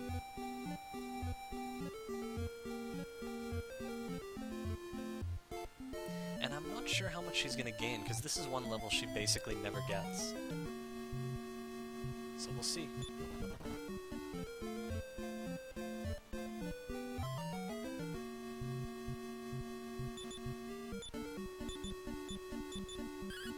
We'll just get it here.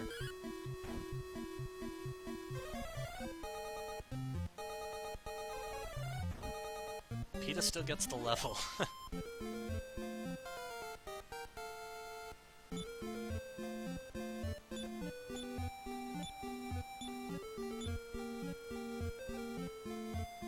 She got a lot of HP, that was nice.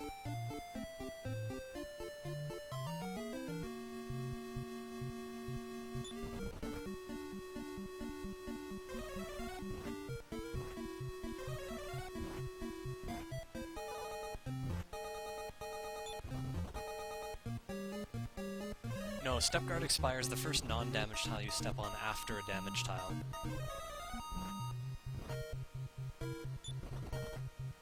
Should probably just suicide here. But I want to take a crack at this if we make it all the way to Atlas. Alright, we made it this far. Gotta take a try at Atlas.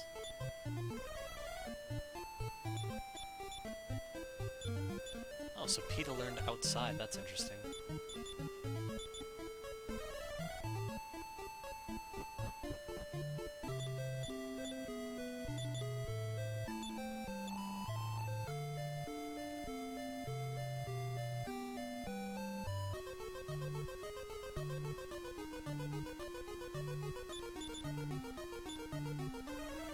If you're talking about saving the magic from using Step Guard, I've never really run into MP trouble, so I'm not concerned about that. I'm just concerned with actually getting it casted before I lose my character.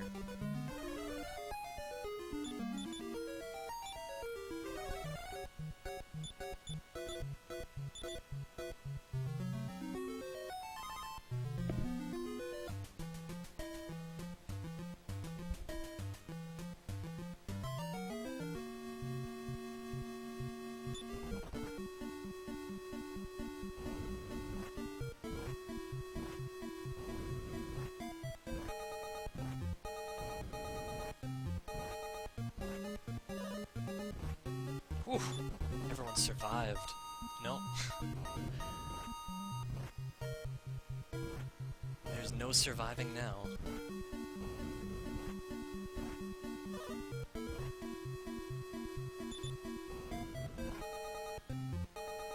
Just horrifically brutal RNG.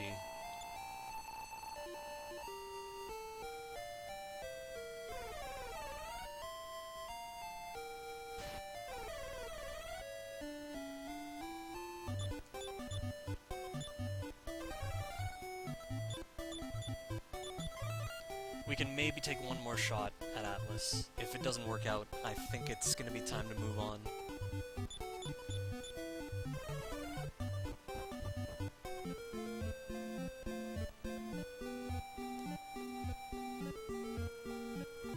For those of you who watch my streams, I guarantee you I will have my vengeance on this game, and we will bring the world record close to 2 hours.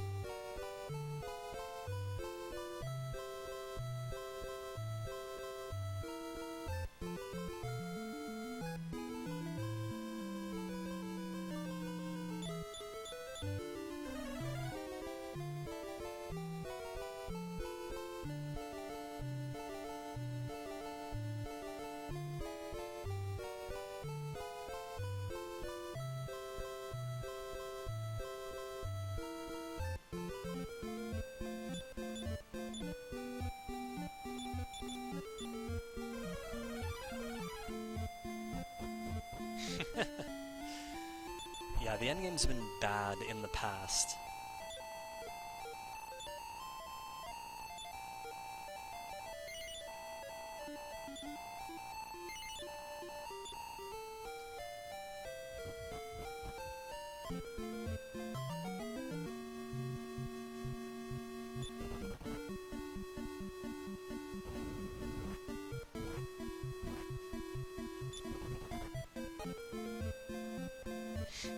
Let's heal up again.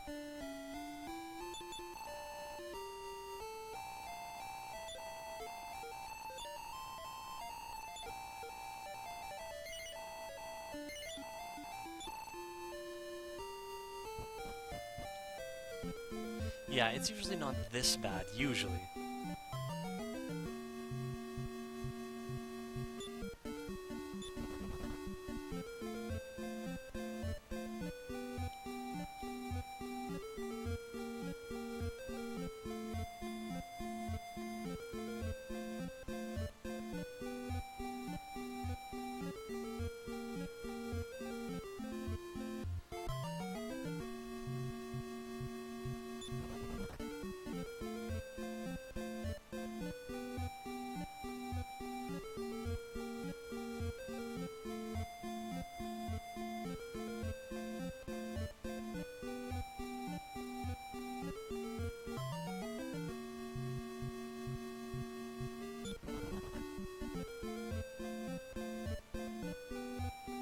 Alright, we actually made it in smoothly.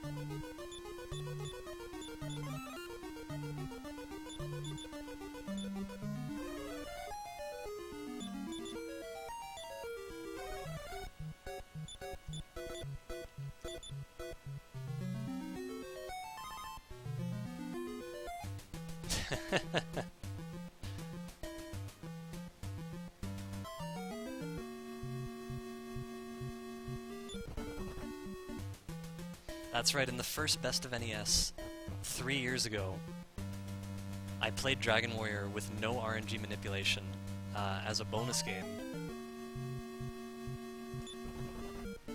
And I ended up getting the first sub 5.5 hour run. It was pretty epic.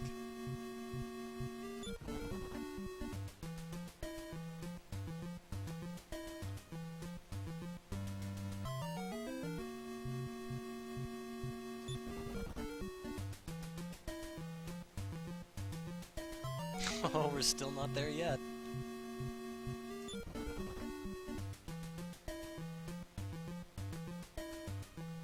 There we go.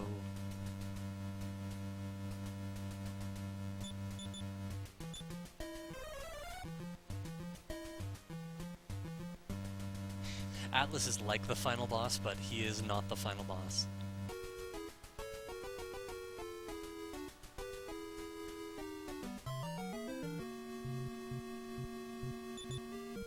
Let's take a shot.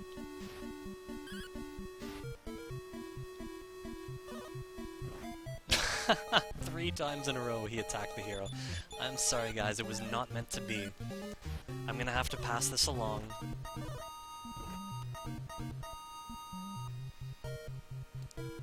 Again, I do promise you in the very near future, I'll wrap up complete manipulations for this game, and I'll be working on lowering the world record significantly.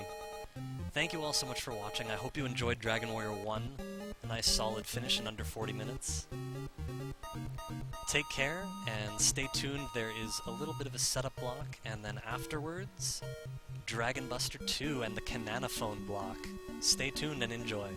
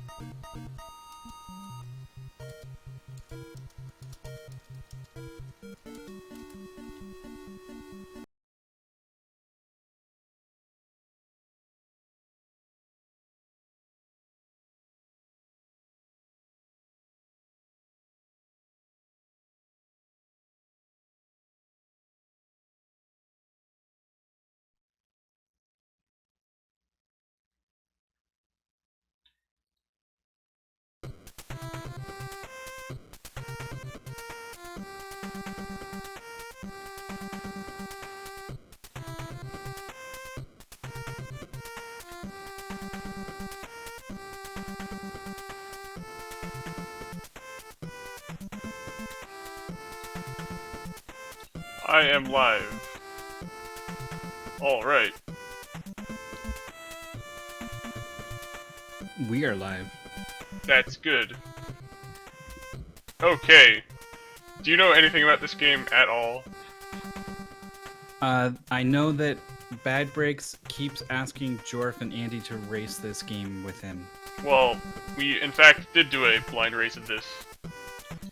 I think it was like a year and a half ago. No one finished it. It gets extremely unfair by the ending. Anyway, I'm gonna just go, because we have a lot of time to talk. Not that it's overly long. Anyway, I'm going right now. Here I go. Does that sound good? Alright. It sounds great. So, this entire game is going to be me going through these musicalist dungeons and killing large enemies and seeing if they drop a key. So that one didn't, so I'm gonna go over here and fight a different one. So, yeah. Any questions? Oh, my mistake. This was the one they actually did race. And I think it's Dragon Oh, he wanted to Buster place 1. the first one, yeah. Yeah. Yeah, I watched them play this, and I remember thinking about how extremely random and kind of frustrating it was. So, yeah, the reason it would be frustrating later on, it'll be a bit more obvious later, but... Whoa, you bouncing those fire arrows around? That's cool. Mm-hmm. It's got, so,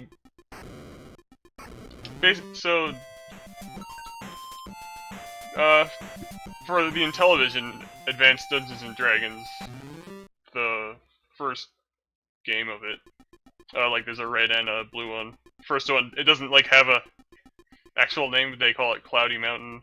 It's basically, this is like just a gigantic ripoff of that game. I would say saying it's like inspired by that game is sort of giving it too much credit. Okay, I got you. Like the way his arrows bounce, the way like the map is revealed. Yeah, the way the map is revealed, like you unlock pickaxes and different things to clear parts of the map, or that'll let you traverse it. It's sort of funny, quite hilarious. Well, that dragon got Achilles healed or something. Didn't like it what you did to his leg. Yeah. Also, yeah. So really, the only part of the dragons you can shoot is their leg, because they're too tall. As the game scales on, they get more and more health, and really, it's not like I have no sort of defensive... There's no cautious way to fight them. It's not like I can stand back and, you know, like, dodge their attacks, because they'll just, like, run into you, running twice as fast as you can possibly walk. Yeah, that sounds familiar from when I was watching people do the blind race. Most people had kind of figured out that their best bet was just to get in there and mash. Yes, and that is definitely true. And eventually at around, like, the 5th... So there are 6 worlds. And each one, they have progressively more and more health. Actually, all enemies wind up getting more and more health. And then enemies will eventually start, like, randomly putting up a shield that makes them reflect all of your attacks. For, like, 5 seconds or whatever. That's a lot of seconds. Yeah, and they move faster, or as fast as you. Oh, that was it. That was it. Once you would aggro something that was a problem, you couldn't run away from it anymore. So some of them they have different properties. Some enemies like just shoot like infinite projectiles. So basically, oh, and so these maps are not random. I actually have like a bunch of maps opened up here to show me where the big enemies are and everything, but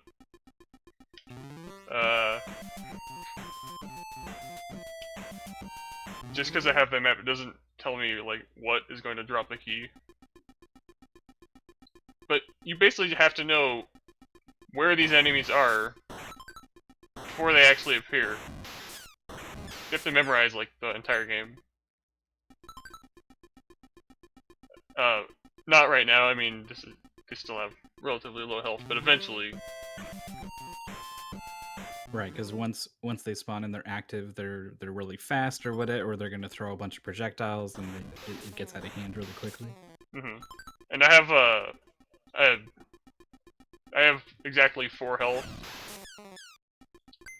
And some of these later dungeons are like a 6x4 grid, and it's like the highest one has like 7 big enemies in it. So if you get bad RNG there, you have to fight 7 of them.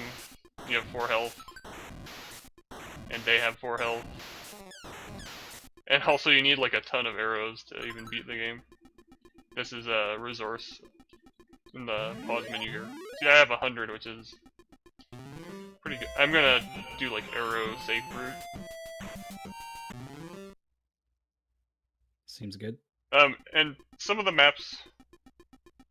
So basically each yeah, the problem with trying to beat this blind, I mean, there's a lot. One of them is that like, ooh, this is lucky. Anyway, different areas on the map. Like some of the maps, like there some basically like for forests, if there'll be like a lot of them around, and they'll have 2 different tile sets. One of them will be like a 2x3 size map, and then the other one will be like a 6x4. So if you go into any of the 2x3s, it's pretty much, or if you go into any of the 6x4s, you're basically guaranteed to die because they're like way too big. And there's no like, you just have to memorize which ones they go into. Aw man, chat beat me to the simple geometry line. That's too bad. Well played, Super Brotendo. Another dragon busted. Yeah, so if you get a random shield, then the dragons are quite easy to fight.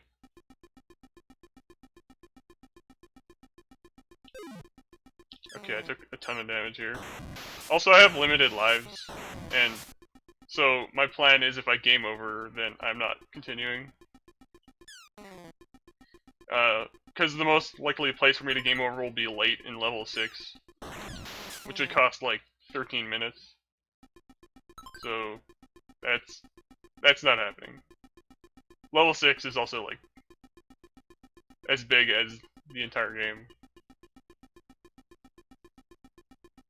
Wow. That's also, yeah, okay, so see how that guy was just standing right where... Maybe. I'm yeah. not sure what kind of delay we're working with yet. I'll let you know. Okay. Well, when you see me die... Yeah, not yet. You're looking good for me. Okay. Okay, bam. Just fell over. Got it. There. That sucks. So he's just hanging out there. Yeah. Right near the edge of the screen in the black area. Yep, didn't have a spawn-in animation or anything. He was just suddenly there. So I have a camel here. So yeah, even though there's like a huge delay, it's I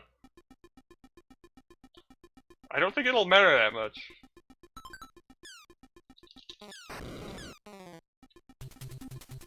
I'm not gonna be able to fall back on my trademark play-by-play.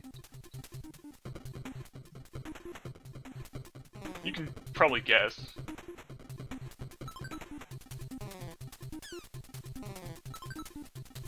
I guess things are going well.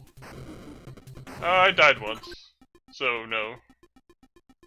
I have lots of arrows though. I guess I probably can't guess. So get the key, open the door. With the key, keys open doors. Yeah, it's generally what I'm gonna do for the entire game. This And is then every now and then you bust so- a dragon. yeah, there's a reason that this game is on at this time slot. And Bad Breaks was like, hey, why don't you play Dragon Buster 2 for best NES? I'm like, okay. And then he stayed up 24 hours. And was not even here for this.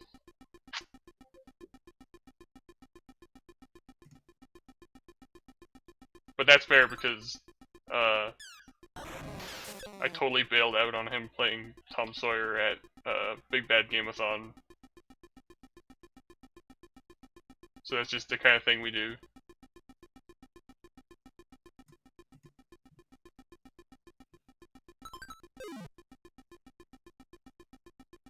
So, I don't know why there isn't any music in the dungeons.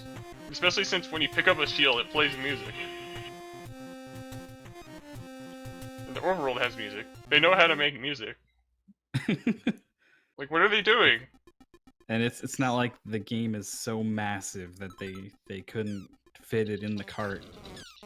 I guess because, like, oh, but the audio cues for when there's a big enemy nearby goes chung chung.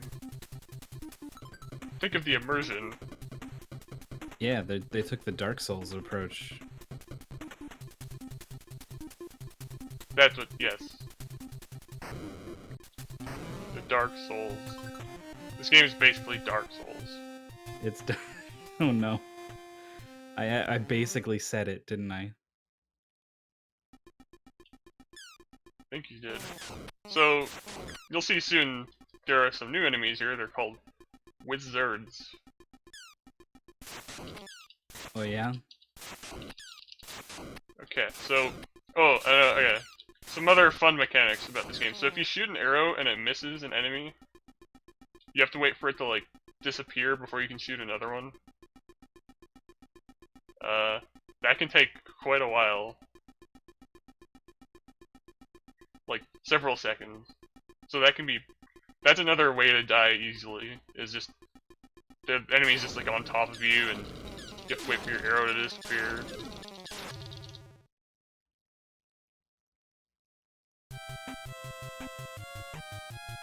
Man, it's really hard to talk a lot when you're really tired. It is pretty late. So I'm just... I think I'm just talking a one of bunch of the- gibberish. I think that's it's fine. better than what the game is putting out sound wise. That's true.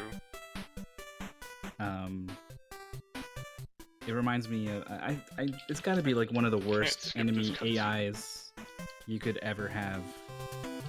Is the guy who walks into your hitbox and like gyrates because he's just trying to find your hitbox all the time. Yeah. Well... I got nothing. It's so frustrating. Well, they He's could have a inside random you. shield that blocks all shots for a couple seconds. And yeah, and just to be on top of you the whole time. That's good. And I know I'm, like, complaining a lot that, like, this game's bad. Now, And you're normally It's such not. a positive, uplifting person. yeah.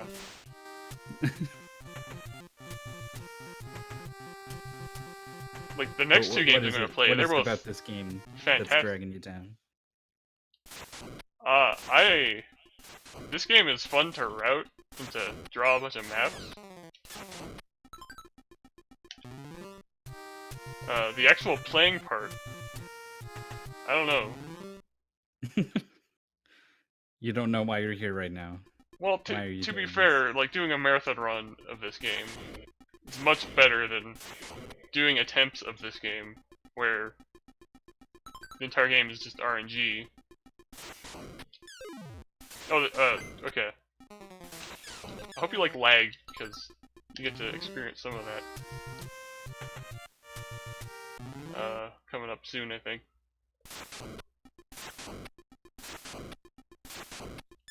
I'm excited. This pace has been too fast. I wouldn't mind if things slowed down a bit. There was a bit of lag with 3 guys on screen there. Yeah, I guess it wasn't that bad. I might have overhyped it.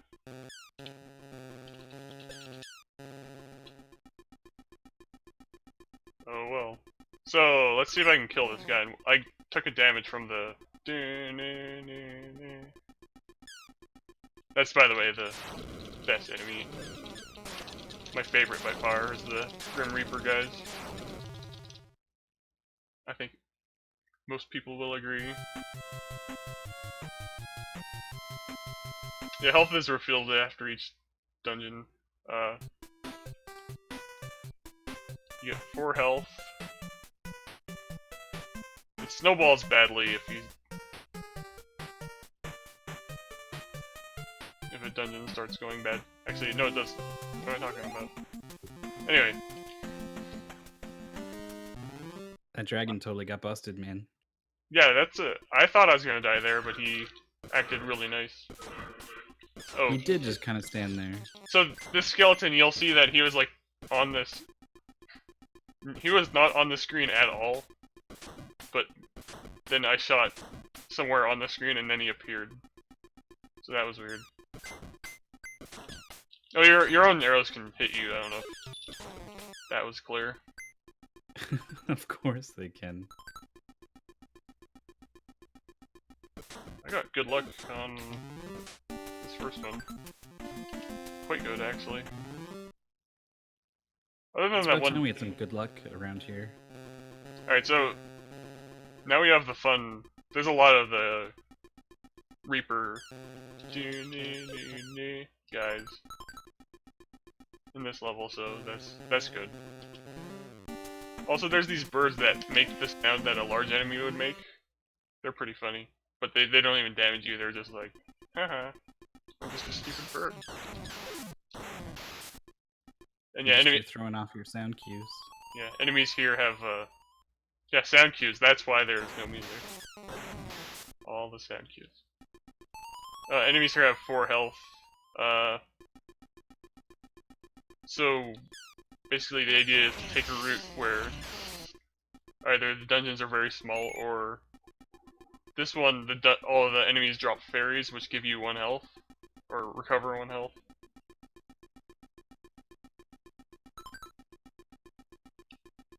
So that makes, even though this one's a pretty large dungeon, it's really not that dangerous. Yeah, but I can see now, like, taking that one hit is almost unavoidable in a lot of these situations. Yeah, and now pretty much every tile, or every map thing will have an enemy in it. Not a big enemy necessarily, but some type of enemy. Nah, that guy was trying to get me there.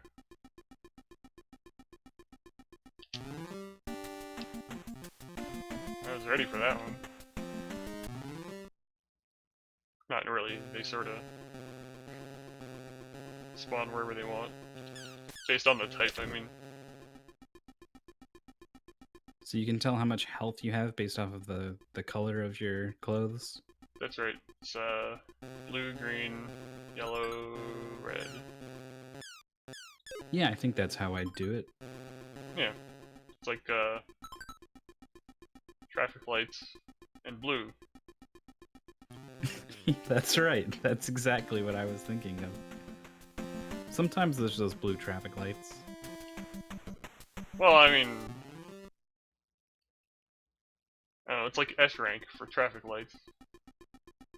I mean, no, like S isn't higher than A.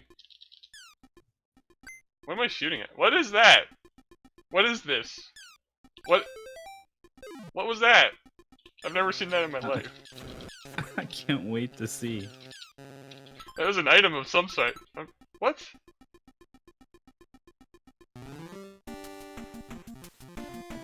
I'm really confused. Alright, whatever. S flag. It looked like... So... Okay, enemies can drop doors. And they're just like exits to the normal...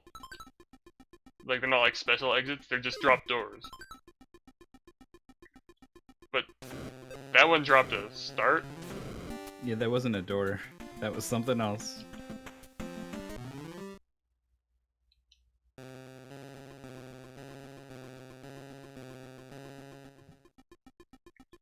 So... I like shot there. I shot at nothing because I got confused. And just... Okay. Well played, Reaper. Die, die, die. Like that game. Don't fear him. Uh... That same game. That's two. Overwatch references in one Dragon Buster run. What was the other one? Simple geometry. Simple geometry. That's what Hanzo does. He's got the scatter arrow, reflects off the walls.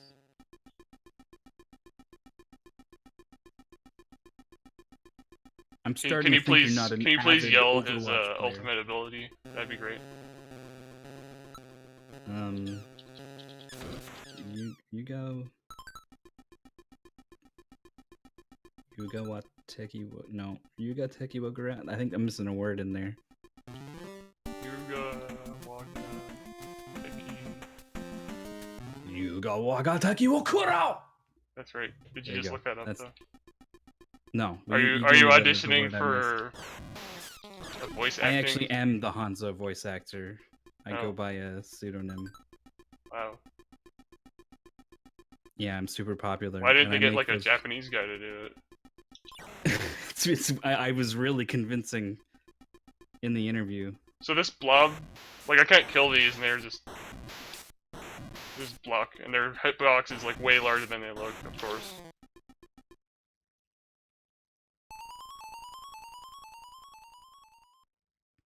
There's these in the mountains. There are these healing pools. They're usually like way out of the way, but you have to kill an enemy, and then it turns from the red death pool of doom into a healing pool.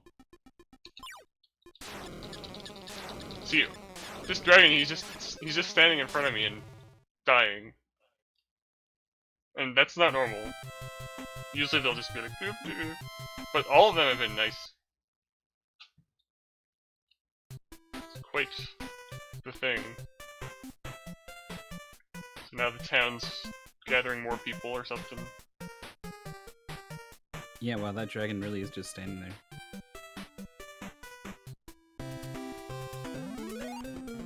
So this is...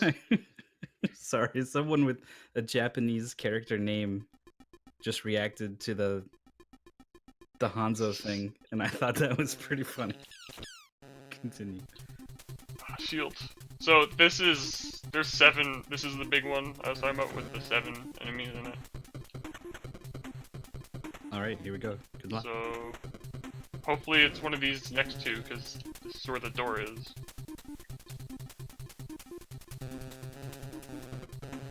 And if not, then okay.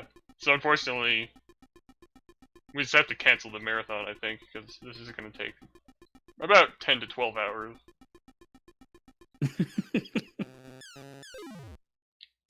Oh, never mind, there's the key. Well, man, that's really good. I was sure we were gonna have to cancel the marathon. Well, I mean, I don't quit, so... And, I mean, what other option would you We have? don't do anything else. Yeah, we wouldn't have any sort of ability to switch from one stream to the other.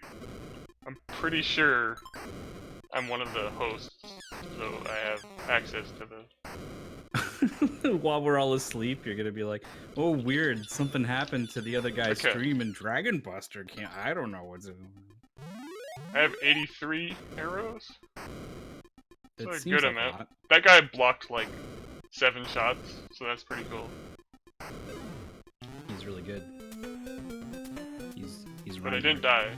That's the difference between playing this blind and not. If you're playing it blind, you know how to not take damage from this first guy. Or sorry, if you're not playing it blind. You just stand slightly over here and then he moves slightly.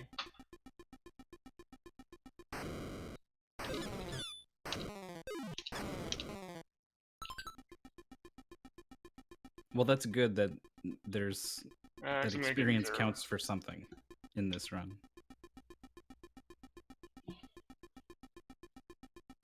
Go away, blob.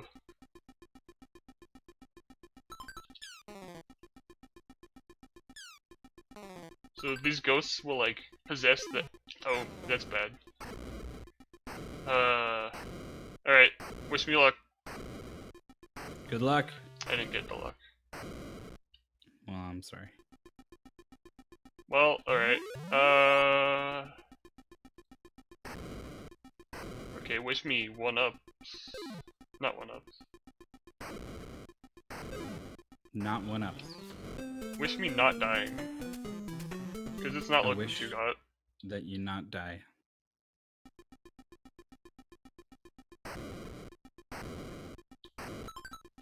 Sometimes you can sneak in past that guy where I died, but it didn't happen.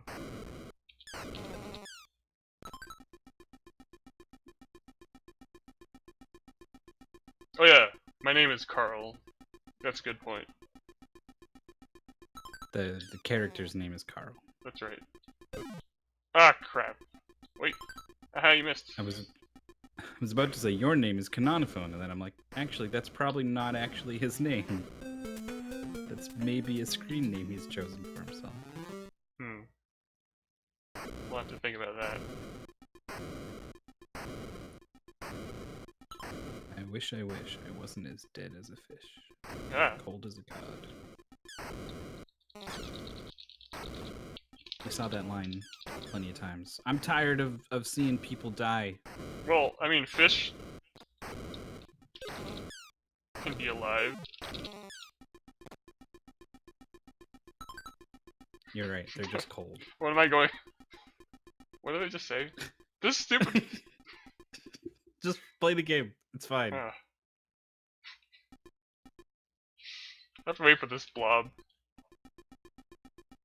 He might actually be named Carl. You're right. Oh Carl my God. Carlolophone rolls off the tongue. I thought I'd be able to read chat. No way. This game just has no downtime. Oh, I got a 1-up. I think it was score related, but Good stuff.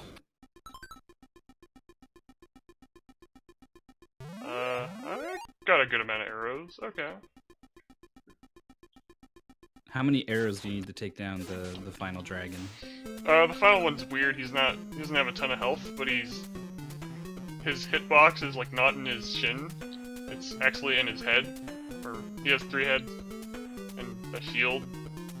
It's really quite ridiculous. I hope we at least get to him. I'm really looking forward to it just based off of that description. I've died to him. I've lost like 4 lives and died to him, and then other times he'll just do nothing and you'll win. So Yeah, we've seen that patented do nothing strategy from a couple of the other bosses. yeah. Well, we'll see. I really like the Stop death blocking. animation though on the dragons. I think a lot of the things have good animations. This game looks good. Let's If you not. never had to play it and you were just watching, It has good. good assets. I wouldn't say it looks good. I There's don't a lot know. of skulls. It's colorful. So if you like skulls, see that. I swear I'm not Skulls are doing sick. anything fancy here. What are you talking? This is top tier manipulation. There's actually probably the hardest boss, but he didn't do anything. Like this is because you're so good. I'm like dying to goobers. The regular, your the Hanzo hard impression, bosses are like, he yeah, was like- whatever. He was Yeah, like, go ahead. Oh, that's so good. No, you did it there. He couldn't. He was mesmerized. It's ridiculous. You mustn't hustle, Carl. I've seen you on the dance floor, and it's just not working. So when enemies run away, they won't stop, they won't keep moving if they're, like, past the edge of the screen.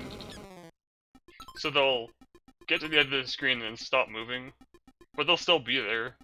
Then, so you can, like, shoot the edge of the screen and it'll kill them, because they can't move any further. Did that make any sense? No. Alright, so I'm not even gonna try and forget it. No, I think it's probably. For some reason, sometimes they just decide to run away. Or it's because they think you're on the other side of the screen, so they run the opposite direction of you. I'm pretty sure that's what happens. Oh yeah. Okay, I get it. But then they can't go any further than the entire screen length.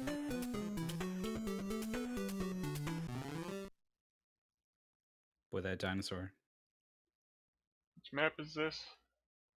10. Okay. It really gets quite convoluted here. At this point. Oh my god. We got the key of destiny. That sounds good. That was first try key of the. That was another one of the 7s.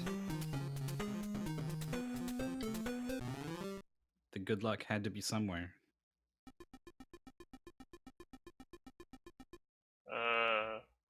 Oh, right, I got confused. Okay. I need like a navigator. Another first key? I have to kill this anyway. I can't just tank because the wizards shoot too much stuff. I took 2 damage. This is, I gotta think about this.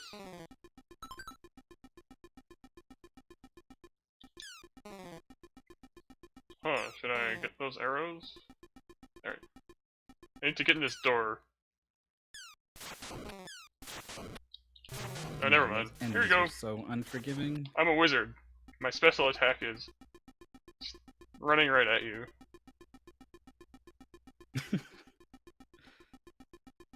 Wizard tackle. There should be a list I of still have a life though. Unwizardly wizards. You can have those Final Fantasy wizards that just punch you. Okay. These guys. You could have Shadex, who is the most buff looking dude on the cover art of Solstice. I mean, just potions and magic and stuff, to be fair. It has a sweet hat, but... Well, I don't know. You just, like, use the potion, you don't... That's true. Even the meathead fighter can drink the potion. Or, like, throw it. Like, if he brews them himself, maybe. I think he just kind of finds it.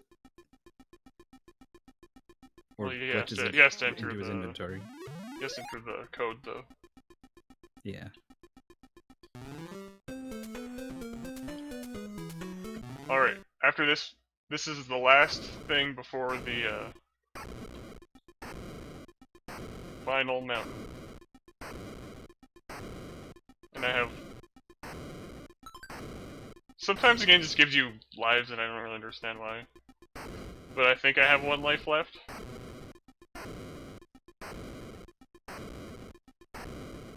And the enemies are just camping, like... Yeah, there's this thing called... respawning. Never heard of it. Well, you're gonna see a good example of it.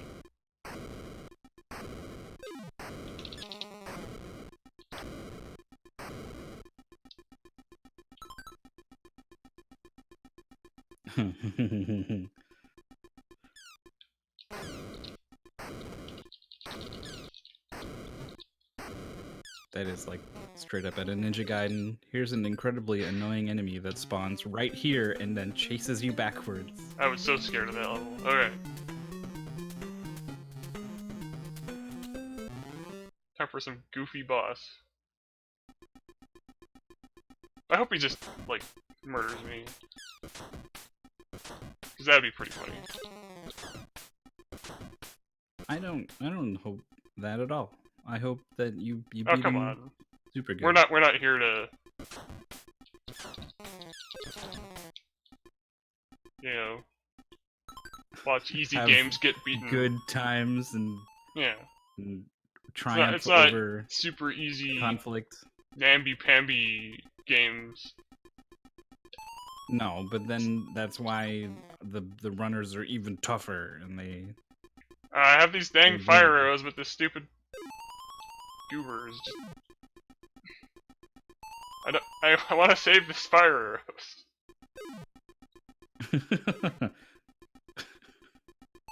It's pretty fast. Well, even if I shoot him now... Like, another one's gonna respawn. Right. But I want full health. Gotta get the timing. Yeah, there Alright, you let's go. go, Get let's him on go, the other let's go. side of the pool. This is really, really professional. Hey, I did This the mapping. is what I top mean, tier Dragon Buster play looks like. I did the mapping. That's the hard part of it. So, The enemy manipulation. so he actually like used attacks and stuff. That's sort of annoying. Alright.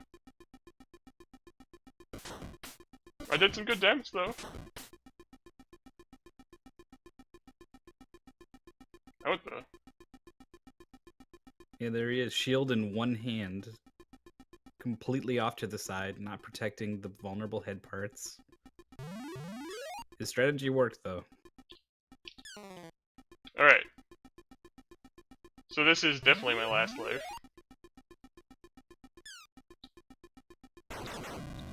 What happens if this... Oh, never this mind, he life- died. What? He's dead. What happened to his... What happened to his life? You took it all away, is what you did. No, I didn't. Congratulations. I barely shot No, him. you did. You totally did. He's dead now. Congratulations. Did I unlock easy mode? It's one of those scaling difficulty. Scaling? He just fell over. He's Scaling just for like the dragon? he's- me? Oh man, hey! You did it. He's sleepier than us, man. He was looking at his watch and he saw you go down that first fight and he's like, oh god, that's like 30 more seconds. And as soon as he saw you, he was like, oh no. What was my estimate? What was your estimate? 35 minutes. So yeah, you were Perfect. just 11 seconds over. think But that's a- overall the same. So No. you should be. I ashamed of spent yourself. considerably longer than that dodging that one guy. That's true. Yep. But you beat the game. You were making it sound like I think that was not a certainty. I think that S flag thing probably saved the entire run.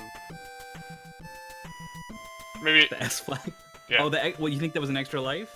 I don't know what it Or was. just it probably helped a lot. It just damaged is what the you're final saying. boss. Yeah, I guess something did. Something definitely did because he died super fast. All right, congratulations. I, I'm gonna I, analyze that one, yeah, I actually. guess I never Like weird uploaded a damage record glitch for or this. something. I never uploaded Oh, my yeah? record for this just because, like, Because no one cares about Dragon Buster 2. I was gonna say because it needs better RNG. Oh yeah, I need to run with good RNG. like that. Yeah, that's right. No, parts of that, my anyway. PB. Let me look quickly. It's 3108.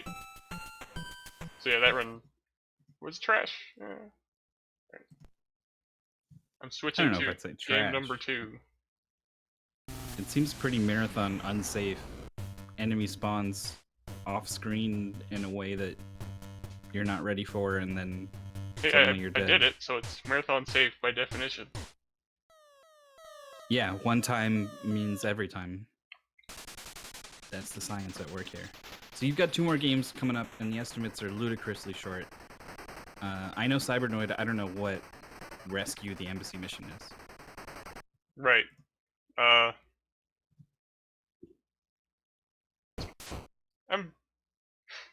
It'll be pretty self-explanatory.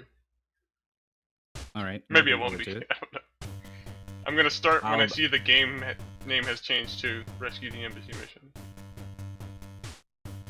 That's my cue.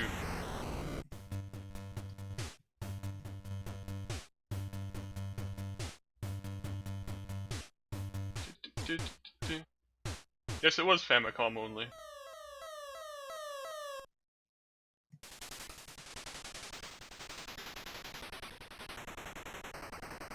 Oh, there it is.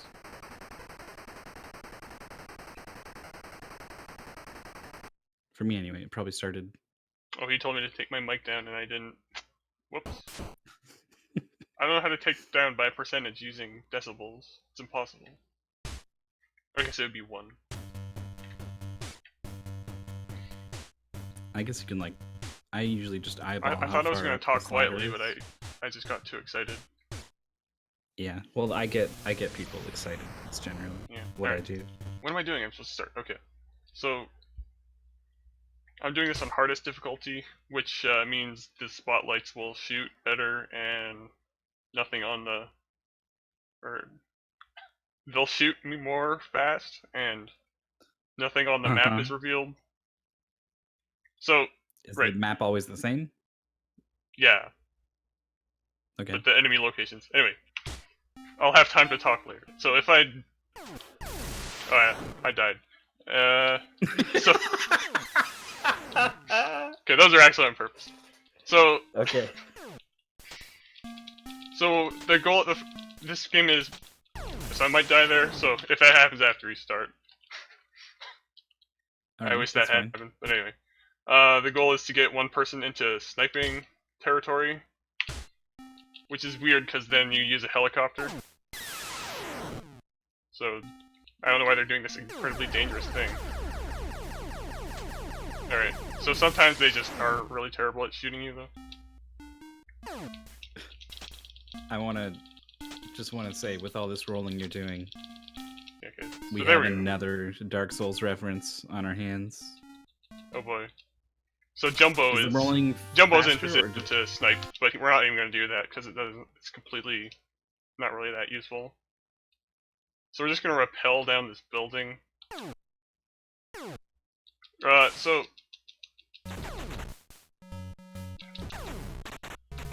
So the enemies move on hardest difficulty. The enemies just move around way too fast, and they hide in rooms. So we're just gonna stand in this hallway. So what do you know about like hostage negotiation tactics?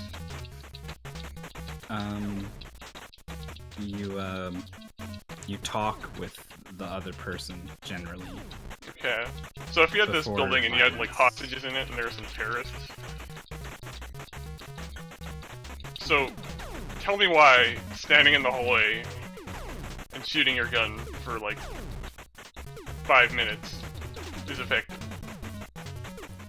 All right, so it's your first day in the terrorist club,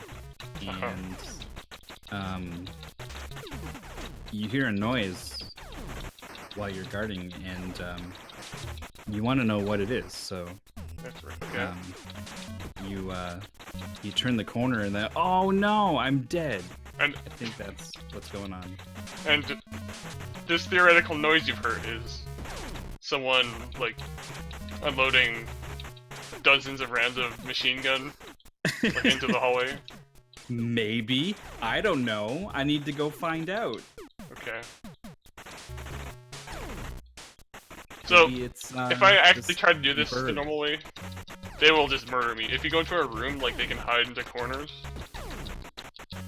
But if you stay in the hallway, you can, like, see down the entire hallway. And I'm tapping the gun a bunch because, like... So, I can, like, aim. Like...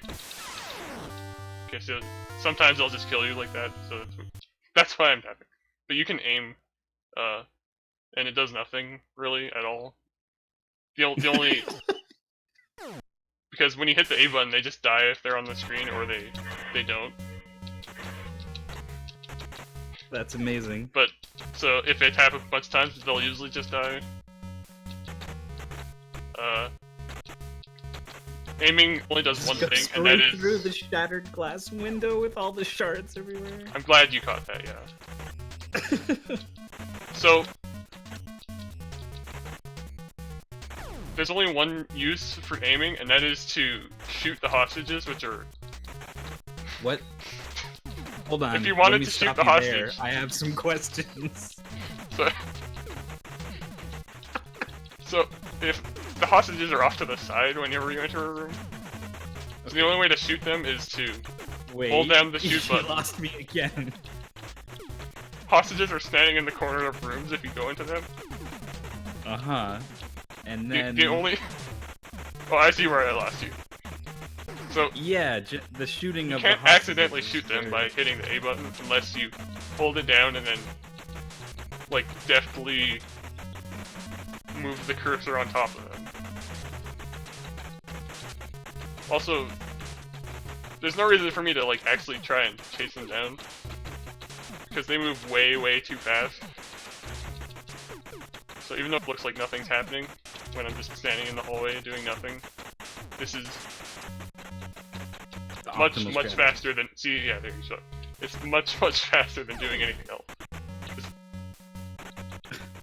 Because like This when is you're just doing suppressive fire, it's when you're fine. doing This room is- transitions, then they like they stop moving. I won. Unfortunately, won?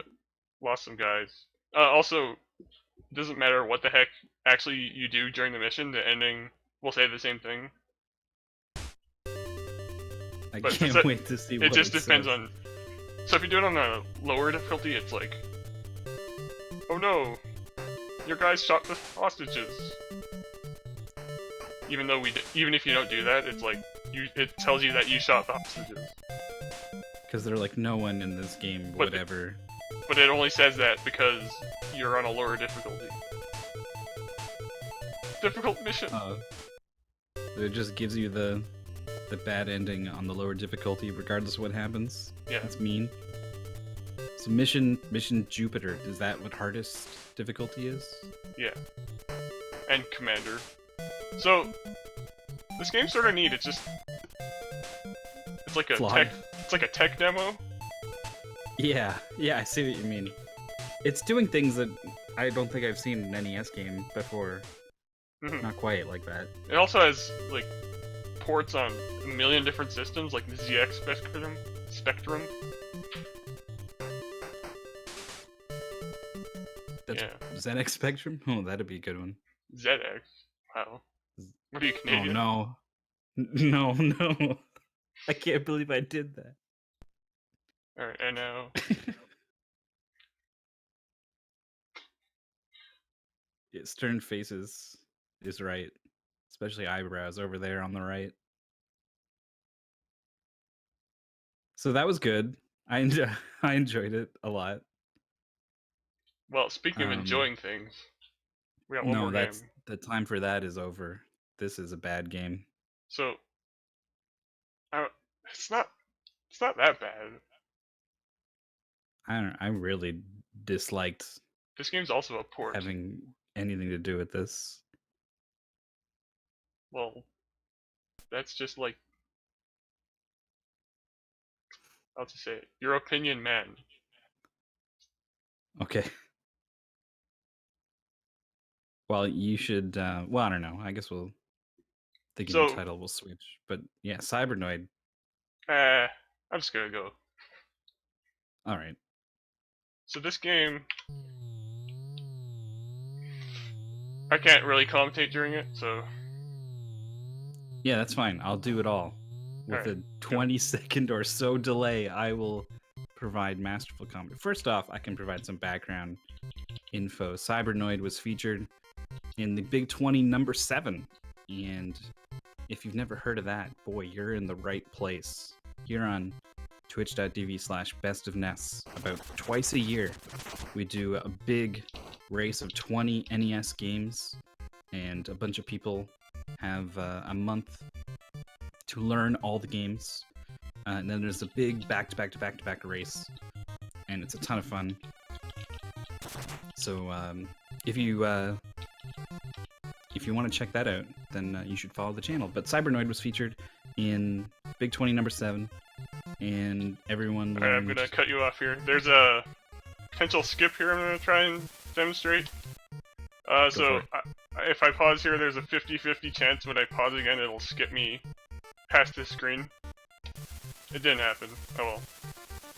But it would keep you, it Weird. would like do another screen transition past the victory corridor. So that's, I don't actually have the world record in this. I tricked everyone. Alright, no I didn't, but I do not have the world record because wait, I had his name memorized. Okay. I have it on this tab. Yes. Okay, so Romus,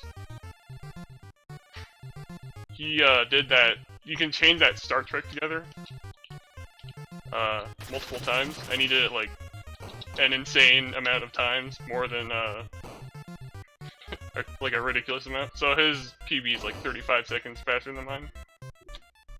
Yeah. Oh dang. So I'm pretty much a fraud. Oh no. You could have said nothing, but instead now you've put us in this awkward situation where we have to just Shut the. kick you off immediately. Yeah. Unfortunately, that's not true. We've had situations where former world record holders competed. Sometimes we had the person who took the record gets to challenge the previous person to a race at Best of NES. That used to be the thing, which is a nice kind of like, I don't know. There's something primal and medieval about that I really like. I screwed up a bit here. This might be okay. Never mind. So this game's all about things like spawning on top of you. Mm-hmm. So when I don't die, it's not. I don't know. Yeah. You have to play around it. I didn't get any skips, so that sucks. Oh well. One thing you did was you got this like spaceman upgrade. Mm-hmm. I think it's like at the end of a stage, you make sure you're out of Bouncers, bouncers, and then you shoot a thing, and then a power appears, and it gives you the spaceman who has a super long shield at the start of the next level. Yeah. And I think it's extra shields as well. Yeah. An extra 5. So it's good stuff. But yeah, you said it. Enemy spawning on top of you is the thing about this game. You use your various sub-weapons to basically prevent that as much as possible. You've got a screen clear that comes in handy. You've got weapons that kind of bounce around the screen, and so you can have those out and active and killing things. You've got the shield, which just says, I don't care where you spawn, I'm going right through you. Which is especially good for these elevator sections that are very, very tight and precise. Not so much with the shield, though. A little bit of downtime. Yeah, White Hat basically did a lot of this stuff here. I basically just took his run and refined some parts. Ooh, that... I guess that's not that bad. Unfortunately, a lot of my refinements are not in the final record, which is never going to be beaten ever. Because of that crazy trick. I mean, he had some stuff that I missed too, so whatever. So there I just died just to replenish shields. Basically using lives to... Whenever you die, all your items are maxed out. So I'm pretty much good here, so I'm just using lives to recover some resources. Yeah, this was a pretty good run.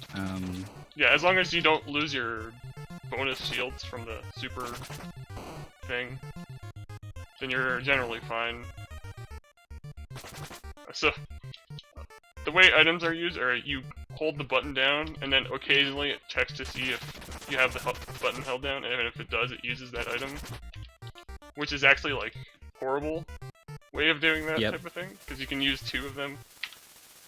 And also that's not supposed to be the ending, but that's what the game likes doing sometimes. It's not like an emulator problem, that's just that's Cybernoid. It's all over.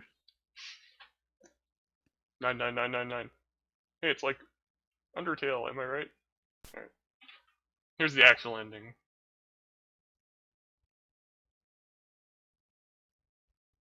I think it's more like Dark Souls. I like the 999 ending though. This game is definitely not like Dark Souls in any way. How dare you? You're probably right, except that it's hard, I guess, which is the whole crux of that meme. So, yeah. Actually, but yeah, I did it on easy, not hard or lethal, which makes everything move much faster. You had the 9 lives that you were expending at the end there. You did that all towards the end because, I'm guessing, because if you lose those 9 lives, that's it. You're all the way back to start. I mean, in this instance, no, I would not be, because we would move on. But Well, yes, on that note, it is a 6-hour run, and we got a bit of time to kill, actually. So we do. yeah. Uh-oh. You could show off what the higher difficulties look like if you want. I'm curious. I'm curious to see just how bad a bad I game have can something get. else I could try showing off. I'm more interested in that for sure Alright. than So- more Cybernoid. So, so these things are shooting their bullets much faster. So that's cool. These turrets, these eye shooting turrets, are really where the issue comes. So I'm gonna try to do this without a shield, but you can just it's not gonna happen. Like, not even close. So, let's just use a shield. What? That's so mean now that I finally see it. And I'll just run into that. Yeah. Honestly, like, not a whole lot changes. Except this part is now impossible. Yeah, I mean, that's basically it.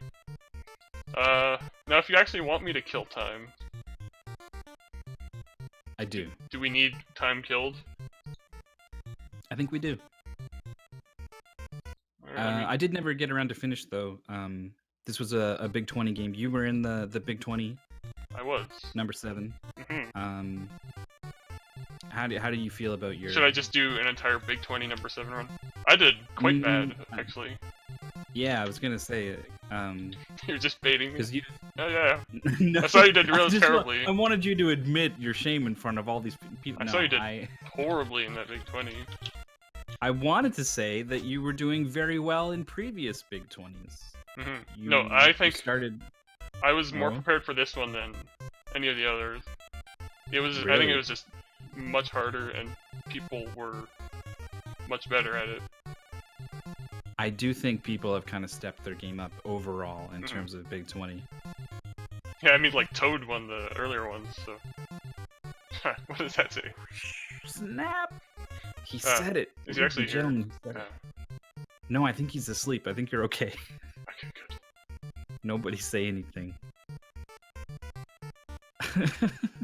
The Big 20 is it fun? I had fun the first time. Is it still fun to like be in it and playing games?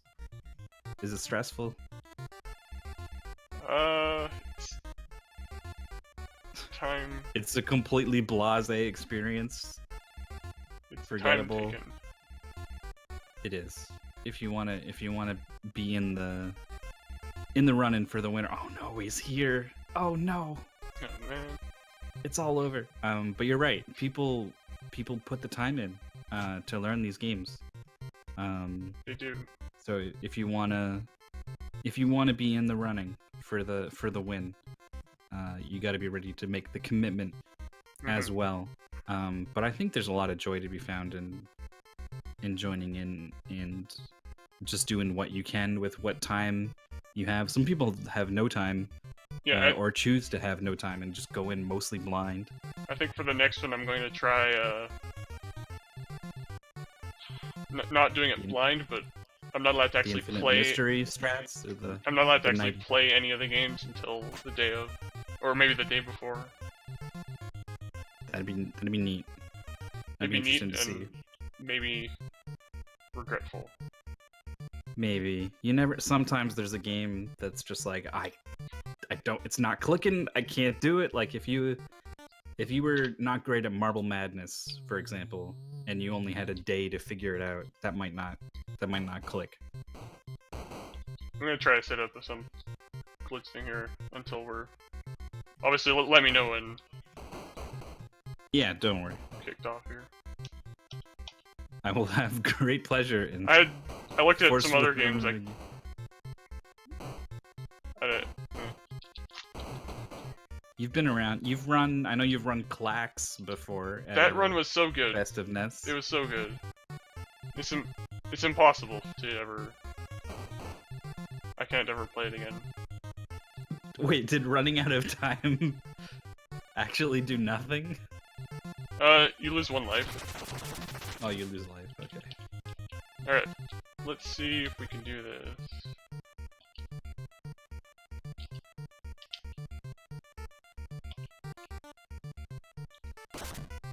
Well, the link's in the chat if you wanna give a follow to Canoniphone. I'm actually gonna pull up your speedrun profile Okay.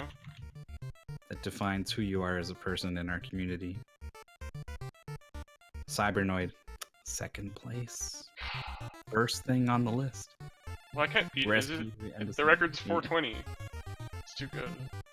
Yeah, I don't know if you know this, deserves for that reason to stand for all time until someone can figure out how to get 69 seconds. It's very immature. I'm just We've talking got about first like place. a medicinal product, and you had to. You'll have to forgive me. You've got Man. those first place times for Embassy Mission. Why no Dash Galaxy in the Alien Asylum?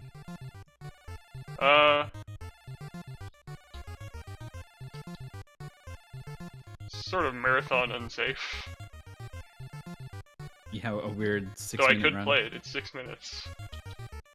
You've got first and Quarth. That was another Big 20 game. That's true. You've got And we'll see more. That's I had so much. I still have fun playing it, even though I kind of like sort of Quarth. shallow. Or it could be deeper.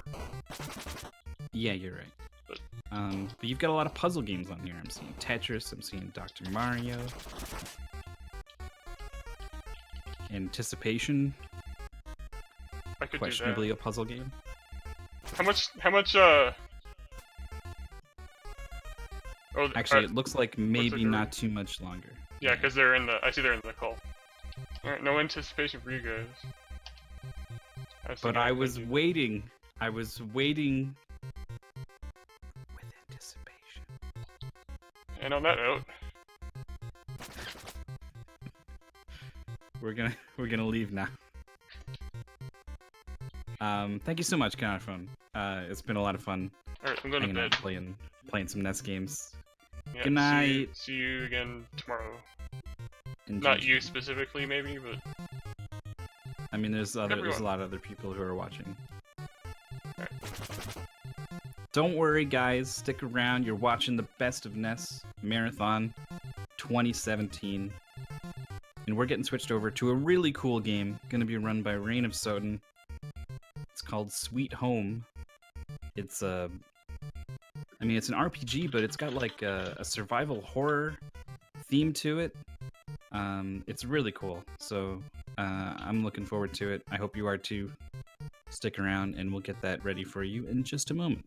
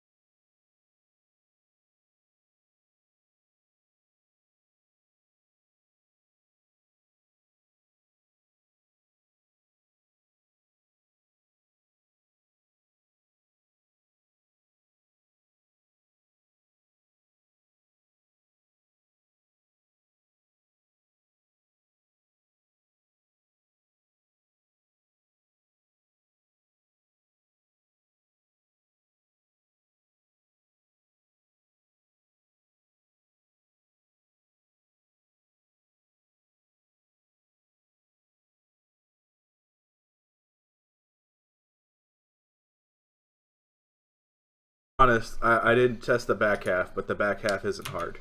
The front half. Playing through the front half over and over again, trying to see if I could get a consistency first.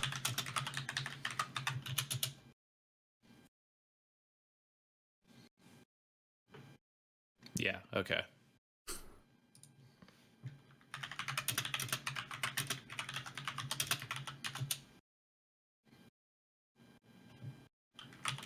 Alright.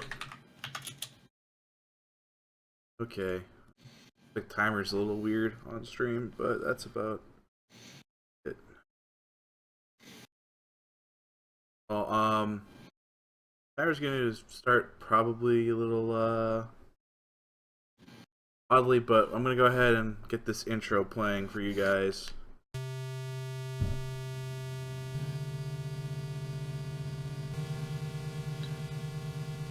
I haven't let it show in a long time. We'll give this to you, and then once I start, I'll the timer.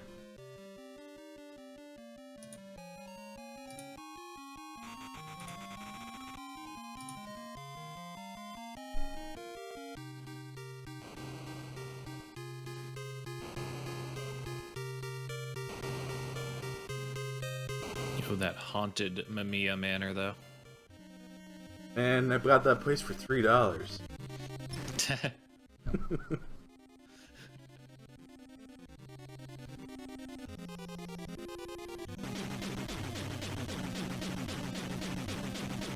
You know, I recently ran a poll on Twitter if people would rather live in a haunted house or a cursed house. Haunted kind of won by a landslide. Is this place haunted or cursed or both? That's the question. Alright.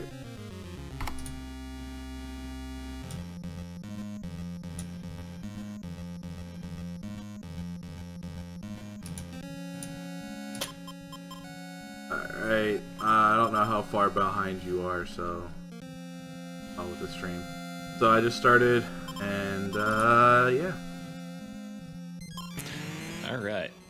Well, I mean, I guess the first thing to do would be to introduce yourself. Well, For the good people. Well, I'm Rain of Soten, the guy running it, and then we got Turbo Dog here. He's helping me out on commentary in case I forget stuff. Mostly just because he's a really cool guy. That, and he's dealt with a few, haunted buildings of his own. This is actually just legitimately a haunted stream at this point. So, I guess one of the first things to notice about Sweet Home is it's kind of an odd game, to say the least. It is a combination of RPG and horror game. Inside of the game, you have access to 5 characters, and you can use these 5 characters to put together anywhere between between 2 to 3 teams, pretty much. You want to kind of talk about the party dynamic a little bit? So, the game kind of forbids you from having more than 3 party members in a team, and each party member basically has their own items, so it's all about who you take with you. Outside of that, your party is pretty well used in that they, as I said, each person has their own item, use that to progress in the game, and then they each have 2 inventory slots and a weapon slot. The important thing about that weapon slot and inventory slots means that you want to have as big a party as you can going through, and then everyone having unique items basically means that I kind of need to stick with the same kind of party throughout the game for how it all works. It's basically I'm stuck with this indicated party for progression reasons as much as I'd want to have a different party for safety reasons. Yeah. So we'll kind of touch back on that in a minute, but right now you're actually seeing Rain. He just used kind of a piece of wood in order to cross over a chasm. There are other items that aren't just like for typical RPG things in this game. A lot of items that you pick up are actually kind of progression items as well. Like the piece of wood can be used to make paths. The pieces of wood have kind of some unique features. There's two different types available. There's a weak style of wood where if you do 5 steps on the wood, it will break. A step is considered whenever a party member steps over the plank. So it doesn't matter if it's your lead character that steps over it or another character. So you kind of need to manage your steps accordingly with that. The stronger wood, which is blue, has an arbitrarily high amount of steps. You'd have to force yourself to break that wood. And that's used for more permanent bridges. Yeah, I got in a fight with a bat for the first time ever. I haven't fought a bat in this game in years. To the point I forgot its stats. Alright, we're about to abuse one of the features of combat in this game.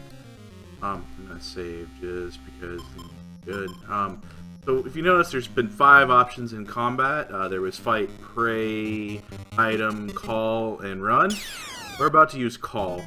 Call lets you call another party, and basically lets you use them for a short time. Yeah. Get the log, because everyone wants the log. Big, it's heavy, it's wood. So it should be noted that a lot of people think of this as a survival horror game because it shares a lot of similarities to some other survival horror icons. But it is still very much an RPG. I mean, there's a lot of good, survival horror kind of type aspects to it. Oh, we got it first try. We in there. Sick. Boom. So, do you want to kind of talk about what exactly happened there when you used the call? I will in a second. Sorry. We still got to get through a little bit more. Yeah. So the combat call, basically what happens is no encounters can happen when a combat call is active. And the other cool thing about it is that you can basically just take the run of the system. It gives you about 10 seconds of non-menu time to go ahead and do these things. So it just basically gives you a lot of leeway, especially in this kind of situation where I kind of broke the game a bit. So I was not supposed to be able to go through that darkness. No, I switched the old and silver. I just tested them. But the idea is that wood shouldn't get its steps back as far as I know. But I went ahead and now we're in the fun times. So I passed a level gate. I'm supposed to be level 4 in this area. I'm level 2. And basically that means that I'm going to have a not very good attack power for a short time. Any fights I win are basically going to level me up for a short while. But they're not going to be happy fun fights. So we got Puppy here. For those of you guys, good. Puppy's good. I like to see Puppy, unless he poisons me, and puppies are weak to mallet. As I said, there's 3 options in this game. 5 combat options. Item is heavily used in the speedrun because a lot of enemies have weaknesses to items. Like, if you use an item on an enemy, it generally will do nothing because they're not weak to it. But when an enemy is weak to it, it basically lets you punk them for a lot of damage. So, dogs being weak to mallet means that I get to hit them really hard with the mallet. It makes them easier to kill. I just picked up this fire extinguisher, which would normally be used to put out fires in rooms. I use it to fight fire ghosts. Yeah, there's some very, very interesting uses of items for combat, just because of the mechanic that Rain was talking about there. It turns items not just as progression tools, but also as usable combat items, which is pretty sweet. So speaking of kind of usable combat items, a mainstay of many RPGs is recovery items, but Sweet Home does recovery items a little bit different, doesn't it, Rain?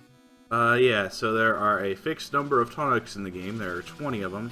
but they full heal you, and I'm about to pop one after this, unless you would like to die and ruin the speedrun here, sir. You didn't notice I put you in my party. Yeah, Listen, alright, it's hard fighting snatchers, okay? I'm well aware. I'm well aware. The most dangerous enemy is man. And, you know, he's proven it right here. Jeez. Yeah, man actually grabbed me. It was rather scary. So I'm actually gonna take the long way around. I don't know why I decided to take the short way. So we're gonna pray, and we're gonna hit it with the fire extinguisher. Because you just say no to fire ghosts. Okay, I should just fire. I need to pray harder. Well, I mean, you've been mentioning prey, and you've been seeing it used a little bit here. You want to kind of talk a little bit about the prey mechanic and budgeting prey of prey points. So pray basically lets you hit stuff super hard by channeling the powers of something. I don't know what you're praying to. I really don't. You're praying to something, and then you're hitting things. And so basically, pray just lets you funnel a resource into damage. It's normally also used for gating actions that you have to like pray to do something to get past it. So it's like a level gate. But prayer points are rather fixed. You gain a maximum capacity and you can use more on level, but it doesn't refill on level, so it's you kind of need to use tonics every so often as a mandate just to keep going.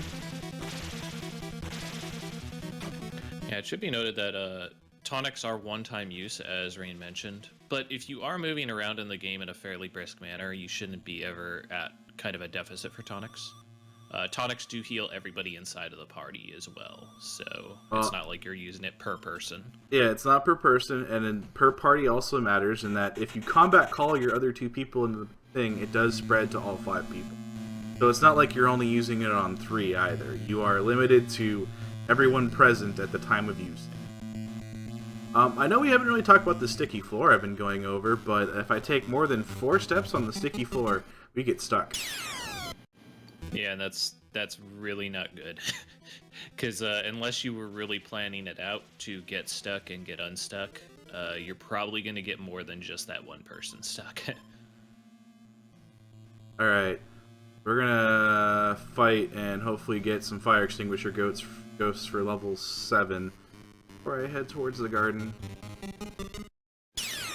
Man's acceptable. So we very briefly alluded to the characters and kind of their role inside of this game. Each character has a special tool that is specific to them.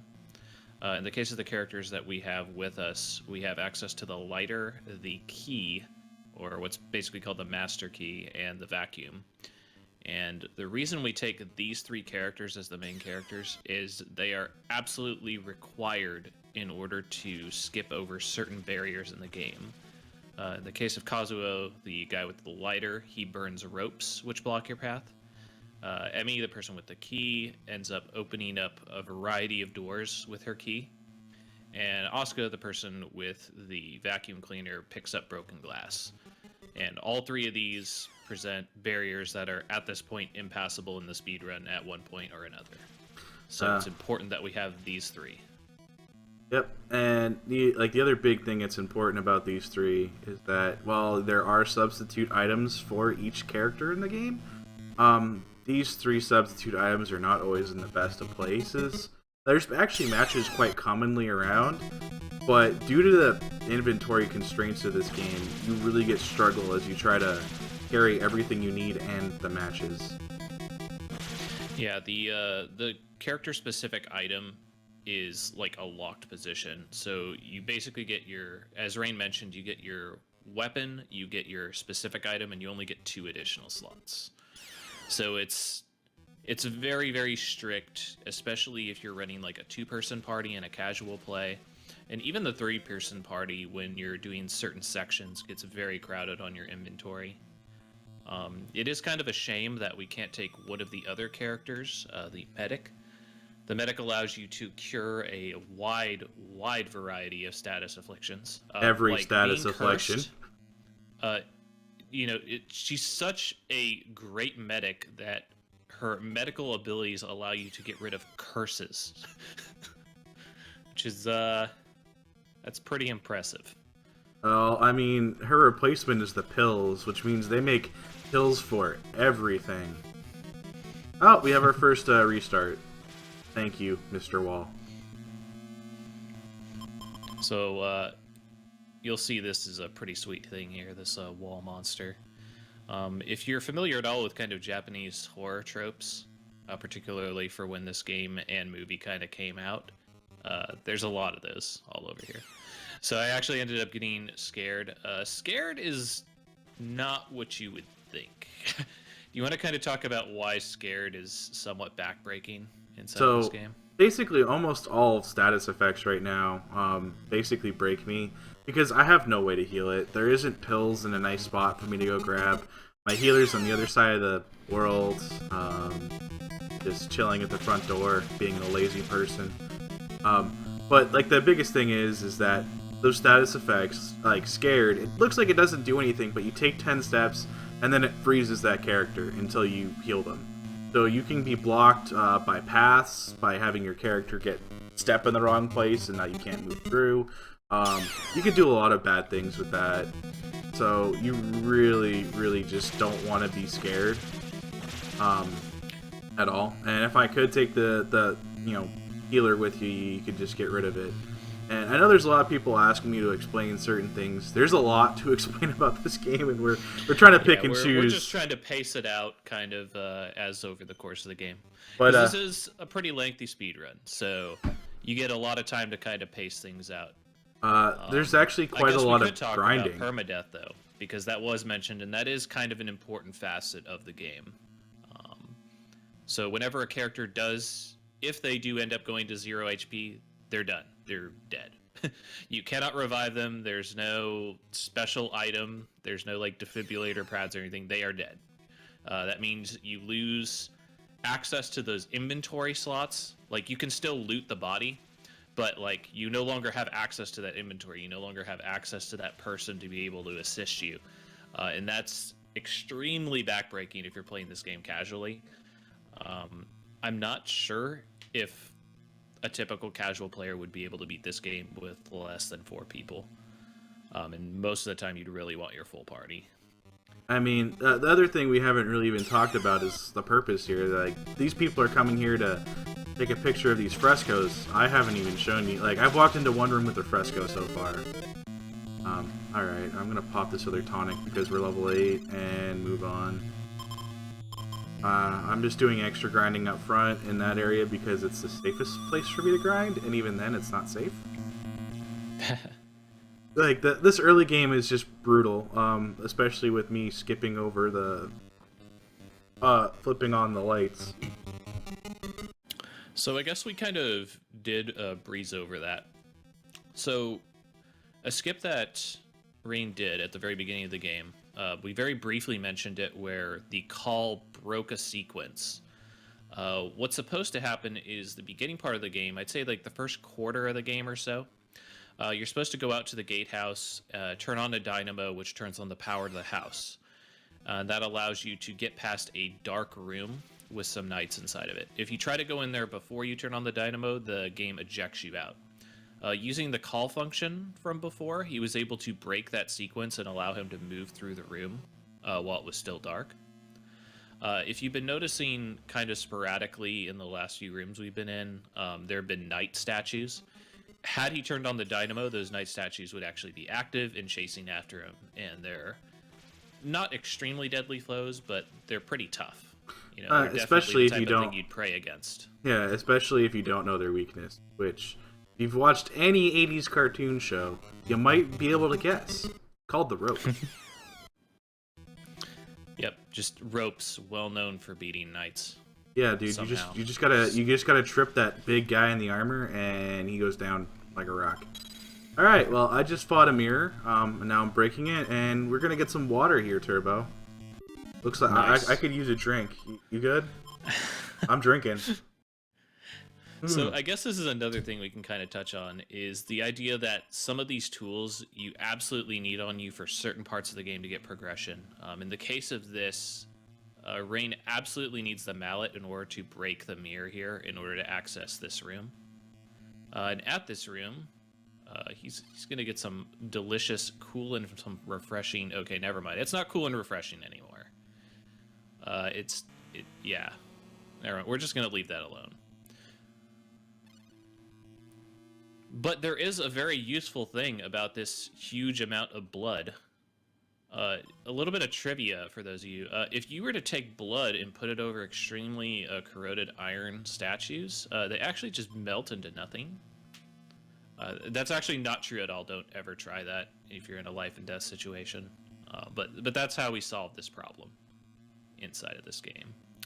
So there's a couple of heavily corroded statues here. We're going to fill this pail up with the blood and use that to progress.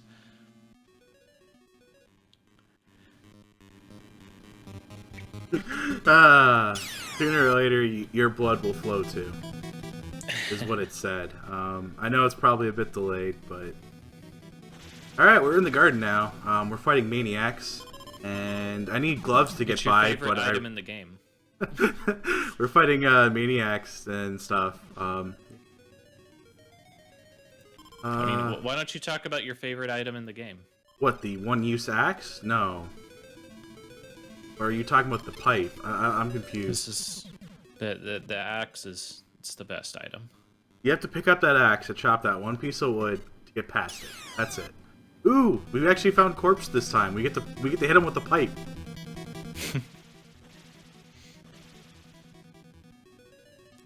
But yeah, that's the main reason why you need that. Logs are used here as for passageways. It's kind of weird how you have to place the logs from a casual standpoint. It might not be fully intuitive where you're supposed to put them, but you figure it out. This game does require a little bit of planning, but again, it is still very much an RPG. You can get a lot of value in this game, for example, if you use the call function aggressively and kind of keep your parties together. You can actually use your tonics, which are quite plentiful at times, to grind your way up in levels, and that can make you. Yeah, I'm level 9 now, powerful. which is really good. So I'm gonna fight one more fight to drain out some pair points, and then I'm gonna pop my tonic. Get moving to bury this hatchet. So why would you decide to pop your tonic here specifically, as opposed to any other place? So we're coming up on a check here. Fine, I'll pray out. We're coming up on a gateway here. Basically, what's gonna happen is I'm gonna need to get a key item, and to get this key item, they have a prayer point checkpoint on it. I have to spend 28 prayer points to succeed it, which you have to be at least level 7 to do. Level 8 for reliability, but at least level 7. I just hit level 9, so I'm just gonna briefly grind here to get use out of, these prayer points, and then I'm gonna pop the tonic, and now I'll break my team and save and go do this. So we're basically gonna go. Oh, you don't have the axe. I don't get to do my favorite thing. So it was mentioned inside of the chat, it says that you can easily softlock the game in a casual. Personally playing through it, I went in basically entirely blind. And I think as long as you don't get your characters killed, you can pretty much avoid anything that looks like a softlock. That being said, you could definitely put yourself in a situation where you are, like, it'll take you forever to recover, basically. Like, you have to run all the way across the mansion for wood or something. Alright, we got the low key. And I'm totally not leaving an axe on the grave. It's fine. So, I got the low key, which is what I came out here for, and that digging thing was there. People mentioned you can get soft locked, but if you don't spend your prayer points in combat, it's really, really hard to get soft locked. If you kind of sit around and grind for a while in places. That's just because of the way the game is, but if you go aggressive with your prayer point usage, then definitely it's a concern. Yeah, I always kind of I still did kind of budget it a little bit like a survival horror game, where like I only used my prayer points when it felt like the encounter warranted it. Like for example, the huge knights. You know, you think like, wow, these guys look menacing. And I mean, that's the thing is like you look at an enemy and you go, does this guy look really that menacing? And if it does, then sure, pray point it out. You know, that's. It's one way to look And at I it. did do this. And I did do this without too much knowledge as to how items interacted with enemies and kind of the weaknesses therein. So watching the speedrun for the first time at a kind of RPG limit break was a real treat, actually, because I had just been like fresh off of playing the game casually. So I kind of had an idea of how the game was supposed to flow, and then seeing the ways that the speedrun really kind of cuts the chaff. Like, there's a lot in this game because you have all the items. They can really help you. Like, there's the two really big items that really basically make everything kind of weak. We're about to get one, the tool, which is actually needed for the end game. And then there's the gem. And those two Rain, items... Where are you going, Rain? Where are you going? I'm going with this old man, dude. He seems like he knows what he's doing. That's what you do, right? You find an old man in a creepy mansion. He tells you to come with him. You go with him. No questions and everybody asked. else just lets you go. Yeah, it's fine. You and BB were pretty sure that that was not a smart idea, and I can understand that. So this character is Mura, and he just kind of shows up out of nowhere in the context of this game at this point. But he will become integral as we continue on. He teaches you that you can push these blue statues. Yeah, and then he gets completely murked. Alright, so I got my safety pills on me, I got my tool, I got my mallet, I got a pipe, and a ghoul shovel. Really? Come on.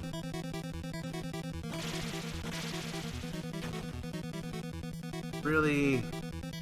Alright, so I got cursed earlier, and it kind of fell off real quick. So I'm sorry to everyone with the blue thing, because I got cursed again.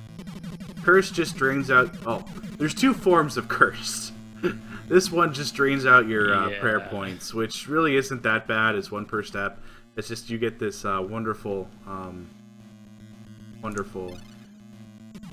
blue flash. And, what about the other fantastic curse? The other curse holds you in place indefinitely until you get healed. Because that's what everyone can. I'm actually a little bit failing in my memory. I think it's is it the stunned status effect? That acts like confusion? Or I haven't ever been stunned in this misremembering? game. Even if there is, I can't recall what stun does. I'm only mainly focused on the ones that completely screw me. All right, we're doing a little, yeah. Uh-oh. Okay, yes. Uh-oh. Ooh, what Don't do it. Don't do it. Okay, he didn't do it. Okay, so the reason why Rain is actually, why don't you cover why you're kind of freaking out with this particular enemy? So, Wraiths have this wonderful propensity to be really annoying. Crap, that's fine. I'll just grab it after I ditch the shovel. So, enemies now in the basement have gained this wonderful ability, and it's not wonderful at all. It's called Blow Wind. You think it'd be nice, you know, you're in a mansion, it gets hot, there isn't any AC, and they're gonna blow wind, except for the blowing of wind knocks you around the mansion. Yeah, it's pretty brutal too. I'm glad I just saved. Location. Glad I just saved. There are fixed locations to where you get blown to, I believe Rain has mentioned, but there's sometimes where it's like you can get blown 10 screens away. And it's not like your whole party gets taken away, it's like one guy. So, you know, it's pretty backbreaking in a speedrun, and even in a casual playthrough, it can be pretty dangerous depending on where your other party is. Hopefully your other party is relatively close, and they can kind of pick up the party member and then take them back to where they were at. But that's not always the case. I guess you can mention that saving in this game is it's quite powerful. This game almost has a quick save feature. The save allows you to save anytime that you want to. Only one so- slot, but anytime. Yeah, so you can pretty much save every single time you go into a new room if you desire to. And I would recommend pretty much like every 2 or 3 rooms kind of saving it up, because things can go really poorly really quickly if you aren't ready. Oh, So yeah. we've Okay, kind of see. flooded the basement here. And during the flooding, it has kind of split up our party. And right now, Rain is going to move around and kind of regather the group. And we're gathering up on this piece of wood because I need it. Use this tonic. Everyone's prayer points are back because I bottomed them out, and we're good to go.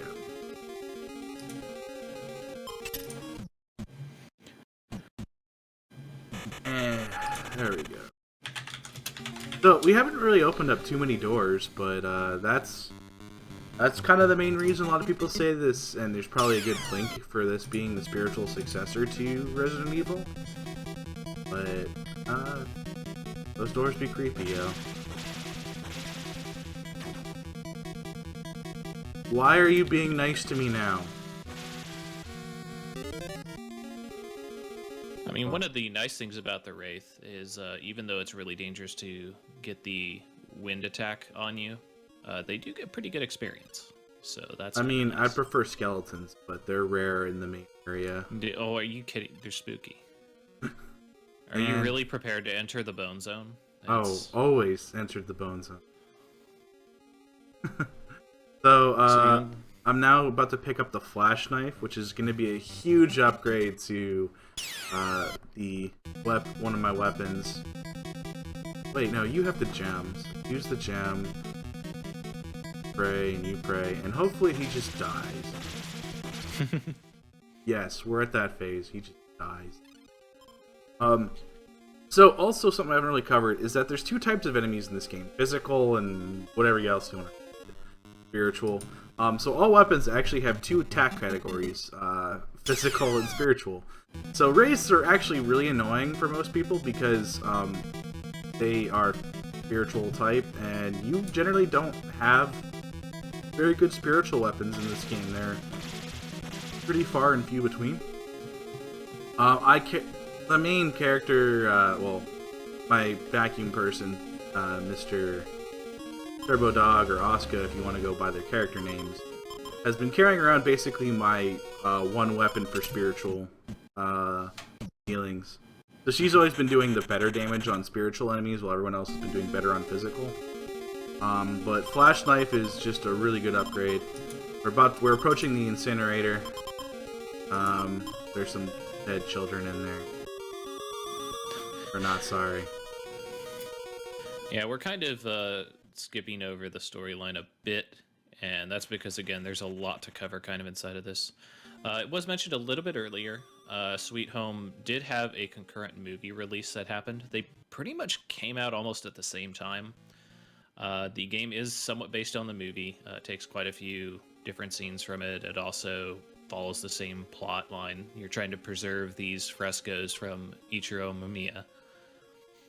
And the ghost of Mamiya's wife is basically attacking you. The reasons for that we have kind of just discovered, which is that basically their child had fallen into the incinerator, had died, and the Lady Mamiya went basically insane with grief and started murdering children to give playmates for the deceased.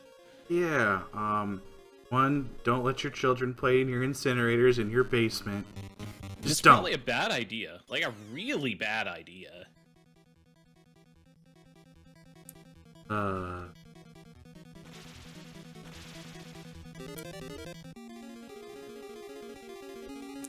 But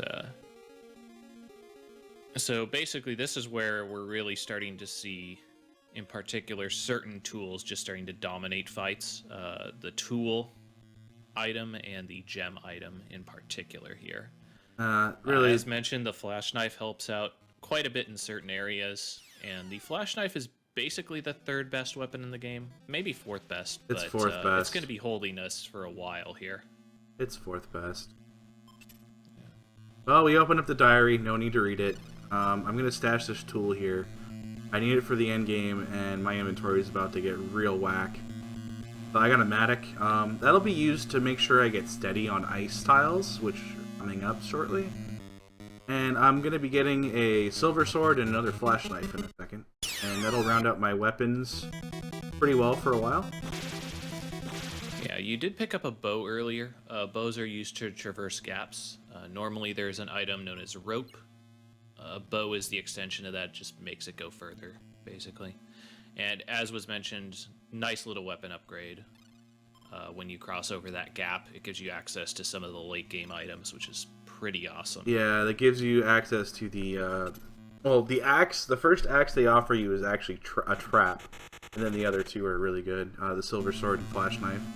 Now, I've been holding on to this mallet for this strange wall right here, so we're going to punk it and just take a shortcut. So now we're in the kind of inner sanctum of the mansion. We're about to... We're going to see more harder hitting enemies. I say harder hitting like they haven't been, you know, completely hurting.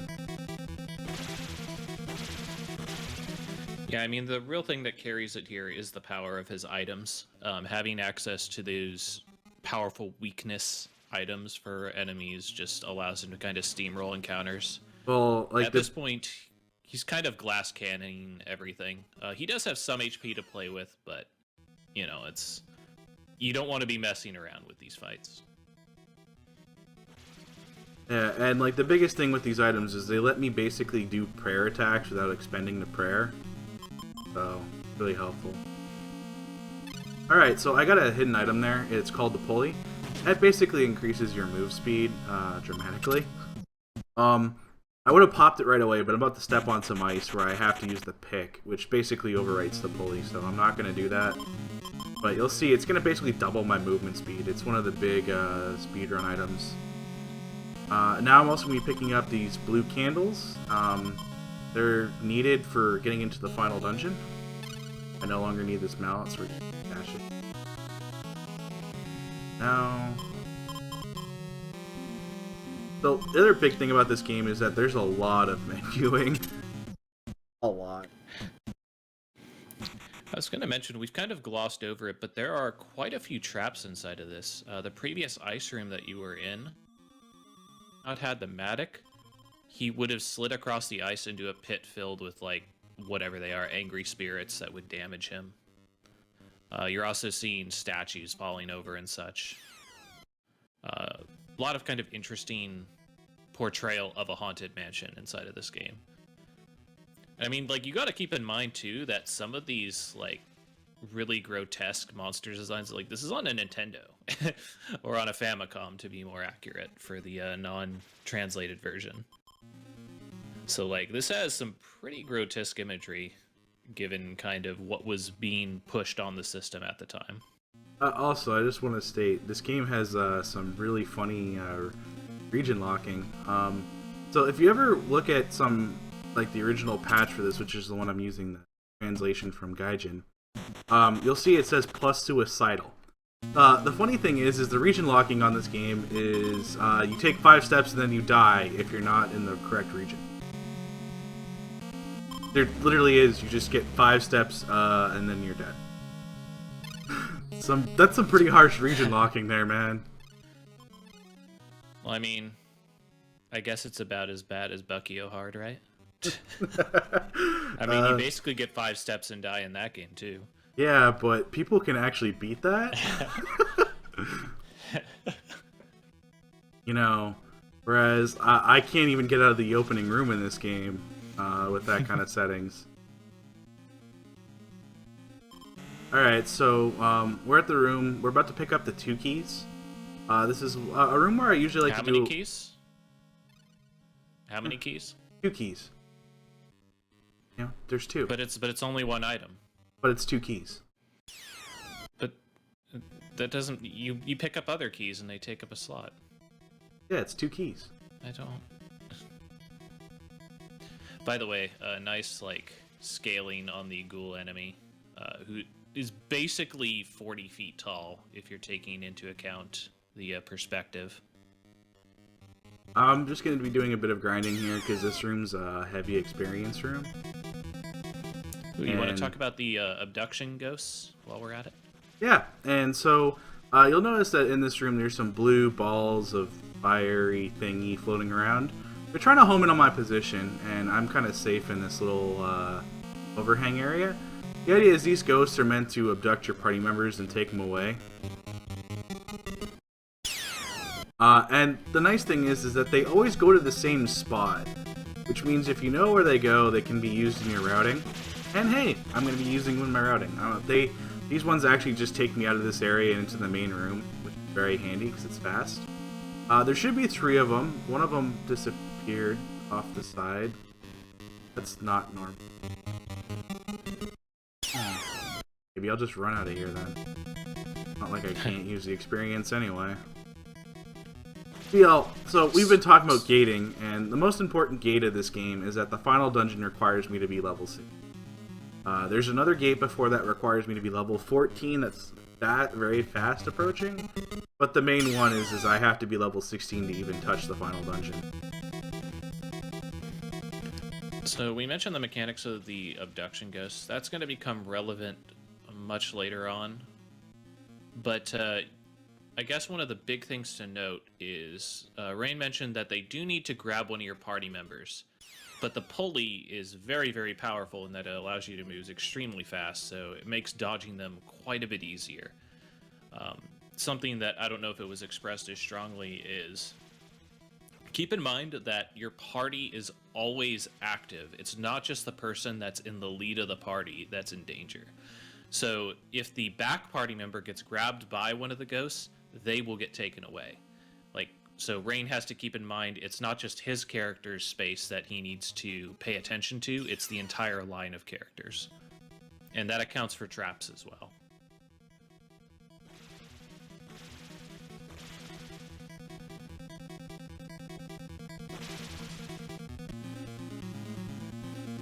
Yeah, I'll just use this tonic and get moving. My ghost disappeared, so we're just gonna walk out. Because I don't know where those others 2 went. They went to go take lunch, apparently. I didn't know it was quitting time for them.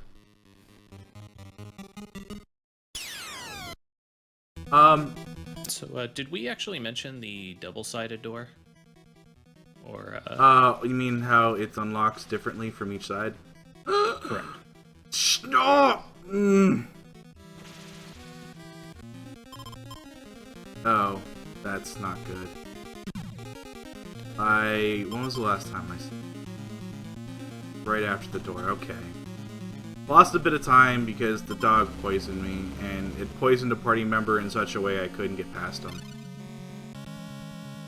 Well, I mean, since we were right next to the door that I was I referring know, to. I just lost time grinding. I lost my grind time. Well, sure. So the door that, when Rain restarted, he was next to a door. Interesting thing about that door is, depending on which side of the door you're on, it requires a different key to unlock. So by bringing the key carrier on this side of the door, she's able to use the master key to be able to open it up on this side. Whereas it takes in, a much... it actually uses the 2 key on the other side, so the key I'm actually grabbing right now would be used to unlock it from the other side. It's basically there to make sure you don't shortcut that ice room. Which is exactly what you did, but... Well, what I mean is that you have to clear that ice room at least once. yeah.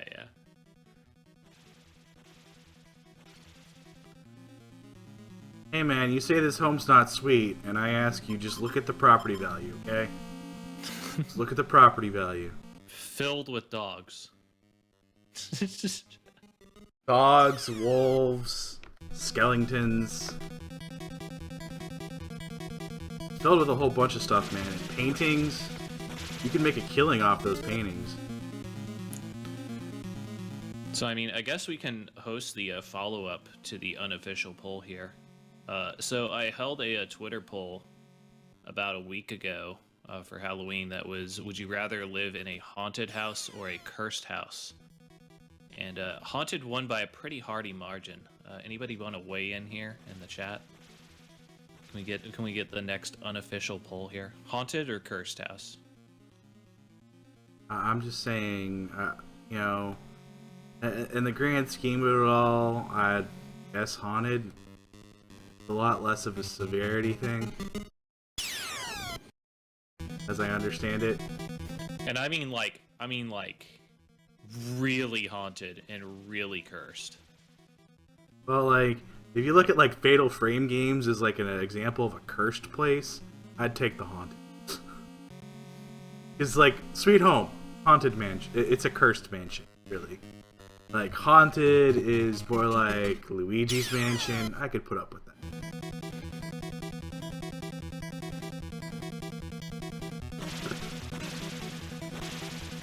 Funny enough, the vacuum is kind of a... I don't know if it was meant to be a nod to Ghostbusters, but it kind of feels like it to me. Because it's got like a pack that straps onto the person's back, you know?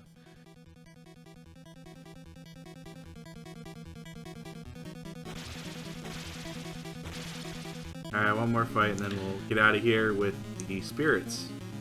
And not have to worry about the puppy dog. Because apparently they didn't quit this time. They're here. I was going to say, did we want to hit a save before this, or...? Yeah, I probably should have. I'm gonna save. Second. Yeah. I just, while I still have the safety of prayer points, I was being ignorant.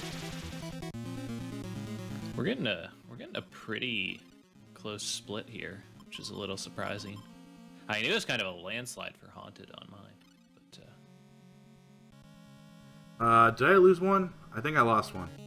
Darn it. He quit on me right as I was using them. yeah, he Whatever. dipped. He went out the bottom left.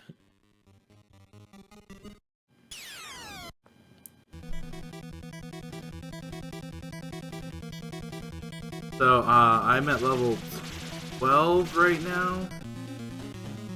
I'm going off what I can use prayer point wise to determine that. Because I have 65, 70, 75. 75 gets me through the barrier. 80, 85. So, Oh yeah. I like how we're just glancing over the fact that you're just walking by like half a body. That's like crawling on the floor. what body? I don't know what you're talking about. Multiple places. I'm Not desensitized, just the okay? I'm desensitized. Alright, I'm gonna open up this door for some safety, in case I really need it, but due to how I've been doing lately, I haven't needed it as much, so... I opened a door to go get, basically makes it so I can go get some pills if it really goes south. I've been doing better with saving, so it shouldn't be an issue. I need to dig myself out of somewhere. I'd rather have access to it. Yeah, this game is significantly less dangerous than almost any speedrun out there because it doesn't have birds, which are the natural predator of the speedrun. Yeah, you say that, and I'm pretty sure there'll be a patch for birds now. That's right. I mean, I guess it has bats still. That's right, man. You hook up that NES to the internet, it'll patch Sweet Home to add birds. So we kind of alluded to it a little bit, but touching back on the survival horror themes, a good old chap named Shinji Mikami, basically when he pitched the idea of Resident Evil to other people in Capcom, his idea was to remake Sweet Home and make adjustments to it and kind of like rework the gameplay to push it as more of a horror franchise rather than an RPG. And you can see a lot of kind of the changes and the decisions why they would do that as well. For example, just as a very simple one, the push to make ink ribbons and save typewriters as opposed to saving anywhere. When you have the ability to save anywhere, if you save aggressively, death becomes a lot less impactful. You can mitigate the amount of danger that you're in at pretty much any given time. So by kind of relegating saving to specific points, you can create a lot more tension inside of the game. Various other things though, but there's some interesting mechanics like when you kind of compare the two side by side and kind of look at how each game develops its difficulty, sets its moods, how it gates off progression in different ways using items, reuse of items as well to backtrack over to certain locations. There's a lot that kind of the early Resident Evil series owes to Sweet Home. And games like Alone in the Dark as well. Like, I would be remiss to just ignore that as well. But there's a lot of interesting parallels you can draw between this old NES RPG and the survival horror juggernaut. Anyone who thinks this game is crappy really has not played it. Admittedly, I'll say there's probably a little bit of overhead in it because the inventory system, I think, is like the worst case of the game just because of how finicky it is. Because we haven't, like, well, we've talked on I have 2 slots. We haven't gone over the weirdness of it where, you know, while I have 2 slots, I can't just freely drop anything anywhere. Oh, yeah. That's... I have to swap it with spots, so you notice that, you know, it's just doesn't make like, you'll go and you'll be like, I want to stash this item. Well, you have to swap it with something, which means that stashing the item becomes a lot harder. Yeah, the limited memory capacity of the NES in a cartridge makes it so that you have to swap items with an item on the ground, because the game just can't reallocate an item anywhere on the map. The map's just too huge. And for that matter, if you could do that, you would definitely open yourself up to way more soft locking as a result of that. That being said, you can remove items out of the pool by using things like tonics. I guess that would be another great way to draw a parallel. We're kind of in a grinding session here, so we get a little bit of time to kind of breathe a bit and talk about this type of stuff. But, for example, for Resident Evil, they decided that you shouldn't be able to drop an item, but you should have some way to get rid of them if you don't need them with, you know, item chests. So that was a definite improvement, I think, to the gameplay between and the two also games. the identification of, hey, you no longer need this key. Yeah, that's So that's a great feeling. I forgot I don't need the bony. We just got another tonic use. I've been getting better and better with budgeting my tonics as I play, but so you need the 2 key to get back in here, but you need master key to get into a study. Yeah, the dropping items wouldn't be revisited until RE0 and some of the more action-oriented ones, as was mentioned in chat. But they stayed pretty true to that throughout with the item boxes. So here I got a jade ring. I need 2 rings to get through the next barrier, which actually is a very low-hanging barrier. I think it's more of a knowledge barrier than it is a progression barrier. Really? So I forget, how do you know that you're supposed to have these 2 rings? Is it in a fresco? a fresco tells you about the 2 rings and wearing them. But it's really awkward. They don't really tell you how to use them properly. Okay, so we're down. We get this ring. We no longer need the pick. And it's about time we say bye to the gem. As much as I love the gem, I need to hold this candle, so we're gonna stash the gem there. Oh, come on, rats. You, though. Come on, rats. Move, rats. There we go. Alright, I'm gonna just stash these blue candles real quick. I don't really need them. They're helpful for killing ghouls with,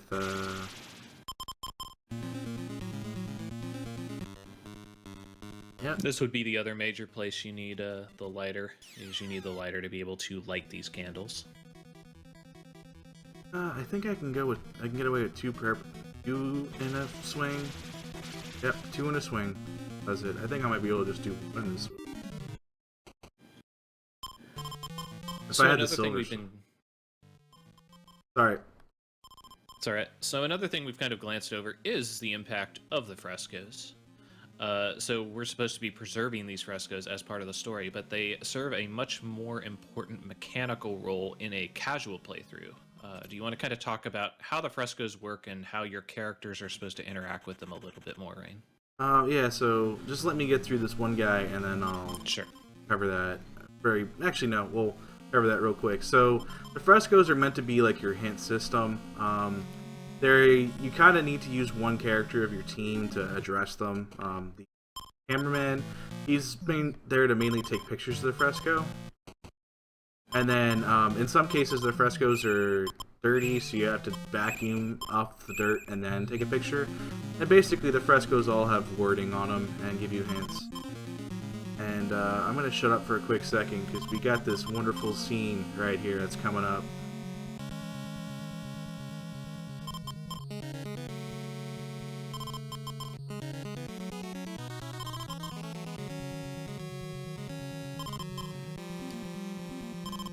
Incoming voice acting.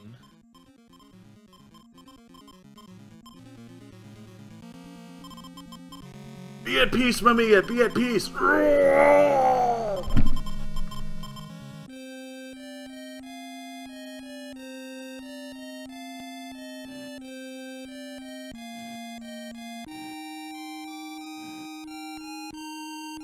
Dude, skeleton pilots. They're real.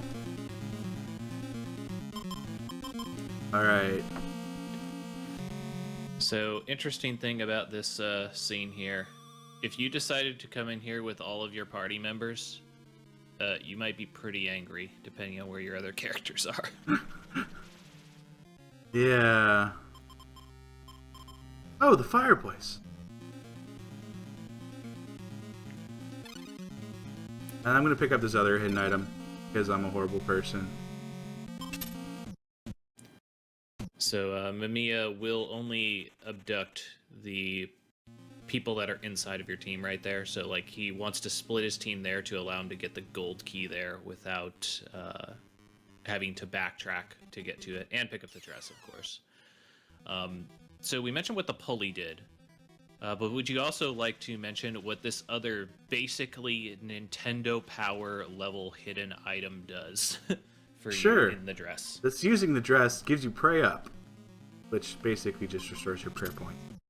Infinite. That's all you need to know. Infinite prayer points. This takes up one item slot, which, if you have all 5 people, that's actually pretty free. Alright, now I get to go have fun collecting these slides.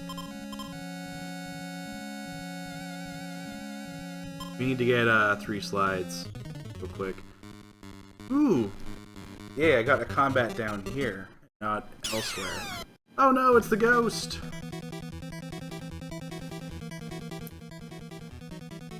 Remember, guys, don't get spooked. Once spooked, always spooked.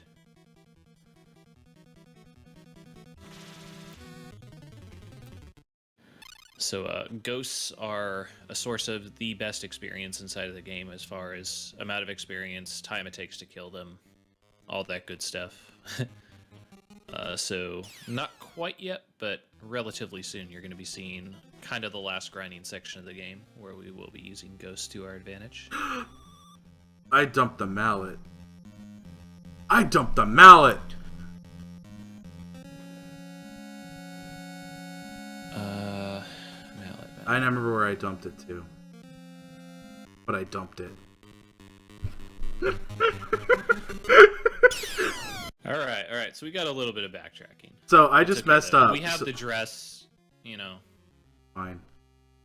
So what I just had a realization of is I actually needed a mallet. And I've been holding onto it, and I dumped it when I picked up the pulley. Wait, did I dump it on the candle, or did I dump it with the pulley? I dumped it on the candle. About to get fun. Dumped it. Please tell me I dumped it on the pulley. Please tell me I dumped it on the pulley.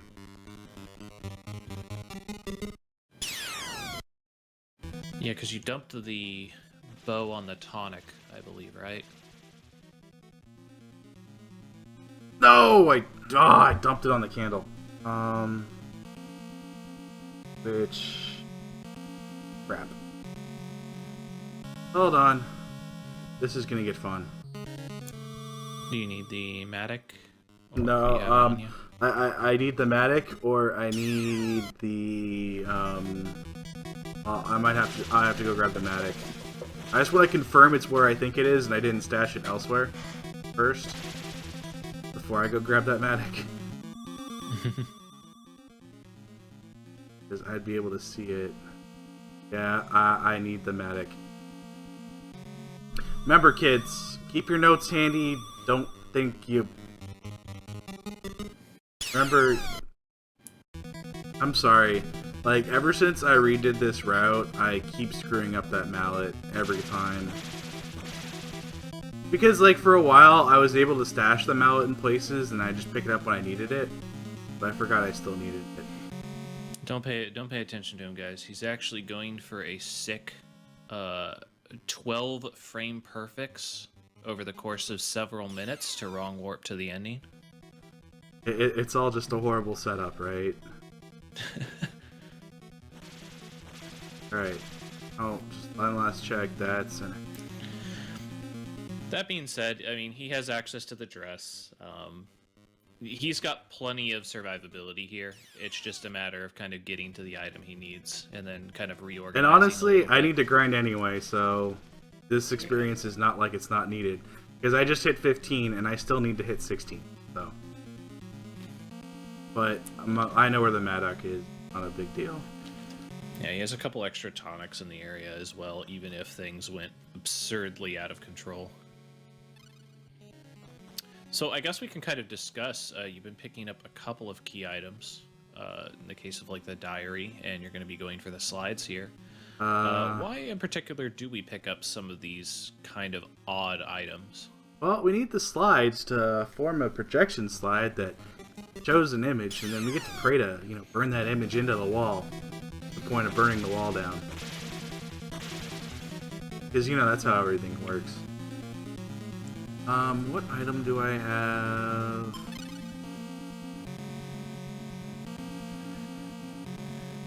That sucks. That sucks. Alright, I need an item that I can get rid of. Alright, tonic, you're gonna temporarily be the 2 key. I'm gonna pop the tonic. Alright, a minute. Why would I want to pop the tonic? Because, I need to... That's right, I just used the dress. And then... This isn't even the worst snafu, because it's still good for grinding. Yeah. I'm not wasting grinding time.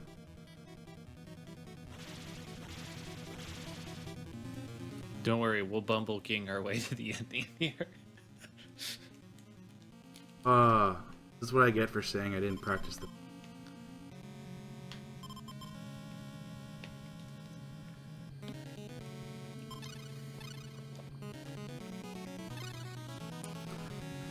Maybe, like, at the start of the game, I should just take that mallet and go pop that boulder right away. Future routes. That boulder gets me every time. So, I guess another kind of interesting thing to discuss is you're gonna have like this second really huge power spike in items coming up very soon. At one point, you noticed when we were on the second floor balcony, we had used the bow to get across, and Rain picked up a couple of much-needed improvements to his weapons. Coming not too long from now, we're actually going to hit another point where there's going to be a nice cluster of available upgrades. Yeah, my 2 flash knives are going to go to silver swords, which are the second best thing in the game. My party will be completely decked out in silver swords. And then not too long after, we'll get the best weapon in the game, the Protect, or... The pitchfork. Are you sure it's a pitchfork? I believe it's called the pitchfork, but it's supposed to be a tuning fork. Or it's the yeah, sure. Yeah, okay, so maybe spell checking wasn't the forte, okay, but... By the way, just to touch back on it, since I did mention it super early, stunned. So it's a status ailment that you're not going to see. but stunned is something that you might catch in a casual playthrough. And what happens is in battle, if your character gets stunned, it's it's not exactly what you would think it is. Basically, if a character's stunned and an attack, if a character is stunned, everybody else in your party will hit that person. Oh, So I always just treated that as being grabbed. yeah, it's really peculiar. But yeah, it's called stunned. Your character can't move, which is true. But when everybody else attacks, they don't attack the monster; they attack the person, and you have to pray to remove stunned. It is one of the bigger complaints that I do have about the game. Is even though they did a pretty good job with translating, and translation is a very difficult thing to do, especially if you're doing it kind of non-professionally. It's stunned was definitely should have been called something else. Maybe like possessed or something, something that would have indicated what was happening with the status effect a little Oh, that's better. the statue. That's why I wasn't. Please note, I am walking around in complete darkness. I have this map relatively memorized, but you're supposed to have a candle. So. Yeah, there is an item known as the candle that allows you to kind of see around in the dark here, but as Rain mentioned, he knows where stuff is, so it's all good. To deal with stuns, you just pray, and they suddenly aren't stunned anymore. We're still confused on that matter. Oh no, a light fell.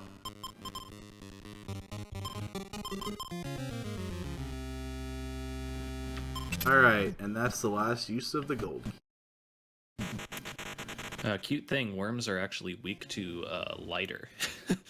So apparently Kazuo just walks up to each individual worm and just burns them with his lighter. Yeah, but I mean, once you're like level 15, worms aren't even. Yeah. Yeah, I will definitely say the hardest part of this game, like, when you're learning it, is the very beginning, to be completely honest. It's still the hardest part of the because- game, even when you haven't learned. Yeah. Because it's like you need to understand kind of how weapons work. You need to kind of get your first few levels. And there's a huge jump in the power of enemies between the first couple of rooms from one to the next. And if you're not prepared for that jump and spike, maybe you don't understand the prayer mechanic fully yet, or something like that, you can get punished pretty badly. But once you get those first few levels, things kind of shape up.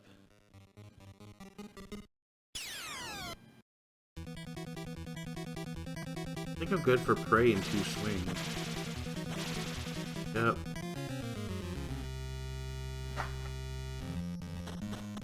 There's a lot of chandeliers in this house. I don't know if you guys have noticed that or not.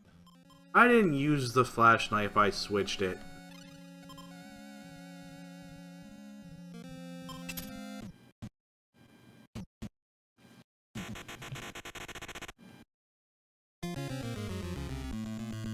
Alright. Oh, that's the axe. Oh, I guess that's another thing.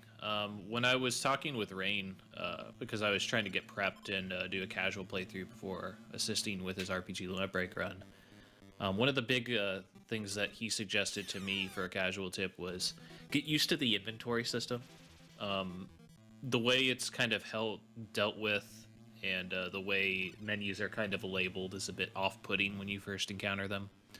But you get around to understanding it. The biggest obstacle is, again, just kind of planning out that you can't just dump items unless it's a tonic. Like, you have to find a place to drop them, and then remember where that is. And in the case of me, whenever I drop an item that I wasn't sure if it was going to be important or not, I'd always kind of have a notepad up, and I'd, write down where did I drop it at.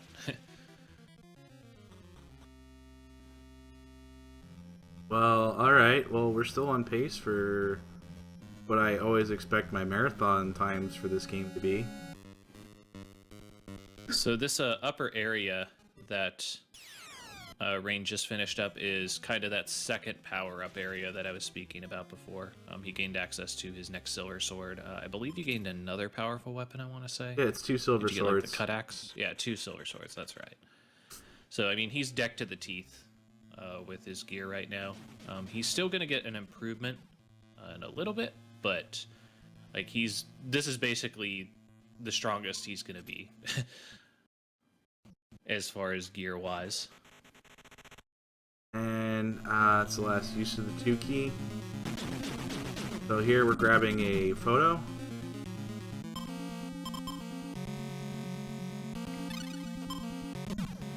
Candle. I'm gonna grab this tonic just because I'm not coming back to this room, and I do take a little bit of damage standing in the lava. Last uses of the iron key.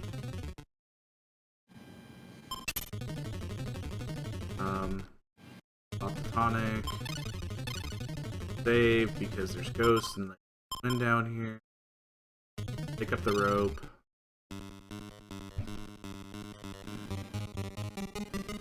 So this next area is supposed to act as a type of maze. And if this is your first time playing the game, you want to save, but don't save too aggressively here. Because there's a good chance that you are going to fail this section of the game about 2 to 5 times before you figure out what exactly you need to do and in what order. It's just there's a lot of...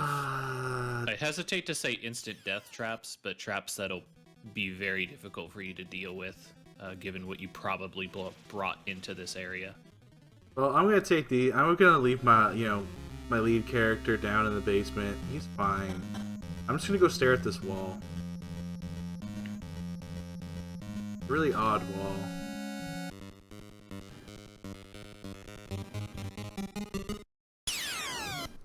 Of course you'd bring out the skull for this. Well, it's just a skull. Yeah, it's just a...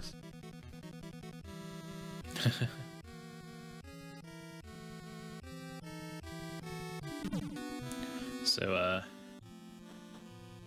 skull, not so much a skull.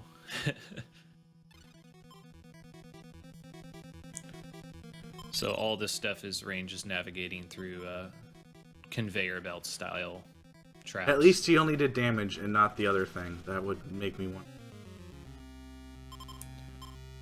Now, thankfully, they actually give you a mallet in that room. If there wasn't a mallet in that room, that would complicate things a fair amount. And we're done with the eye. Alright. Alright. How far am I? I'm probably not too far from 16. So we're gonna bust some ghosts. And I should have saved, but I should be able to just OHKO these guys. One round anyway. So you're currently carrying around a coffin, I think you're carrying around the tool and the diary. I'm not carrying around the tool in the diary. I'm about to. Yeah. Because I'm gonna go over to this tonic, and I'm gonna leave this coffin on the table. So we've been kind of gathering up some very Oh special yeah, items. that's right. Time for that one. See, I gotta go back through this darkness again. Okay, we're back to normal slow speed. Okay. Alright, time for one more early combat call from the old other party. So funny enough, because we still haven't turned on the dynamo, we do need to skip this trigger again. And so I've come with a walking path that times it out perfectly.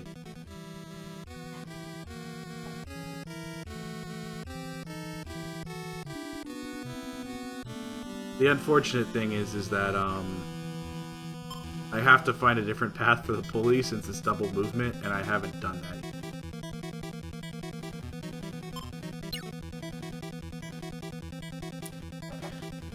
Oh, this isn't a Dragon Quest-esque RPG. In this one, you can actually, managed to beat it in a time that doesn't take 40 hours of grinding. No, they're just gonna hate. Insta-banned, yeah. But yeah, this game is well, there are definitely some, influences of Dragon Quest. I mean, you'd be hard pressed to find a RPG of even close to this vintage that doesn't take from Dragon Quest. It is a very different feeling game due to the inventory system. And again, like, you really don't, like, Rain is having to grind somewhat, but if you were playing this game normally, you definitely run into as much experience as you need. You're never going to be lacking it. All right, well, I got my 4 items. I have a photo, I have a coffin, I have a tool, and I have a diary. They give you a nice little damage boost there. All right, this is the one guy who can't look at them. One person who's not level 16. Did you know that there is a skeleton inside of you right now? Wow. So, I know I haven't really talked about that prayer point bar, but that thing lies. Just saying. Full bar. Oh man. 82 points. Just barely made it. Like, that bar lies so bad. Did you dress before? No, I really didn't. But Maybe I have a that- tonic. Well, I was gonna say maybe you were actually low on prayer points. No, Mm. I'm not. Alright, Oh yeah, because it would have said you don't have enough. Never mind. yeah, it's just... I Oh, have crap. forgotten the Okay. Basic game mechanic. Alright, we're doing this the lame way since I screwed up already. What's the lame way, you ask? We're gonna get people caught real quick. Lower the number of things I have to dodge. Do it right. So this is a nice little casual strategy as well. This area is littered with these abduction ghosts. And they can be pretty difficult to dodge if you don't have access to pulley or if you get a bad pattern with them. So what Rain is doing is he's actually taking a marathon safety strat, which is a nice casual strat as well. The ghosts, once they abduct somebody, they do not respawn. So he is allowing himself to get abducted to get rid of the ghosts so that he can move around freely. Yeah, with one, I really should never get caught again. So. Oh man, so we got to get some more skeleton humor in here, I guess.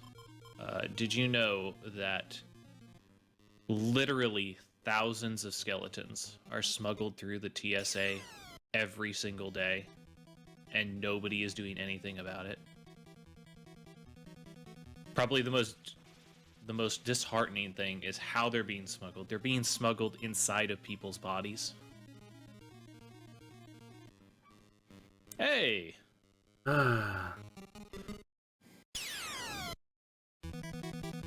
You know, Best has way more HP than I remember. Good old Mora is actually sharing with us the secret for defeating this final boss.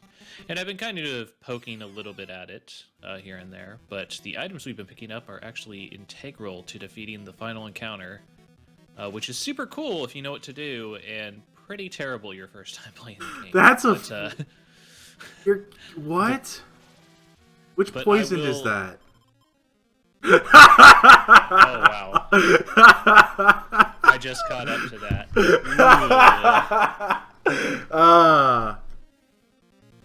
Alright. That's pretty sick. Alright, we got this. We got this. We're fine. We're doing something that hasn't been done ever anytime I've run this. That was pretty sick. Turbo, why'd you poison me?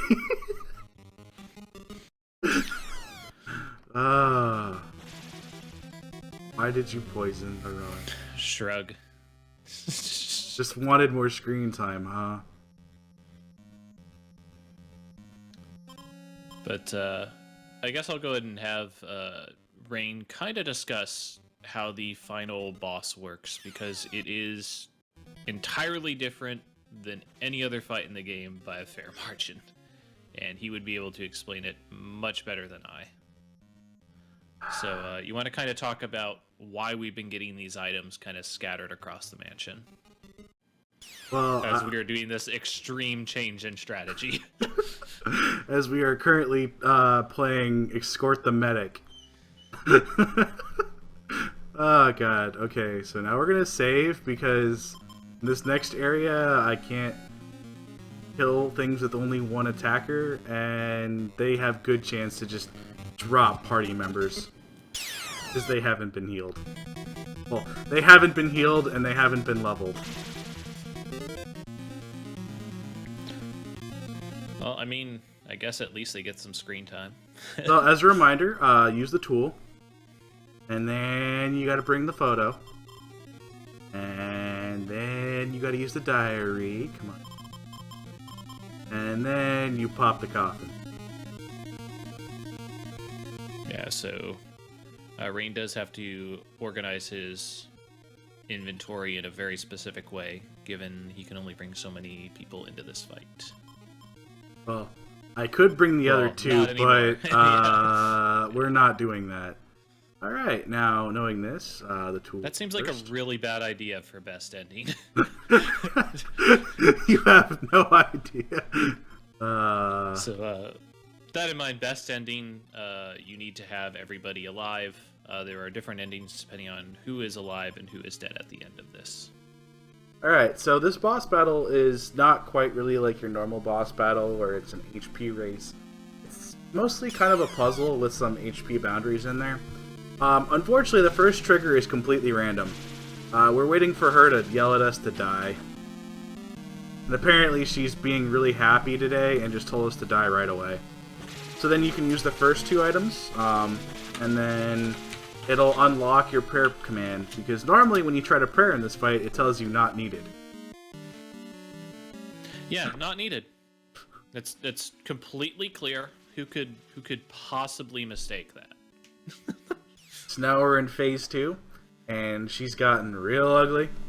And so now we have to, we're doing damage to get to flashes. It should be 2 rounds before the first flash. Yeah, so get ready on time here pretty soon. Well, I'm the timer, so... Oh, you're a timer. Yeah, gotcha.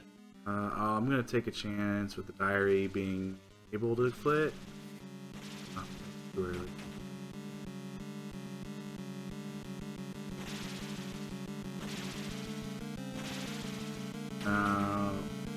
Fine.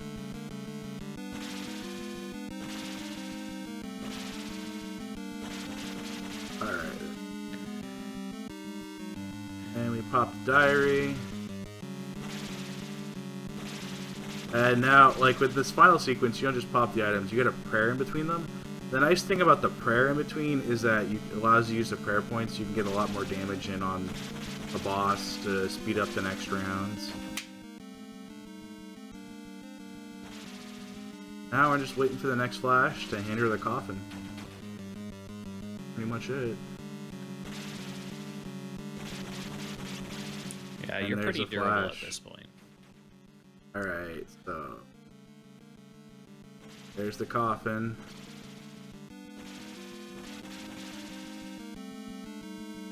And now, the ever important thing is that you just gotta make sure you hit the prayer points on the first guy.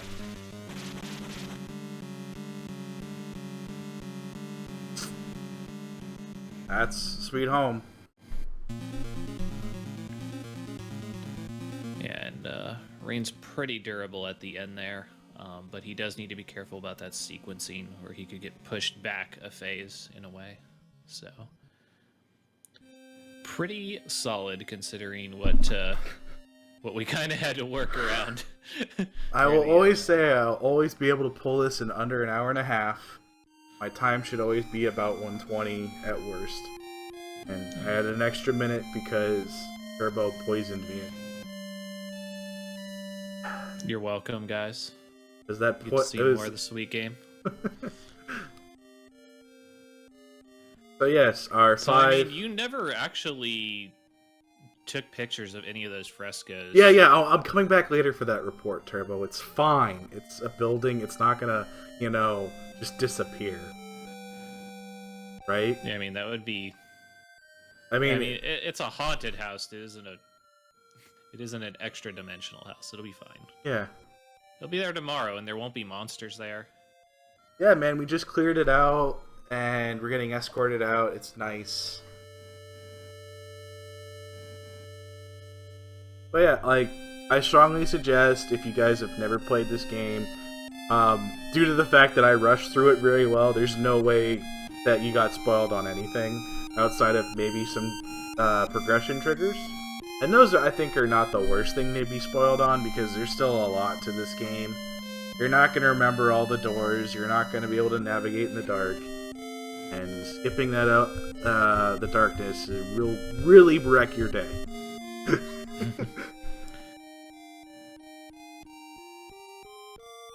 But yeah, I think as much as I give it a little bit of guff here and there, this is a really, really strong game, I think. Definitely worth checking out if you're interested in And as people kind of a mentioned, NES-style RPG. as it mentioned, there is a movie to this game, and you can YouTube it.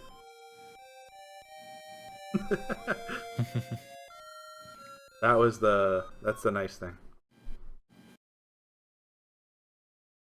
Ah, crap! The building went down.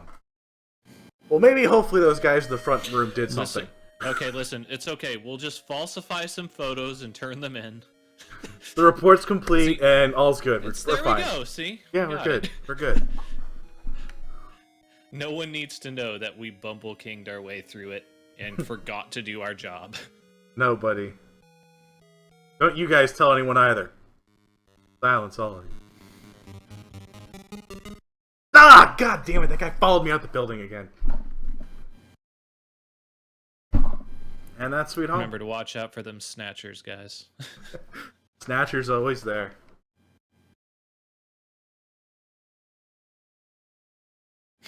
Load-bearing boss. Not bad. Alright, well, that's Sweet Home. I hope that brought us back on wherever we need to be. Well, I think we're pretty close. Yeah. Yeah. Great job, Reign of Soten, bringing the Halloween spooks Yep. with a lovely little game. Sweet Home. I do recommend checking it out. Links in the chat if you want to follow that runner. Also, don't forget to check out Turbo Dog. He's pretty cool. He's a nice guy. Yeah. What's your Twitch? Because it's not what I thought it was. TurboDog702. I do Symphony of the Night and a bunch of other weird stuff. Like CVHD, the true horror game. Yeah. I'm going to be doing a couple marathons coming up where I'm going to be doing Soten, Castlevania Harmony of Despair, and Castlevania Lords of Shadow as the main things. But that's us. Thanks for having us, guys. And you'll probably might see some Sweet Home action on my thing as I try to improve the record from what it is to something better. It's going to cut that hour, right? Hopefully. We'll see. Sounds good. All right. It's also a wrap over here on the restream side of things. We're